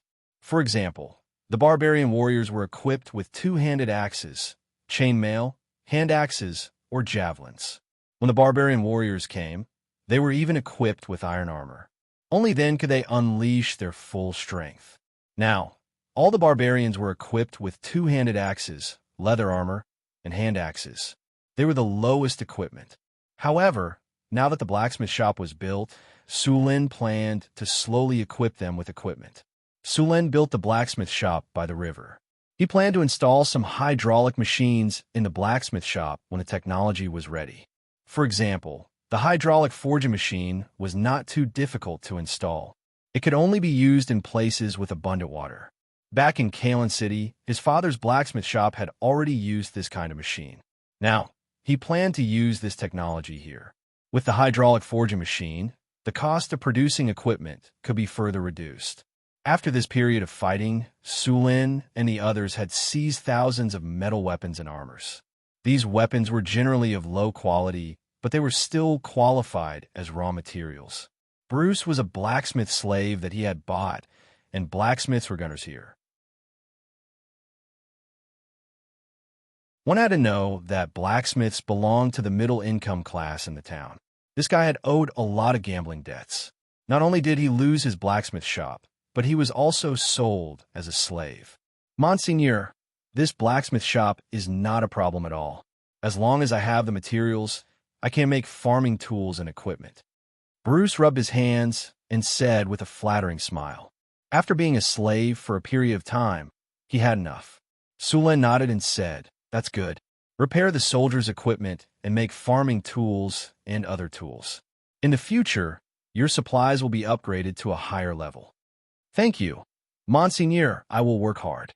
After hearing Sullin's words, Bruce said happily, if his supplies were upgraded, he would be able to eat fish. In the future, He would not have to squeeze in a room with others and endure the stench of other people's feet and the sound of teeth grinding. Sulin's management of slaves was considered very benevolent in this era. He had set a set of standards for rewards and punishments and corresponding treatment for the slaves. He used these standards to give the slaves hope, or rather, to increase the slaves' enthusiasm for work. If the slaves were just muddling along, their work would be passable. If they did well, there would be no rewards, and if they did poorly, there would be punishments. In the end, these slaves' work efficiency would definitely not be high. However, Sulin gave out rewards and set a label for the rewards. This was like hanging a carrot in front of a donkey. If the donkey wanted to eat the carrot, it would naturally run forward. The lowest level of slaves was the coolie, and their treatment was also the standard of not starving to death. Corresponding to that were the kobolds and goblins. These coolies were the most common. As for the skilled slaves, they would be given better food and work goals. They would only be given food after they completed their work. If they did well, they would be given additional rewards. If they went further, their treatment would be upgraded again, such as meat and other food. If a slave made a meritorious service or made other contributions, it could be upgraded again. It could have better food and could have a separate residence. At the end of the rewards, Sulin also promised that if the slave reached the required contribution, he would give the slave the status of a free person and let him become a free person in the territory. Of course, this did not mean that Sulin would lose out. In fact, Sulin's contribution standard was 10 times the price of the slaves. In other words, if a slave wanted to get rid of his status as a slave, he would have to provide at least 10 times the value of the slave. Also, do you think it's over after you get rid of your status as a slave? After becoming a free person, he would still have to pay taxes, work for him, and develop his territory. No matter how you looked at it, he would not lose out. After Sulin announced this reward and punishment system, the efficiency of the slaves in the territory doubled on the same day. After the blacksmith shop was built, Sulin brought the spoils of war over. He was going to let the blacksmiths smelt these scrap metals into iron ingots. Then he would use these iron ingots to repair the weapons of the barbarian warriors and make farming equipment and armor. Although the monsters in the wilderness were poor, Sulin had killed so many of them during this period of time that they would more or less have some metal weapons. After many little drops made in ocean, it was still a considerable amount. The biggest part was actually the spoils of war this time. Many of the gnolls and trolls that came to attack the territory this time used maces. Although these maces were crudely made and the metal smelting was not complete, they were still heavy. A single mace weighed at least 100 pounds. Even if there were many impurities in them, after smelting, they would still weigh 70 to 80 pounds. In the end, the number of iron ingots obtained was at least a few thousand pounds. Naturally, not many iron ingots were needed to repair weapons, so Sulin planned to use the remaining iron ingots to make armor for the barbarians. As for the iron of the worst quality, it would be used to make farming equipment. A few thousand pounds of iron ingots could be used to make almost 100 sets of armor. Although the barbarians were strong in attack, their defense was very weak. If these barbarians were all equipped with armor, their combat strength would at least increase by a level.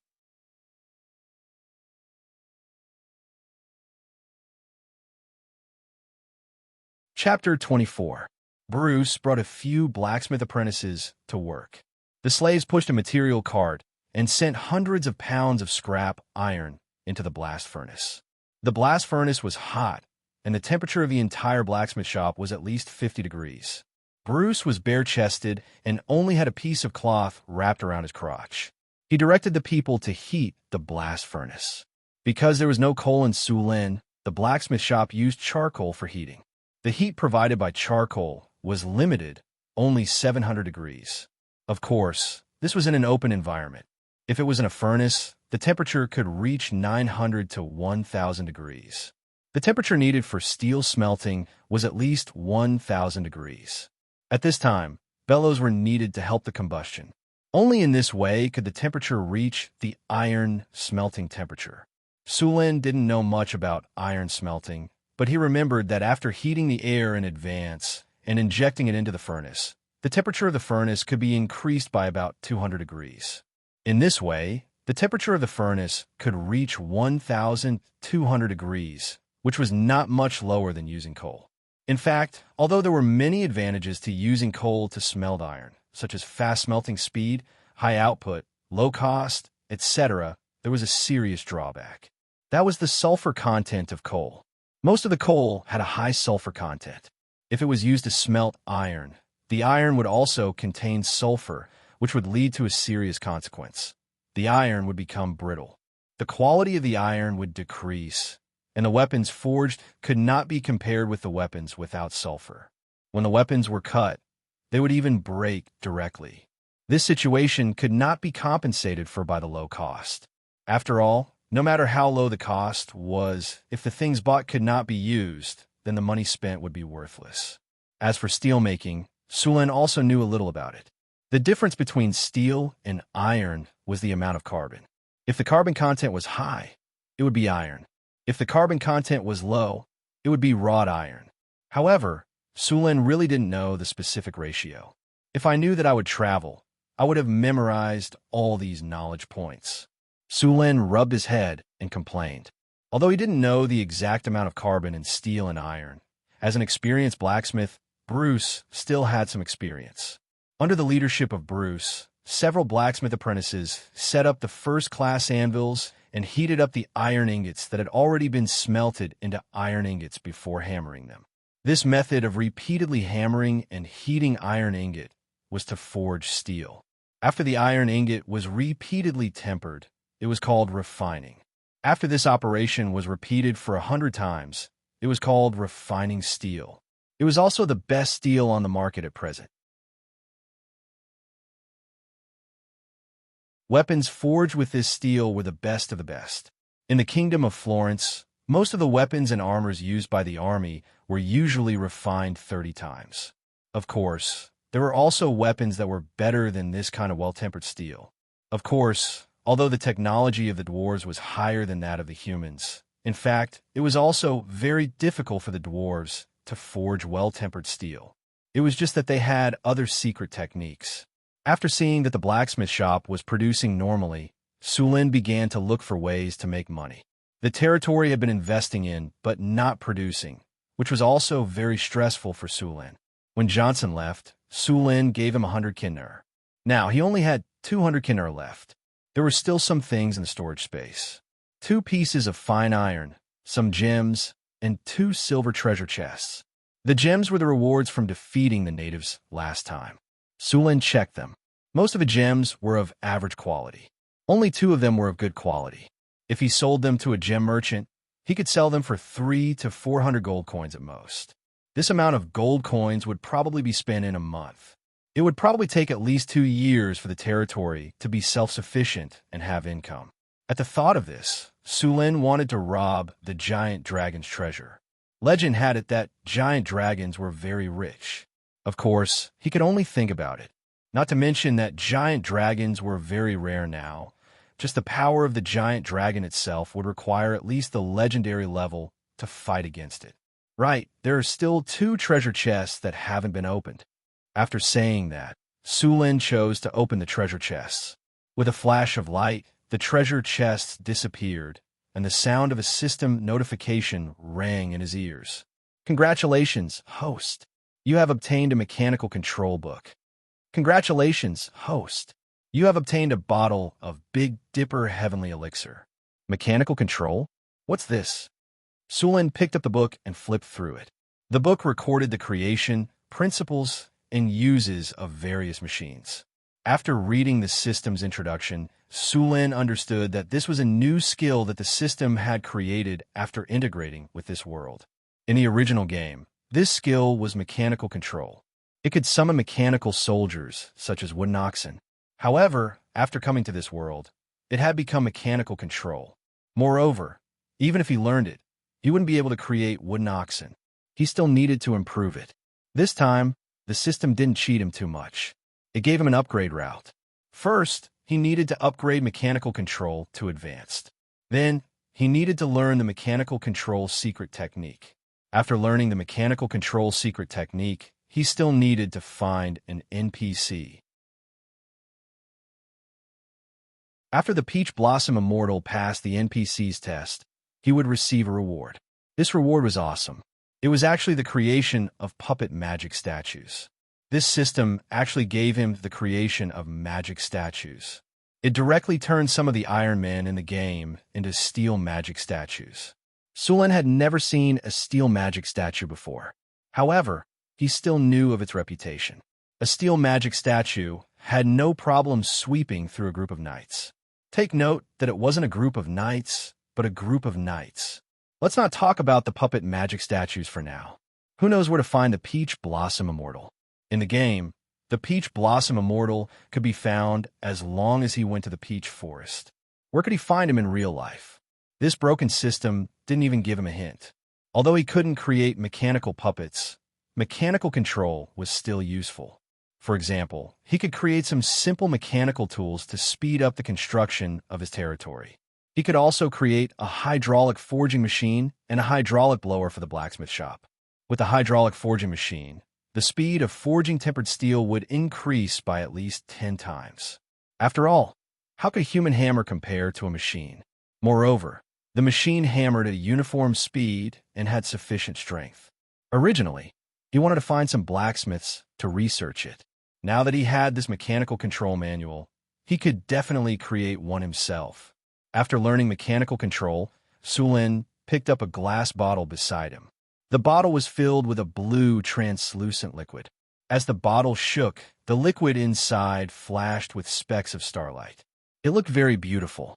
This item was also very rare in the game. Its effect was very simple.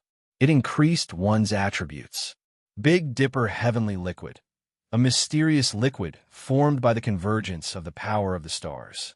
After use, it can increase one's strength or vitality. After use, it can increase one's strength or vitality by 3. Only one effect can be triggered at a time. It can be used repeatedly.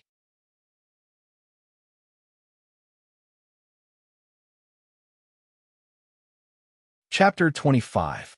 Sulan would never complain about having too many items that could increase his attributes. It was best to have more of them. Sulan picked up the Big Dipper Heavenly Serum and drank it. A cool energy spread through his body and quickly merged with it. Congratulations, host. Your constitution has increased by 3 points. He opened the system to check. On his personal panel, his original 25 constitution had become 28. Sulan stretched his body and adapted to the sudden increase in his constitution. He then prepared to make the hydraulic forging machine. It was not difficult to make a hydraulic forging machine because there were 2 rivers here. Both rivers had plenty of water. It was not a problem to build a hydraulic forging machine. Sulan drew all the parts of the hydraulic forging machine and asked his craftsman to make them according to the drawings. To put it bluntly, the hydraulic forging machine was powered by the water flow. Then, a steering device was used to convert the power from the water flow into the hammering force of the forging hammer. The most important part was actually the conversion device. However, it was very simple. Install a concentric axle on the water flow. The short wooden bar on the axle would move the forging hammer, causing it to rise and fall. This was the simplest hydraulic forging hammer. Sulan made some improvements to it. He used gears to change the rotation speed of the hammer so that the hydraulic forging machine could adjust the rotation speed and hammering force. The craftsmen in Sulan's territory were not bad. Moreover, the hydraulic forging machine structure was not complicated. Therefore, with his guidance, a hydraulic forging machine was completed in 2 days. Let's begin. Sulan took a deep breath and looked nervously at the freshly made hydraulic forging hammer in front of him. Open the gate, one of the craftsmen shouted. As his voice fell, the sluice gate opened, and the surging river water rushed in. The surging river water rushed into the channel that had been excavated and quickly rushed to the water wheel. The heavy water wheel was driven by the current and then slowly turned. As the water flow turned, the forging hammer connected to the water flow began to rise slowly. Soon, the heavy forging hammer was raised to a high enough position and then smashed down with a loud bang. Bang! The sound of metal was deafening and sparks flew everywhere. Then, The forging hammer was raised again and smashed down with a loud bang. Bang, bang, bang. The dull sounds of metal colliding rang out continuously, and soon became one. A piece of iron ingot was being hammered by the forging hammer in the water. The shape of the iron ingot could be seen with the naked eye becoming compact. It didn't take long for this iron ingot to be forged into a steel ingot. Sulin picked up the steel ingot sent by Bruce and weighed it with his hand. It was full of weight and toughness. Although it was not as good as the steel he got from the system, it was not much worse. Ding! The construction of the hydraulic forging machine was successful. The hydraulic forging machine will be integrated into the blacksmith shop. Hydraulic forging machine. This is a cleverly designed machine. The machine structure isn't too complicated, and it successfully uses the power of water to forge weapons and equipment. Production efficiency +3, steel quality +1. Sulin was also very excited when he saw that the system had recognized the hydraulic forging machine. With this hydraulic forging machine, the blacksmith shop's production speed had increased by 3 times. Good job. We can use this steel ingot to produce 35 sets of two-handed axes and armors, Sulin said with satisfaction. How long will it take to complete the forging? Monseigneur, other than me, the blacksmiths are all apprentices. Their skills are still lacking, so the speed of forging armors. Bruce said hesitantly, I'll give you half a month. With the hydraulic forging hammer, the difficulty of forging weapons and equipment has been lowered. If you still can't do it, don't worry, Monseigneur. I promise to complete the task. Sullen's words made Bruce's heart skip a beat. He did not want to bargain anymore and immediately agreed. All right, I'll give you the blueprint later. Just forge the equipment according to the blueprint. Sulin waved his hand and gestured for Bruce to leave. He then opened the system interface and drew the equipment of the barbarian giant axe warriors. Now that he had the conditions, he was ready to equip the barbarians with the recommended equipment. After Sulin drew the blueprint, he asked someone to send it to Bruce. After the first hydraulic forging machine was built, the hydraulic blower was also put on the agenda. With the experience of the hydraulic forging machine, the speed of the blower was faster. It only took 1 day for the blower to be completed. Since it used hydraulic power, the blower was much bigger than the previous human-powered blower. It was 2 meters tall and 3 meters wide. This blower required at least 10 slaves to work together to operate. However, with the help of the water wheel, the blower was easily operated. Huff, huff. Back and forth, a large amount of heated air was sent into the red-hot blast furnace. The temperature of the boiler, which was already very high, rose again. The heat waves were rolling. A few slaves who were close to the blast furnace were covered in red sweat. However, the sweat was quickly evaporated by the surrounding high temperature. A large amount of crude weapons and some scrap iron were sent into the blast furnace. They were quickly heated up, turned red, and finally became soft and liquefied. Hydraulic blower, a blower that uses hydraulic power to operate. Simple structure, ingenious design, can increase the temperature of the furnace. Work efficiency +2, flame temperature +2. With the hydraulic blower, the temperature in the blast furnace was increased again. The higher temperature accelerated the melting speed of pig iron and ore, and the speed of iron making increased instantly. With the addition of the hydraulic blower and the hydraulic forging machine, the output of Sullen's blacksmith shop continued to increase. Although there was only one blacksmith shop, it was more than enough to supply the territory. Forging, quenching, grinding. In the blacksmith shop, Bruce and a few blacksmith apprentices were methodically forging weapons and armor. A two-handed axe with a steel blade that was specially made for barbarians was quickly formed. Sulin picked up a completed two-handed axe. This axe was made according to Sullen's blueprint. The two-handed axe purchased by the Kingdom of Florence was made according to the size of an ordinary person. The two-handed axe had a short handle and was much lighter. Compared with the axe in Sullen's hand, it was a whole size smaller. In fact, the barbarians were not very comfortable using it, and the weight of the axe was a little light. The average height of these barbarians was 2.1 meters, which was at least 30 centimeters higher than the Florentines. The weapons made according to the size of the Florentines were not suitable for them. Now the two-handed axe was made according to the size of the barbarians. It was very suitable for them to use. These two-handed axes weighed up to 15 kilograms. Only the barbarians could use them freely.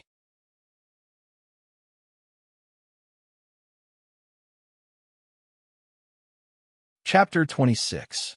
Because of the use of well-tempered steel, the two-handed axe was sharper and tougher than ordinary axes. Sulan deliberately let a barbarian warrior experiment with the two-handed axe. As a result, the thick pine tree was easily cut in half by him. Even the wolf-tooth club used by the gnolls was cut in 2 or 3 times.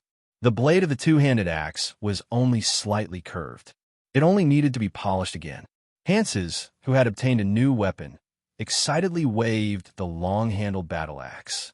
The heavy battle axe in his hand was like a butterfly flying through flowers. The whistling sound of the battle axe breaking through the air could be heard all around. The two-handed battle axe of Florence that he had previously regarded as a treasure was directly thrown into the mud by him. "Boss, this axe is awesome." Xianxia waved the axe excitedly and rushed in front of Sulan. The sharp blade of the axe swept past Sullen's side. In an instant, the wooden stick in his hand that was used to measure the depth of the water was cut in half. "It's fun, isn't it?" Looking at the excited Xianxia, Sulan directly kicked him and made him roll on the ground. "Pick up the axe and chop down the trees for me. Today, everyone must chop down 30 trees. If you don't finish, there will be no food." A group of barbarians who were watching the fun picked up their axes and ran away. After driving the barbarians away, Sulan picked up another armor. This armor was not a full-body armor, but a half-body armor. The lower part was a leg guard. Although this armor did not have as good protection as a full-body armor, it was more flexible and half the cost of full-body armor. Although the full-body armor had high defense, it was not flexible after wearing it. Turning around would be greatly limited. It was not very practical except for the heavy cavalry. After testing the strength of the half-body armor, Sulan was quite satisfied with this kind of armor. It had a good defensive effect against swords and knives, and also had a high defensive power against arrows, but a little weak against heavy weapons. Using this armor to deal with the natives in the wilderness who did not even have a full set of weapons was a complete waste. The blacksmith shop was on the right track, and the construction of the territory was also slowly progressing. Although there were already more than 1,000 slaves, the construction of the territory was still progressing slowly. Of course, this was in Sullen's opinion. In fact, for others, the construction of the territory was already very fast. The main reason was that Sullen's territory was too large. Other nobles' territories were at most the size of a small town, but Sullen's territory was already a large town, or even a small town. At least large towns did not have a 2-kilometer-long, 5-meter-high stone wall. Kobolds, gnomes, and even gnolls were not the best slaves for building a territory. These slaves could only do heavy physical labor. With their pitiful intelligence, they were completely incapable of building a proper house. Most of them built shacks or dug underground caverns. There were a lot of trees in the wilderness. If they used logs to build houses, they would be able to build faster. However, wooden houses were prone to catching fire. Once a fire broke out, they would probably burn down a lot. Furthermore, wooden houses consumed too much wood. In Sullen's opinion, the territory's wood was also a commodity for sale. There were a lot of trees in the wilderness, and there were a lot of them. They were also very sturdy. Whether it was used to make furniture or ships, it was a good choice.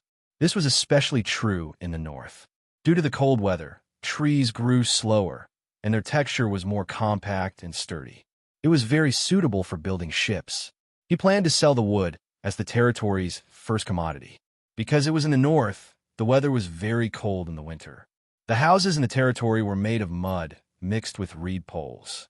Although the mud walls looked ugly and gray and looked like they could be pushed down with a push, they were very warm. The walls were more than a foot thick and could completely block the cold from the northern ice plains. Although the walls were a mixture of mud and reed, After the mud was mixed with water and mixed with reed poles, the strength of the mud wall increased a lot. Coupled with the thickness of the mud wall, it was no problem to use it to build houses. At the same time, wooden pillars were added in the mud wall. Although the houses looked ugly, they were the best choice for the territory. Although the kobolds and goblins were not very bright, they were still capable of digging the foundation and transporting the mud. They did a good job of digging the foundation. It didn't take long for the foundation to be dug out. As for the gnomes and gnolls, they were stronger. They were used to beat the mud and mix it. Then, under the guidance of the humans, they built the mud wall on top of the foundation. The construction of the mud wall was simple. 2 wooden boards were erected, and the boards were filled with mixed mud and reed poles. After that, the mud wall was compacted and built. Neither gnolls nor gnolls were comfortable with their new identities. After all, they were much stronger than gnolls and kobolds. They were used to enslaving gnolls and kobolds. They were not used to being enslaved by humans, but they did not dare to resist. In the recent battle, Su Luan's powerful figure and the barbarians' unstoppable power had left a deep impression on them. Although there were only a few barbarians as supervisors, none of the slaves dared to have any thoughts of resistance. They obediently worked under the whips. There was flat land on both sides of the Red Sand River and the Whitewater River. Many of these lands were covered with lush weeds. The land was very fertile. After the monster army was wiped out, the territory was temporarily free of threats. The reclamation of farmland was put on the agenda. Agriculture would always be the foundation of a territory. With a strong agriculture, the territory would be able to support more people. This way, business and military would be able to develop better. Sulan had checked the land around the river for 2 days. In the area close to his territory, at least 100,000 mu of land could be reclaimed on both sides of the river. Because it was close to the river, there was no need to worry about irrigation. These 100,000 mu of land could be said to be the best farmland in the entire territory. Sulan's farmland was close to the city wall. Other than being close to the city, it had no advantage over these farmland.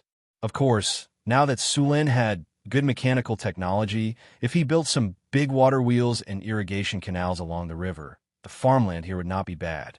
However, the construction of the water wheels and irrigation canals required a lot of money and labor.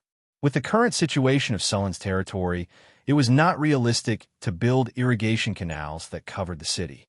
The best way was to reclaim the land near the river for farmland.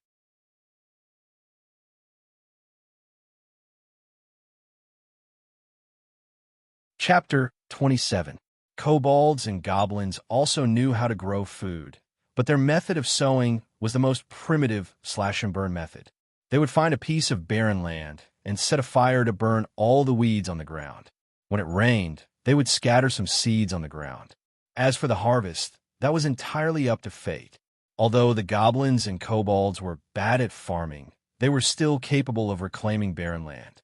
Sulan planned to reclaim 5,000 mu of land in his territory before the north wind arrived.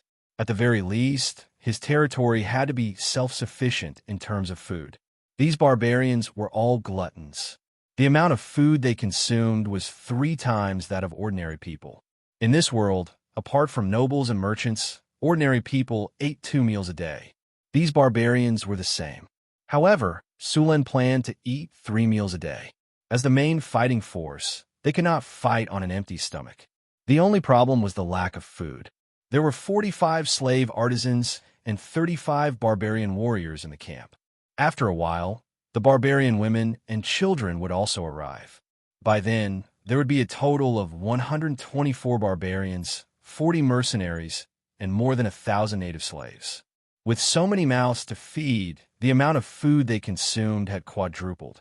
What used to be a few months' worth of food was now only enough for 2 months at most. If he wanted to develop his territory, he needed enough manpower. Although there were more than 1,000 people in his territory, the goblins, gnolls, and kobolds were definitely not allowed to join his territory. Sulan understood this principle very well. That was why he did not have many people in his territory. Races like the barbarians and dwarves weren't that different from humans. At the very least, They didn't have the custom of cannibalism. Gnolls, kobolds, and goblins didn't have any taboos. They wouldn't even let the corpses of their allies and clansmen go, let alone humans. The gnolls did not only use the goblins as cannon fodder. In fact, they also used them as food. When there was not enough food, the gnolls and kobolds would be eaten directly. Therefore, these monsters could only be treated as slaves. They could not be allowed to join the territory as free people. North of the Red Sand River, Sulen led a group of barbarian warriors to clear out the goblins and kobolds. Because the surrounding tribes had all been wiped out by Sulen, there were still groups of 3 to 5 wandering goblins and kobolds in the wilderness. These weed-like monsters would probably form a new tribe in a few months. In order to maintain the rule of this land, Sulen would come every once in a while to clean up some and capture some as slaves. The construction of the territory was very heavy.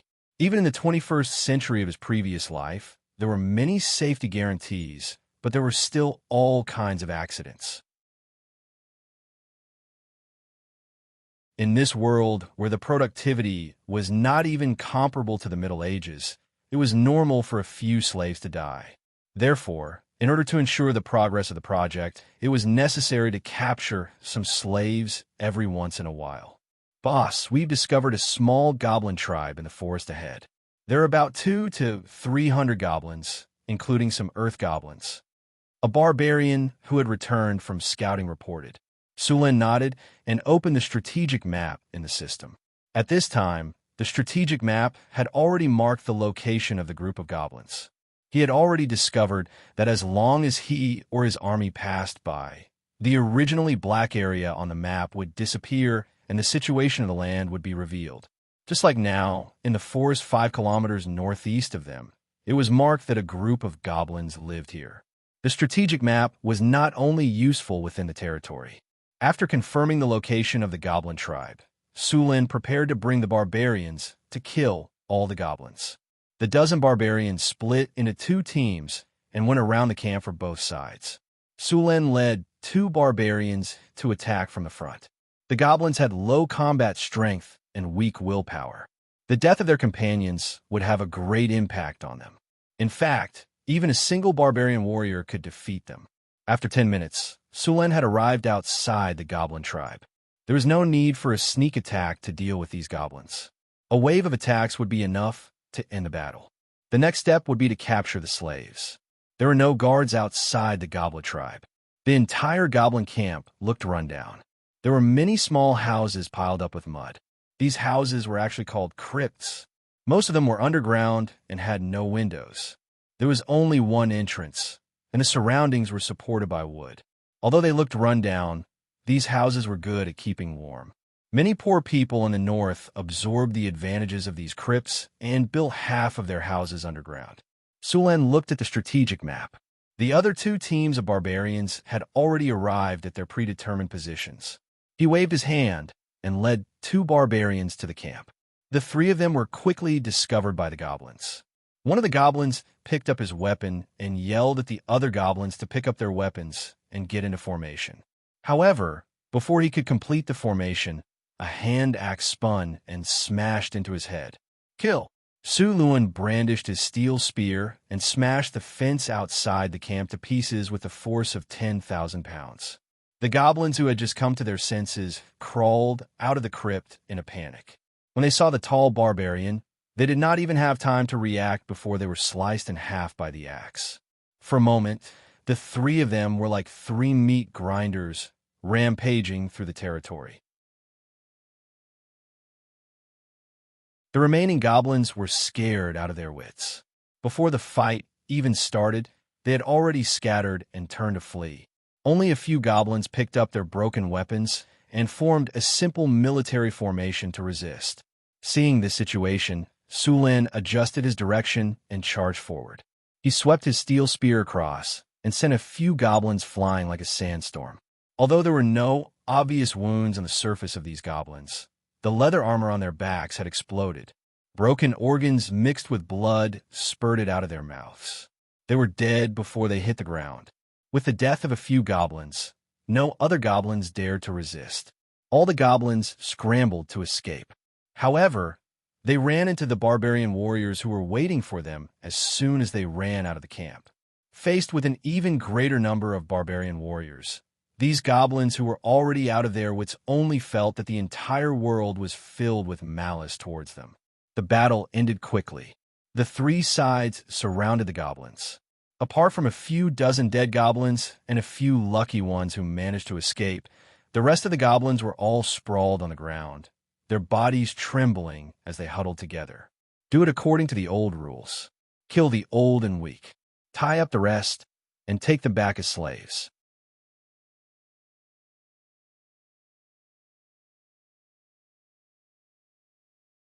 Chapter 28.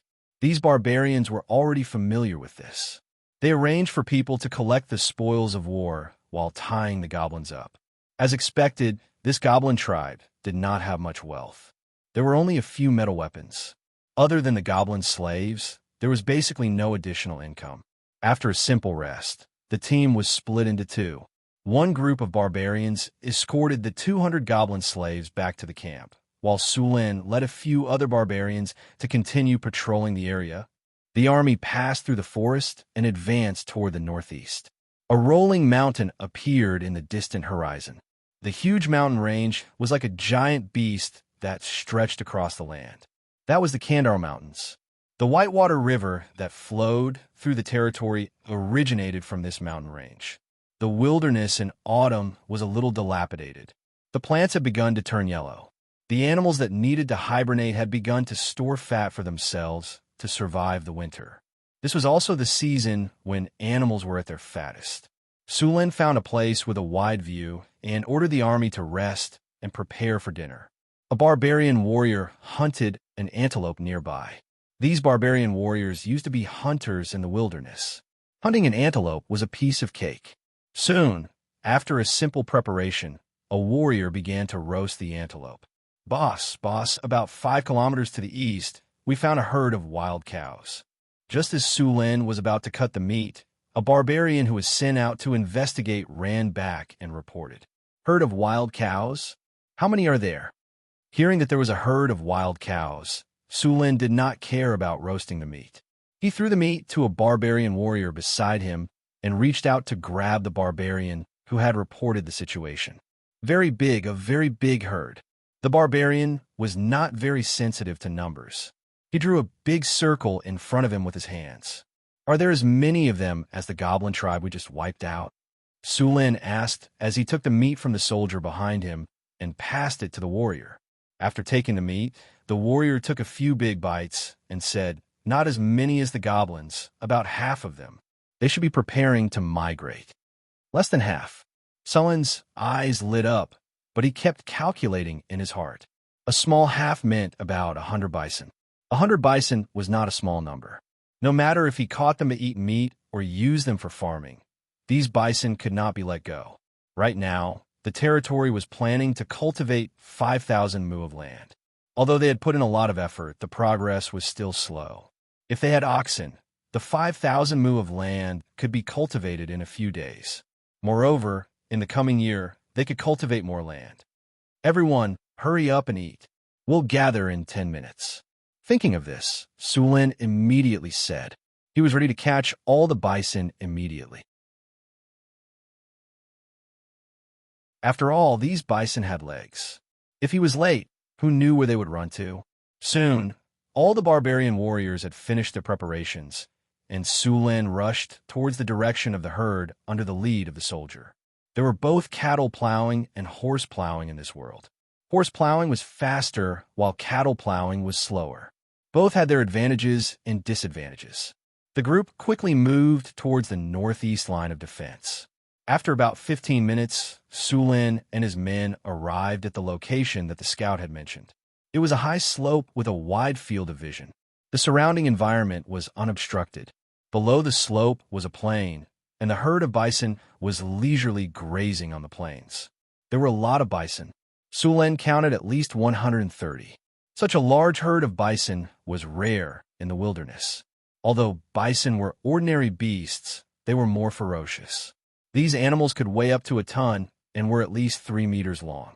They also had a pair of curved and sharp horns on their heads. At first glance, one could tell that they were very lethal. These bison were also herd animals, which made them even more dangerous.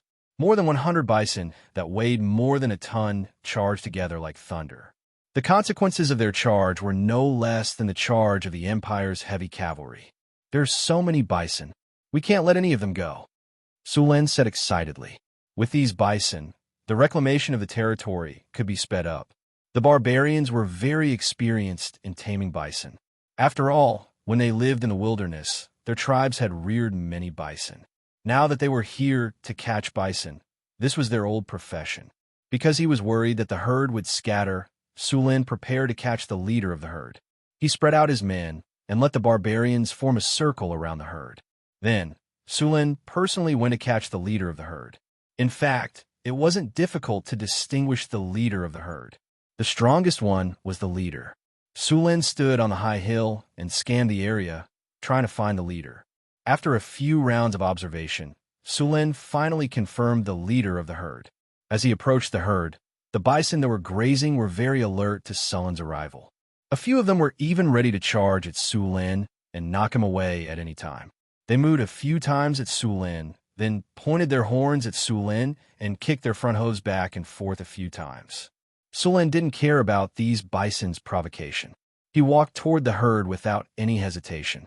Seeing that Sulen ignored their warning, a few of the bad-tempered male bison charged at Sulen.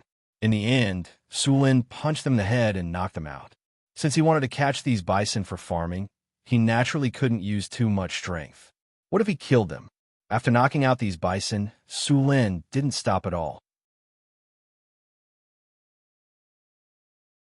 He quickly rushed toward the leader of the herd. The leader of the herd didn't show any signs of weakness. He also rushed toward Sulen. As the leader, this bison was even bigger. It was more than 3 meters long and had a lot of followers behind it. Unfortunately, it met Sulen. Before it could show its strength, it was knocked down by Sulen. Shaking its head, the leader stood up shakily. As soon as it stood up, Sulen jumped on its back. After realizing that there was someone on its back, the leader tried to throw Sulen off. However, no matter how hard it tried, Sulen sat firmly on its back. In the end, the leader of the herd was exhausted and couldn't throw Sulen off. It could only bow its head and admit defeat to Sulen. After successfully taming the leader of the herd, the remaining 100 or so bison were no longer a problem. The leader mooed a few times at the herd, and the originally restless herd calmed down. Then, Sulen rode the leader of the herd and led them toward the territory. The other barbarians followed on his left and right. The 100 or so bison running gave off an unstoppable momentum.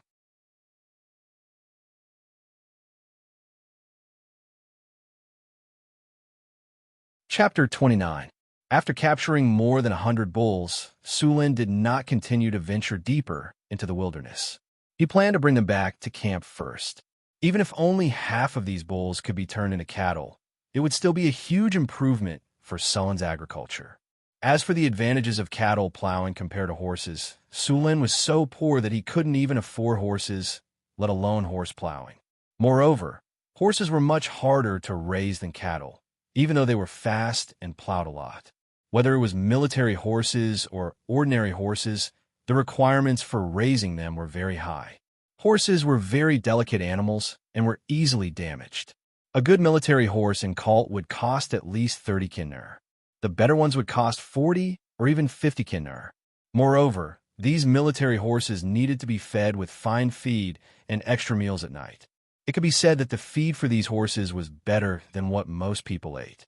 A military horse like this would consume at least 10 kinnur's worth of food every year. Although ordinary horses did not need to be fed so well, they would still need at least 3 kinnur's worth of food every year. It should be noted that many commoners only earned about 5 kinnur's worth of food a year. In comparison, the cost of raising cattle was much lower. Moreover, when a horse died, it would only be left with a piece of horse skin. When the cow was old, its meat could be sold for money. Not to mention, the horns could be used to make bows. Naturally, cattle plowing was more cost-effective. The bulls Sulen brought back were very irritable and difficult to tame. It was not easy for ordinary people to tame them. Most of the time, they would even hurt themselves. However, this was not a problem for the barbarians. The barbarian tribes in the northern wilderness would usually catch wild bulls to raise. Taming wild bulls was a basic skill for them. Moreover, Sulen had an ultimate method of taming wild bulls, piercing their nostrils. The nose of a bull was very sensitive. After piercing their nostrils, even the most irritable of wild bulls would become obedient babies. As for the fact that adult bulls were too strong to pierce their nostrils, two barbarian warriors would be able to easily pin them to the ground. When they returned to the camp, Sulen counted the bison. There were 97 adult bison. 42 of them were bulls, and the rest were cows.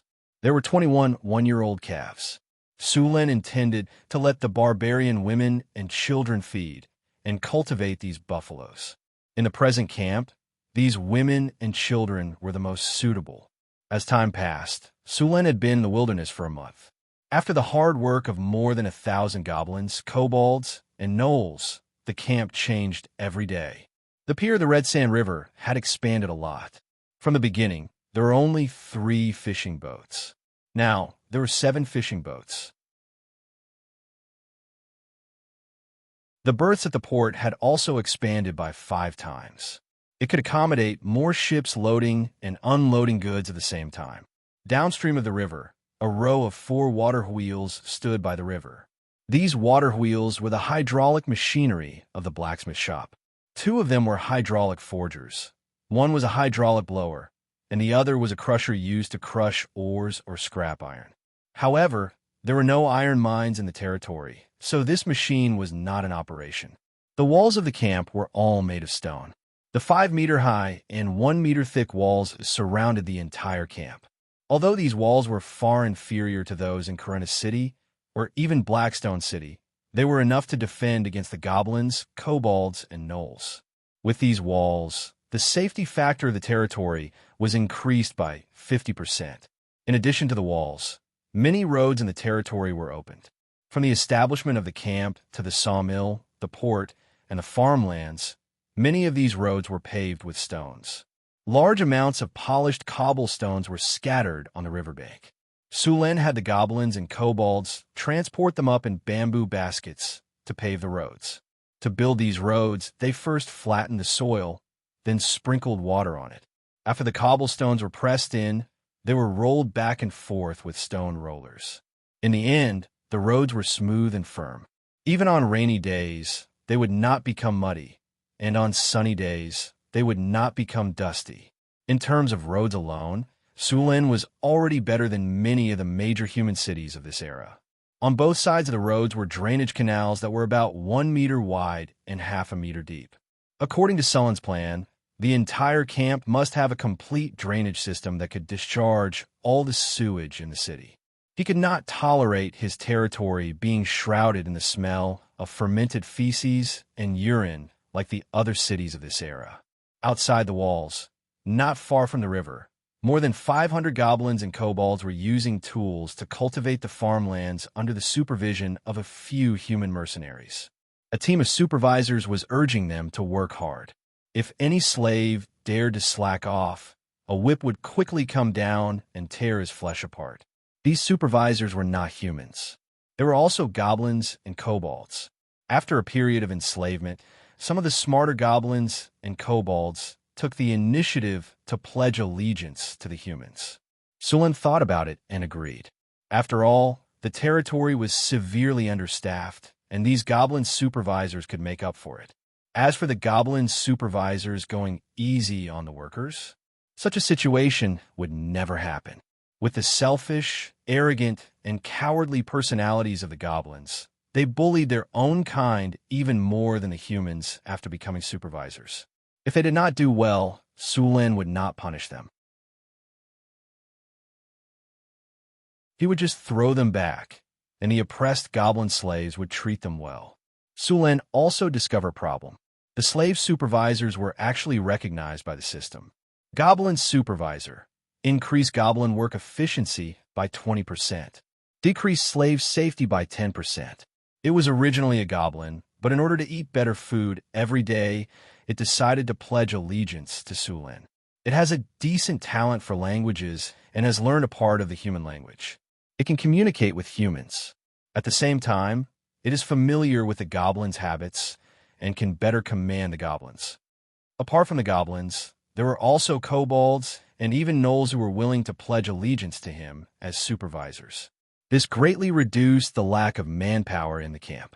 Sulin was used to the clean and tidy layout of the cities in his previous life. He had the same requirements for his territory. In his city plan, the roads were neat and tidy, and there were drains on both sides of the roads. There were even flower beds on both sides of the roads. In the gaps between the roads were neatly divided plots of land. These plots of land were either houses or shops, giving off a clean and tidy feeling. On every street, there were public toilets set up at the same location.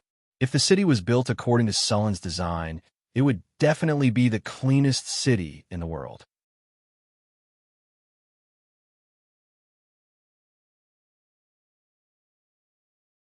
Chapter 30. Suluin's lord's castle was under construction. According to the design, his lord's castle was very spectacular and majestic. But considering the current situation, he could only build part of it first and leave the rest for the time being. He would continue the construction when he had enough time and money. It wasn't that he didn't want to capture more slaves to work for him, but the main problem was food.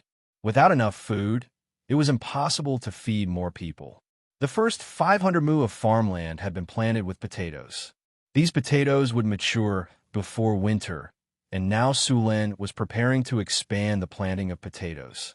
The first batch of land was very fertile. Even without fertilizer, the yield would not be low. Apart from keeping some of these lands, Sulin planned to distribute the rest through military rewards, sales, or distribution to slaves with meritorious service. As long as the land was planted with crops, the territory would receive agricultural taxes. The sale of the land would also receive a sum of money.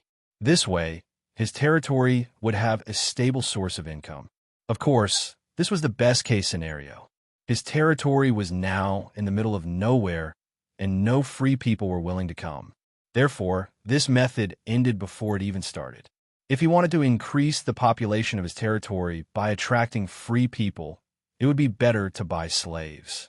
Suluin's territory was like an upside-down bowl. The camp was at the highest point of the bowl, surrounded by 2 rivers and surrounded by plains. Sulin had also measured the land that could be reclaimed when he patrolled the territory during this period. After marking it on the strategic map, he calculated that the land that could be cultivated was more than 200 square kilometers. If all of this land was cultivated, at least 300,000 mu of farmland would be cultivated. With so much farmland, it would be more than enough to feed 30,000 to 50,000 people. Of course, even if the territory was developed, it still needed to clear out the monsters in the wilderness. 2 days later, Johnson returned with dozens of barbarian women and children. With these women and children joining the territory, the manpower in the territory was finally not so tight. These women and children were very curious about the territory, but they quickly threw themselves into the construction. According to Sulin's reward standards, these barbarian soldiers could obtain land and get rid of their status as slaves to become citizens of the territory. After knowing that they could rid themselves of their status as slaves and become free citizens, these barbarians burst with passion and threw themselves into building up their territories. What surprised Sulin was that other than the barbarians, there was also a caravan that came back with Johnson. This caravan had 44 wheeled carriages and more than 150 people. Honorable Lord, I'm Owen, the manager of the Bauhinia Chamber of Commerce. I'm very pleased to meet you here. A slightly plump man with a shrewd look flashed through his eyes from time to time. My caravan will need to pass through your territory.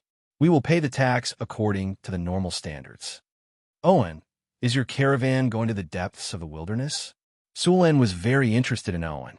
Any caravan that dared to venture into the wilderness was no weakling. With the danger level of the wilderness, caravans that were not strong enough had a high chance of dying. If this caravan dared to do business in the wilderness, they must be strong. At the same time, This also showed that they would definitely make a lot of money on this trip. If there were not enough profits, why would these caravans take such a huge risk to come here? Mr. Lu Sun said it well. If there was a 10% profit, the capital would be used everywhere. If there was a 20% profit, the capital would be active. If there was a 50% profit, the capital would take risks. If there was a 100% profit, the capital would dare to trample all the laws of the world. If there was a 300% profit or more, the capital would dare to commit any crime and even risk being beheaded. Sulin was about to go crazy from poverty. How could he let go of any opportunity to make a fortune? Owen was also very surprised. He was surprised that the noble in front of him had set up a settlement here. As a caravan that often traveled in the wilderness, they knew very well how difficult it was to set up a camp here. The Jackalan tribes in the wilderness were not easy to deal with. Thousands of Jackalans, goblins, hound-head men, and trolls. With such a lineup, even 1,000 well-trained elite human soldiers might not be able to win. Most of the time, both sides would suffer. Moreover, this territory had already built a 5-meter-tall wall. How much manpower and resources did it take to build such a wall? One had to know that this place was more than 200 kilometers away from the nearest city, Blackstone City. To maintain 1,000 human soldiers and build such a wall, the cost would make most nobles go bankrupt. This young human noble dared to build a city here. What was even more surprising was that he found a large number of goblins, hound headmen, and Jackallan slaves in this territory. This meant that they had a firm foothold here. Yes, Lord, our caravan is preparing to enter the depths of the wilderness to trade with some other races. Jackalans? No, Jackalans prefer to rob directly. We are trading with the Ellen tribe in the north. They are a group of centaurs. Centaurs? Sulen said in surprise. Yes. Sulen wanted to continue asking, but Owen had no intention of talking about the details of the trade. But even if Owen did not say it, Sulen had a rough idea of what they were trading. It was nothing more than bows and arrows, horses, and some wilderness specialties, such as furs and magic materials. Centaurs were good at raising horses, and their tribe was also famous for their longbows. The caravan traded food and other daily necessities. A round trip would yield at least 10 times the profit. Okay, I agree to let your caravan rest here, but according to the rules, you have to pay 10% tax. Sulen quickly agreed. Of course, you can pay with kinnar or food. Thank you for your kindness, Lord. We will prepare the tax soon. Hearing Sulen's words, Owen nodded. 10% tax was normal. In fact, Owen had considered not paying the taxes, but after seeing the size of the territory, he dismissed the idea. There was no need to be surprised. Few merchants in the wilderness were good people. They would often act as bandits and even plunder some territories. Although Sulen's territory looked simple, the power it represented was not something ordinary people could achieve. Without a strong military force, they could not defeat the monster army, not to mention capturing so many wilderness natives as slaves.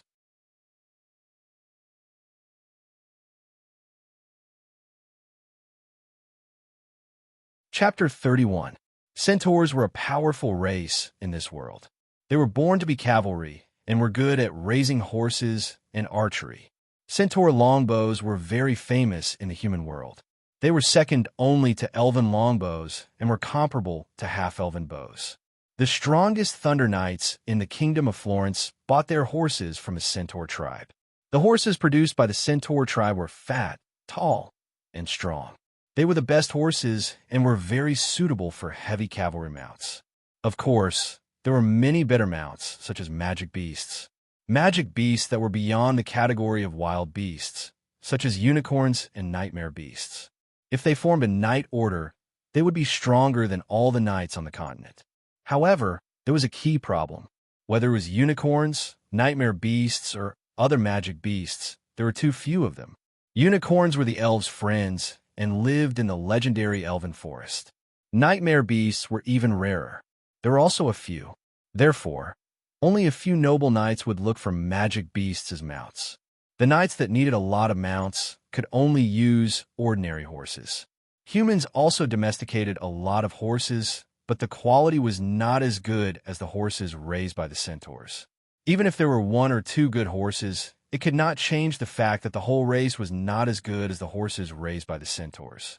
Sulin knew that Owen's caravan was going to trade with the centaur tribe, so he had some plans in his mind. Now that his territory only had barbarian warriors, he also needed cavalry and longbow archers. But now his territory was poor. If he wanted to trade with the centaur tribe, he had to at least have something they needed. How could he trade with them if he had nothing? Sulin was also a little confused, but he also had an advantage. Now his territory was the only territory on the trade route from the Kingdom of Florence to the centaur tribe. As long as they passed through his territory, it was normal to pay a toll. It was normal to collect some centaur longbows and horses. Owen's caravan was transporting a lot of goods this time. There were a lot of ironware, and the rest were food. Although the centaur tribe was very strong, the quality of their ironware was average. Iron ore was rare in the wilderness, so the price of ironware was very high.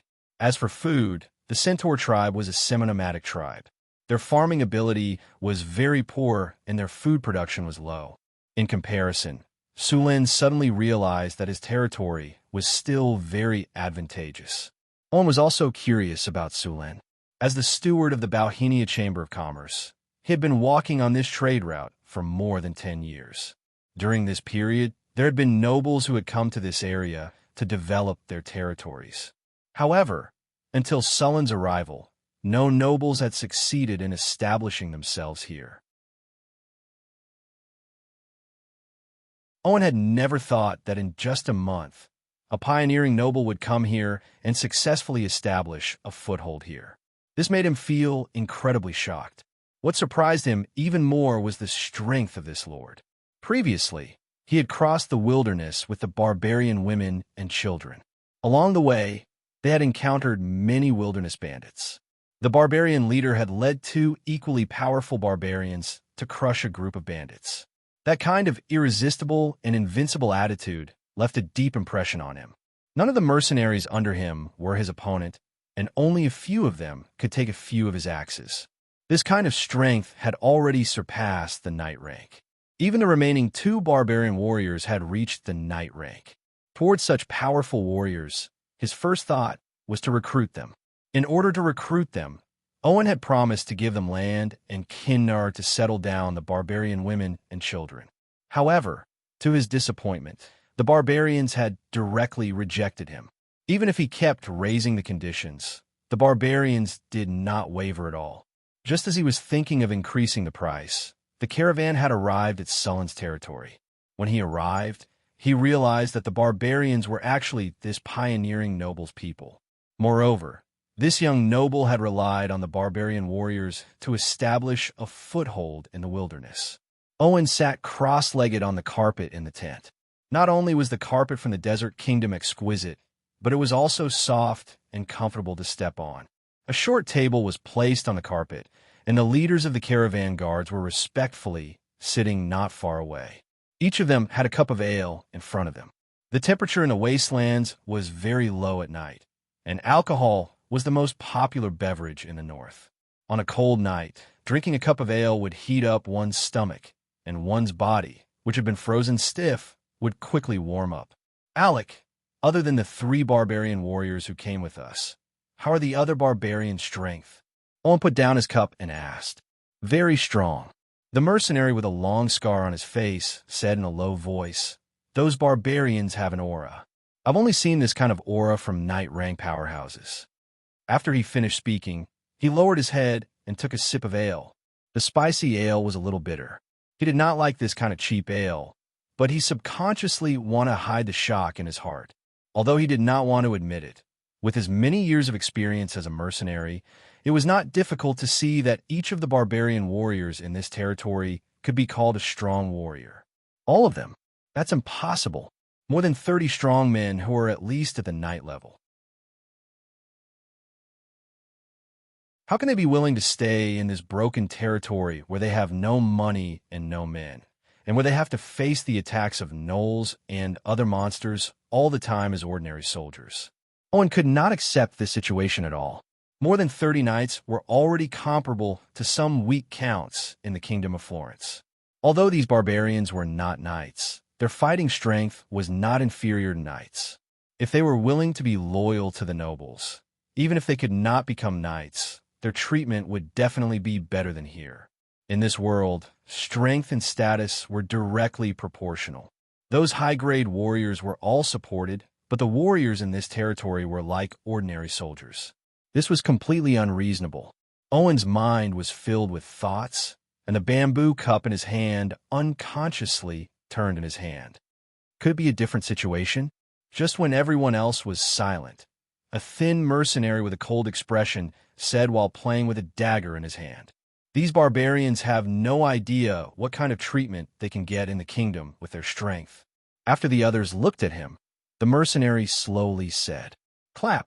Owen clapped his hands and excitedly stood up as he said, "That's right. How could those barbarians and country bumpkins know the value of 100 gold coins? That's the only explanation why they're here."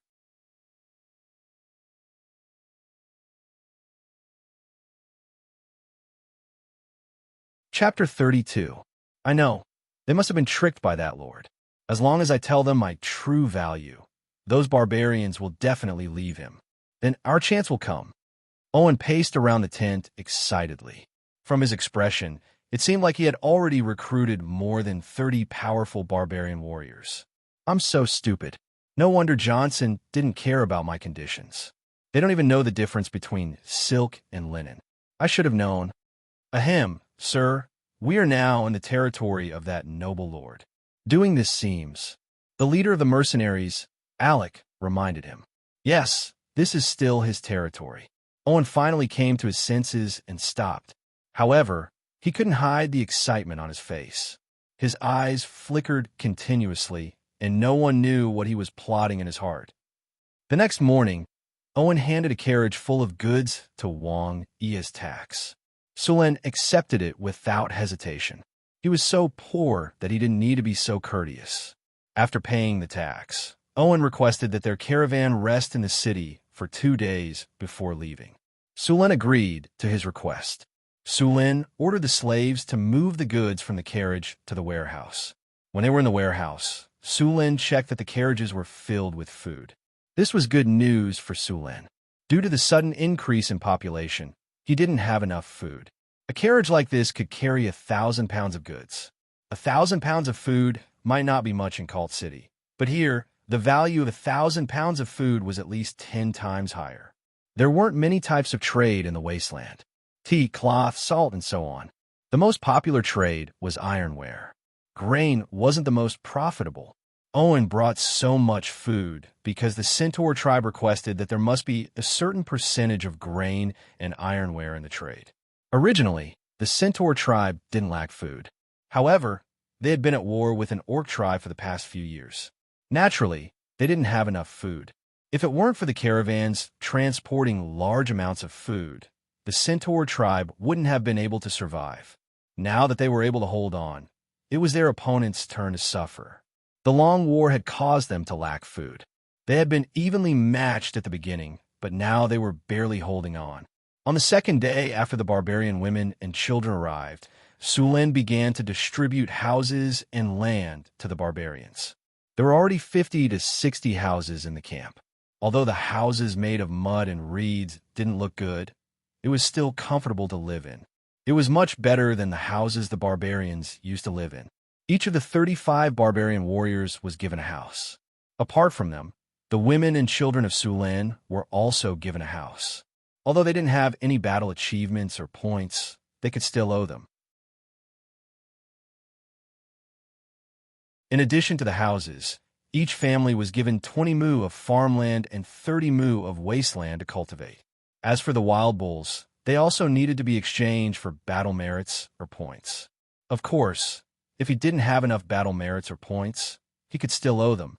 Soon, more than 30 of the 100 or so bison were distributed. Sulen also rewarded the mercenaries with land, but it was much less than the barbarians. Most of them were about 5 mu. After all, the mercenaries had limited battle merits, and the points they earned every day were also very little. After receiving the land, the group of mercenaries was also very happy. Although the days of the mercenaries seemed to be very carefree, and some bards said that the mercenaries' adventurous life was magnificent, but in reality, most of the mercenaries didn't have a good life. Many of the mercenaries didn't have land, money, or proper jobs. In the end, they could only be mercenaries. Of course, many of them became bandits. If there was land to farm, many mercenaries wouldn't be in this line of work. In the Kingdom of Florence, the land had already been distributed. Except for some farmers, the rest of the land was basically divided up by the nobles. With the growth of the population, the farmers who didn't have land could only leave their hometown and come to the city to work. They didn't have any skills, so most of them became coolies or mercenaries. Now that they had land, these people naturally didn't want to live a life of bloodshed. It was foreseeable that these mercenaries would become the first batch of free people in Sullen's territory. Just as Sulin was busy distributing land to the mercenaries, Owen also began to secretly contact the barbarians.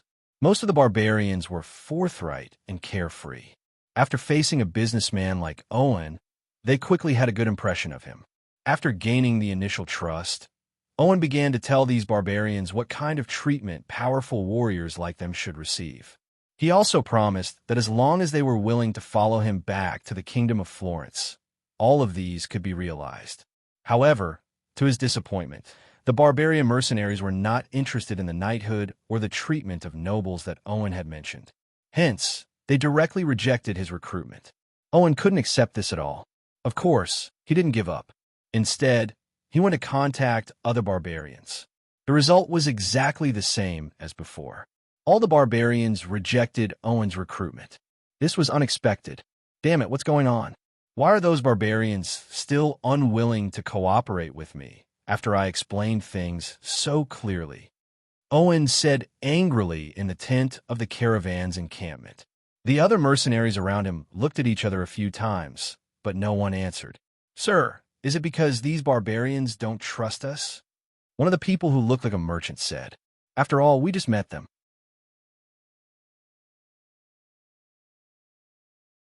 It's normal for those barbarians to be vigilant. Maybe we should take out something to show them our sincerity? That's also a way. Then I'll leave this matter to you." Owen thought for a while and still wasn't willing to give up, so he decided. If Sulin knew what Owen and the others were thinking, he would definitely laugh himself to death. All the barbarians had a loyalty value on the system interface. Now, most of these loyalty values were above 90, and there were even some that were above 100. With such a high loyalty value, it wasn't something that could make them betray. Moreover, the barbarians worshipped the strong. After following Sulin for a while, many of them had become loyal to Sulin. It was basically impossible for them to betray him.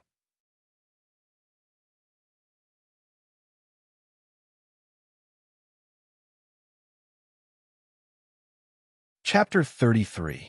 You're saying that Owen is in contact with your subordinates? He wants you to work for him? Sulin was holding an iron skewer and roasting a sturgeon over the bonfire. The delicious sturgeon was smeared with Sullen's special seasoning and emitted an enticing aroma as it roasted over the fire. Johnson swallowed his saliva and forced himself to look away from the fragrant sturgeon that was roasted to a crisp on the outside. Yes, when we were with his caravan earlier, he asked us to work for him, but I refused. Well done. Sulin blew on the grilled fish and took a bite of the juiciest part of the fish. The special seasoning mixed with the sweet and smooth fish flesh brought the taste buds the best enjoyment. Gulp. The sound of someone swallowing came from the side. Here's the seasoning. Go roast it yourself. Don't be an eyesore here. Sulin took out a small bottle of seasoning from his pocket and casually tossed it to Johnson. Thanks, boss. Johnson caught the small bottle in a panic and carefully sniffed it. He then grinned at Sulin and left excitedly. Sulin finished the grilled fish in his hand in a few bites and rubbed his belly with satisfaction. He picked up the ale beside him and drank a few mouthfuls before letting out a comfortable burp. After dinner, Sulin asked Johnson to gather the barbarian warriors for a short meeting. After that, he wandered back to sleep and completely ignored Owen's little actions. Owen had been worried that Sulin would come looking for him, so he had specially prepared a set of excuses. However, he was surprised that Sulin didn't respond. This made Owen a little uncertain, but he still didn't give up on recruiting the barbarians. After learning about the rewards that Sulin had given to the barbarians, he increased the rewards by several times and continued to lobby. He didn't mention any other titles or fiefs at all. Unexpectedly, he actually succeeded this time. The barbarians that had ignored him yesterday actually agreed to his recruitment. However, although they agreed to the recruitment, he still needed Sulin's approval to take these barbarian warriors away. However, Owen didn't think that it was a problem. As the manager of the Bauhinia Chamber of Commerce, he wasn't an ordinary merchant. One had to know that he was involved in the arms trade. Since ancient times, how could ordinary merchants be involved in the arms trade? The owner of the Bauhinia Chamber of Commerce was Marquis Chrisman. At the same time, he had countless connections with the royal family. Otherwise, where did the Centaur tribe's Thunder Knights get the war horses from? With the royal family and Marquis Chrisman backing him up, he didn't believe that Sulin, a nobleman who was pioneering, would dare to not give him face. Therefore, after confirming that the barbarian warriors had agreed to his recruitment, Owen immediately came to discuss with Sulin. What did you say? You want me to let those barbarian warriors go? Sulin slammed the table with an angry expression. It seemed that he was ready to attack in the next second. Sir Sulin, I know that this will be a great loss to you, so I'm willing to compensate you for your loss. Owen's expression was calm and relaxed. He displayed aristocratic etiquette incisively and vividly, as if he was a true noble. Owen clapped his hands lightly. A servant behind him walked forward and placed the black wooden box in his hands on the table between the two of them. Then, he respectfully retreated. Sir Sulin, as long as you agree to let those barbarian warriors who are willing to leave, here are 500 kinnar. This is the Bauhinia Chamber of Commerce's support for your development of your territory. With that, Owen gently opened the wooden box, revealing a box full of kinnar. Sulin didn't say anything. He reached out and grabbed a handful of kinnar. The heavy texture, the cold temperature, and the sparkling golden light. The cute kinnar was so tempting. Looks like you've made your decision, Owen said with a smile, like a spring breeze. He sneered in his heart. Another short-sighted noble. It looked like this territory wouldn't last long. Perhaps when his caravan came from Owen's special city again, this place would be in ruins again. When was the last time something like this happened? 2 years ago, or 3 years ago. There seemed to be no trace of what happened to that territory. Now that he thought about it, the grass on that noble's grave was 3 feet tall. I refuse. The kinnar slipped from his hand and fell into the box again. There was a melodious sound of metal hitting metal. What? Owen looked at the young noble in front of him in surprise. He obviously didn't expect Sulin to refuse him. Ding dong, ding dong. The sound of kinnar hitting metal rang in his ears. Sulin said in a serious tone, "Those barbarians are my private guards. They have accompanied me through many bloody and corpse-strewn battlefields. They have borne countless hot-blooded glories. They are my most trusted comrades, my closest companions, and my sworn brothers. Do you understand? You have to add more money. Add another 1,000 kinnar and 2 carts of food." Owen took a few deep breaths and forced himself to calm down. Then, a trace of disdain flashed in his eyes. Deal.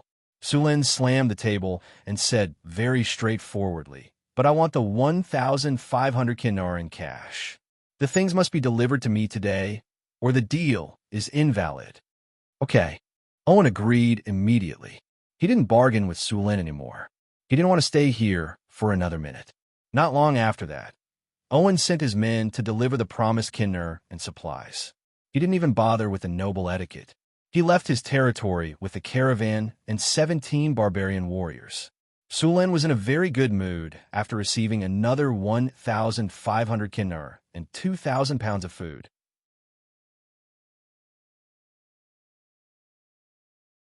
He didn't care about Owen's attitude at all and personally sent the caravan out of his territory. Sulin didn't plan to keep the 1,500 kinnar in his hands. Money couldn't be put to good use in his hands. Although his territory was developing well, the population was too small. He planned to buy some ordinary slaves and let them farm for him. The price of these serfs wasn't high. A serf could be bought for 2 kinner. This time, he planned to buy 500 serfs at once. As for the remaining 500 kinner, he would use it to buy food. Of course, he wouldn't leave his territory now. Without him in the territory, who knew if the gnolls would rebel or if the monsters in the wilderness would take the opportunity to attack. Therefore, he could only let his men go. The candidate was the former mercenary leader, Xian. Sulen had just discovered that this cowardly mercenary leader was also a talent.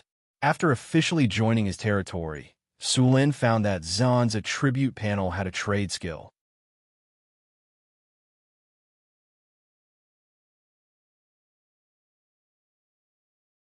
Chapter 34. Xian's attributes were very simple. He was much weaker than a barbarian, but he had an advantage that others didn't. Trade. You can communicate better with people by observing their expressions. You can get a better understanding of the prices of goods. You can get a better deal by observing people's expressions. Xian was originally a normal mercenary. After joining the territory, he was prepared to become a free citizen. Of course, he was still required to defend his territory if it was attacked. After Sulen discovered his talent in trading, he decided to train him to be the exclusive merchant of his territory. In fact, every noble would have one or several caravans to transport and sell the products of their territory. After all, if they relied on the products of their territory, it wouldn't be difficult for them to maintain their lives, but it wouldn't be easy for them to develop and expand. Sulen originally wanted to wait until his territory had a stable output next year before starting to form a merchant group.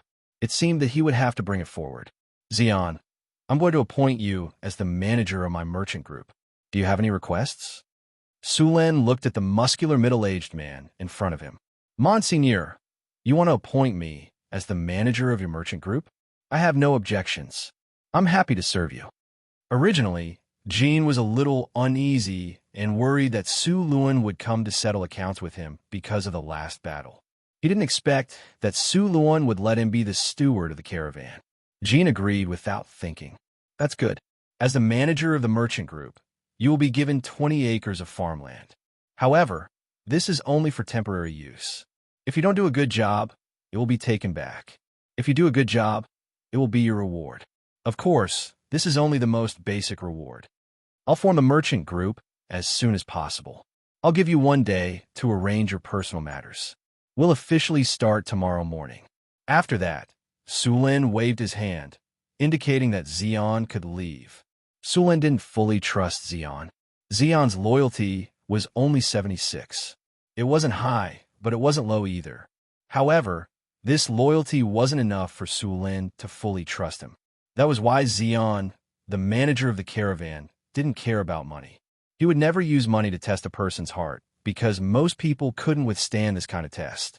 The best way was to set up a reasonable system to prevent such situations as much as possible. 1,500 Kinner Sulen were given to Johnson for safekeeping. He was going to let Johnson be the leader of the guards of the caravan. Johnson's loyalty had already reached 100%. He was loyal to him and would never betray him. With Johnson in charge of Kinner, Sulen could rest assured. Other than being the captain of the guards, Johnson was also tasked with monitoring Xian. As for the other guards of the caravan, Sulen had already prepared them. The next morning, the camp became very lively. The barbarian warriors who had left with Owen 2 days ago had all returned. What about Owen? Sorry, I've already given him to you. It's your own fault for not looking after him. You can't blame me for this. Even if Owen came back to ask for him, Owen wouldn't admit it. Besides, neither side had left any written evidence when they made the deal. He could only hold his nose and admit it. He didn't have the guts to fight with Sulen. With the military power of Sulen's territory, Sulen could easily wipe out his caravan 3 times without breaking a sweat. So this time, he had lost both the woman and the money. Who gave you the courage to come to my territory and steal from me? What do you mean you want to return the money? Why should I return the money I swindled? Of course, He could also use Marquis Chrisman's name, but if he did that, his career as a manager of the caravan would be over. The nobles wouldn't care if you were swindled or not. Once they found out that you had caused a huge loss to the merchant guild, the first thing they would do was ask you to pay up and kick you out. Sulen was completely fearless. These barbarian warriors who had just returned were the guards of the caravan. The carriages that were used to transport supplies were also there. Xian and the others took 20 carriages and left the territory, heading towards Cult. The carriages were also filled with all kinds of furs that they had harvested from hunting in the territory. When they returned, the territory's population would explode. Ding! Territory Dungeon Quest unlocked. A giant tiger has appeared near your territory. The tiger's existence threatens the safety of the territory's residents. Please eliminate the tiger as soon as possible. Suddenly, the Empire's war game system notification rang in his ears. Sulen was slightly stunned. Territory Dungeon Quest? After hearing the system notification, Sulen immediately switched out the system interface to check. Dungeon Quest. Eliminate the giant tiger that invaded your territory. Reward. Generous reward. The system gave very few notifications. Sulen looked at it for a while and remembered that wild monsters would spawn in the wild every once in a while. This territory dungeon should be one of them. In the game, these wild monsters would usually drop some good items. Boss, we're missing 3 cows. Sulen had just closed the system interface when a barbarian warrior hurried over. What happened? Boss, when Jonathan went to herd the cows today, he noticed that the number of cows was wrong. 3 cows were missing, and there was a huge gap in the fence. We don't know what kind of animal attacked the cattle pen. Monster attack. Sulen was slightly stunned. Then, he suddenly thought of the dungeon quest. Could this be a clue to the quest? Thinking of this, Sulen did not delay and immediately got up to go to the cattle pen. The cattle pen was outside the camp. If he let these wild cows stay here, his camp would probably become smelly in a few days. Therefore, he specially marked out an area outside the city and used logs to build a cattle pen. At the same time, he arranged for people to look after it. When he arrived at the cattle pen, Sulen quickly saw the damaged fence. He saw that the logs that were half a meter thick had been broken by a huge force. The surrounding fence was also broken into pieces. The scene was a mess. The logs used to build the fence were very sturdy. To destroy it to this extent required a very strong force. Even the barbarians could not compare. When he came closer, on the grass beside the fence, there were a few large paw prints on the ground. Seeing this, Sulen could confirm that the destruction of the cattle pen was caused by the giant tiger mentioned by the system. You guys go find some wood and repair this place. Sulen ordered the others to repair the cattle pen. He himself followed the clues on the ground and prepared to search. There were many paw prints on the ground. They looked like cat paw prints, but these paw prints were many times bigger than cat paw prints. The paw prints extended outwards. Following the paw prints, Sulen quickly arrived in the wilderness. At this time, the paw prints were damaged by other animals and had become a little blurry. However, he could still distinguish them. Soon, Sulen followed the paw prints to a forest. You're tuning in to the Eternal Immortal Ballad YouTube channel. Don't forget to subscribe and join us on this journey to catch the most captivating stories.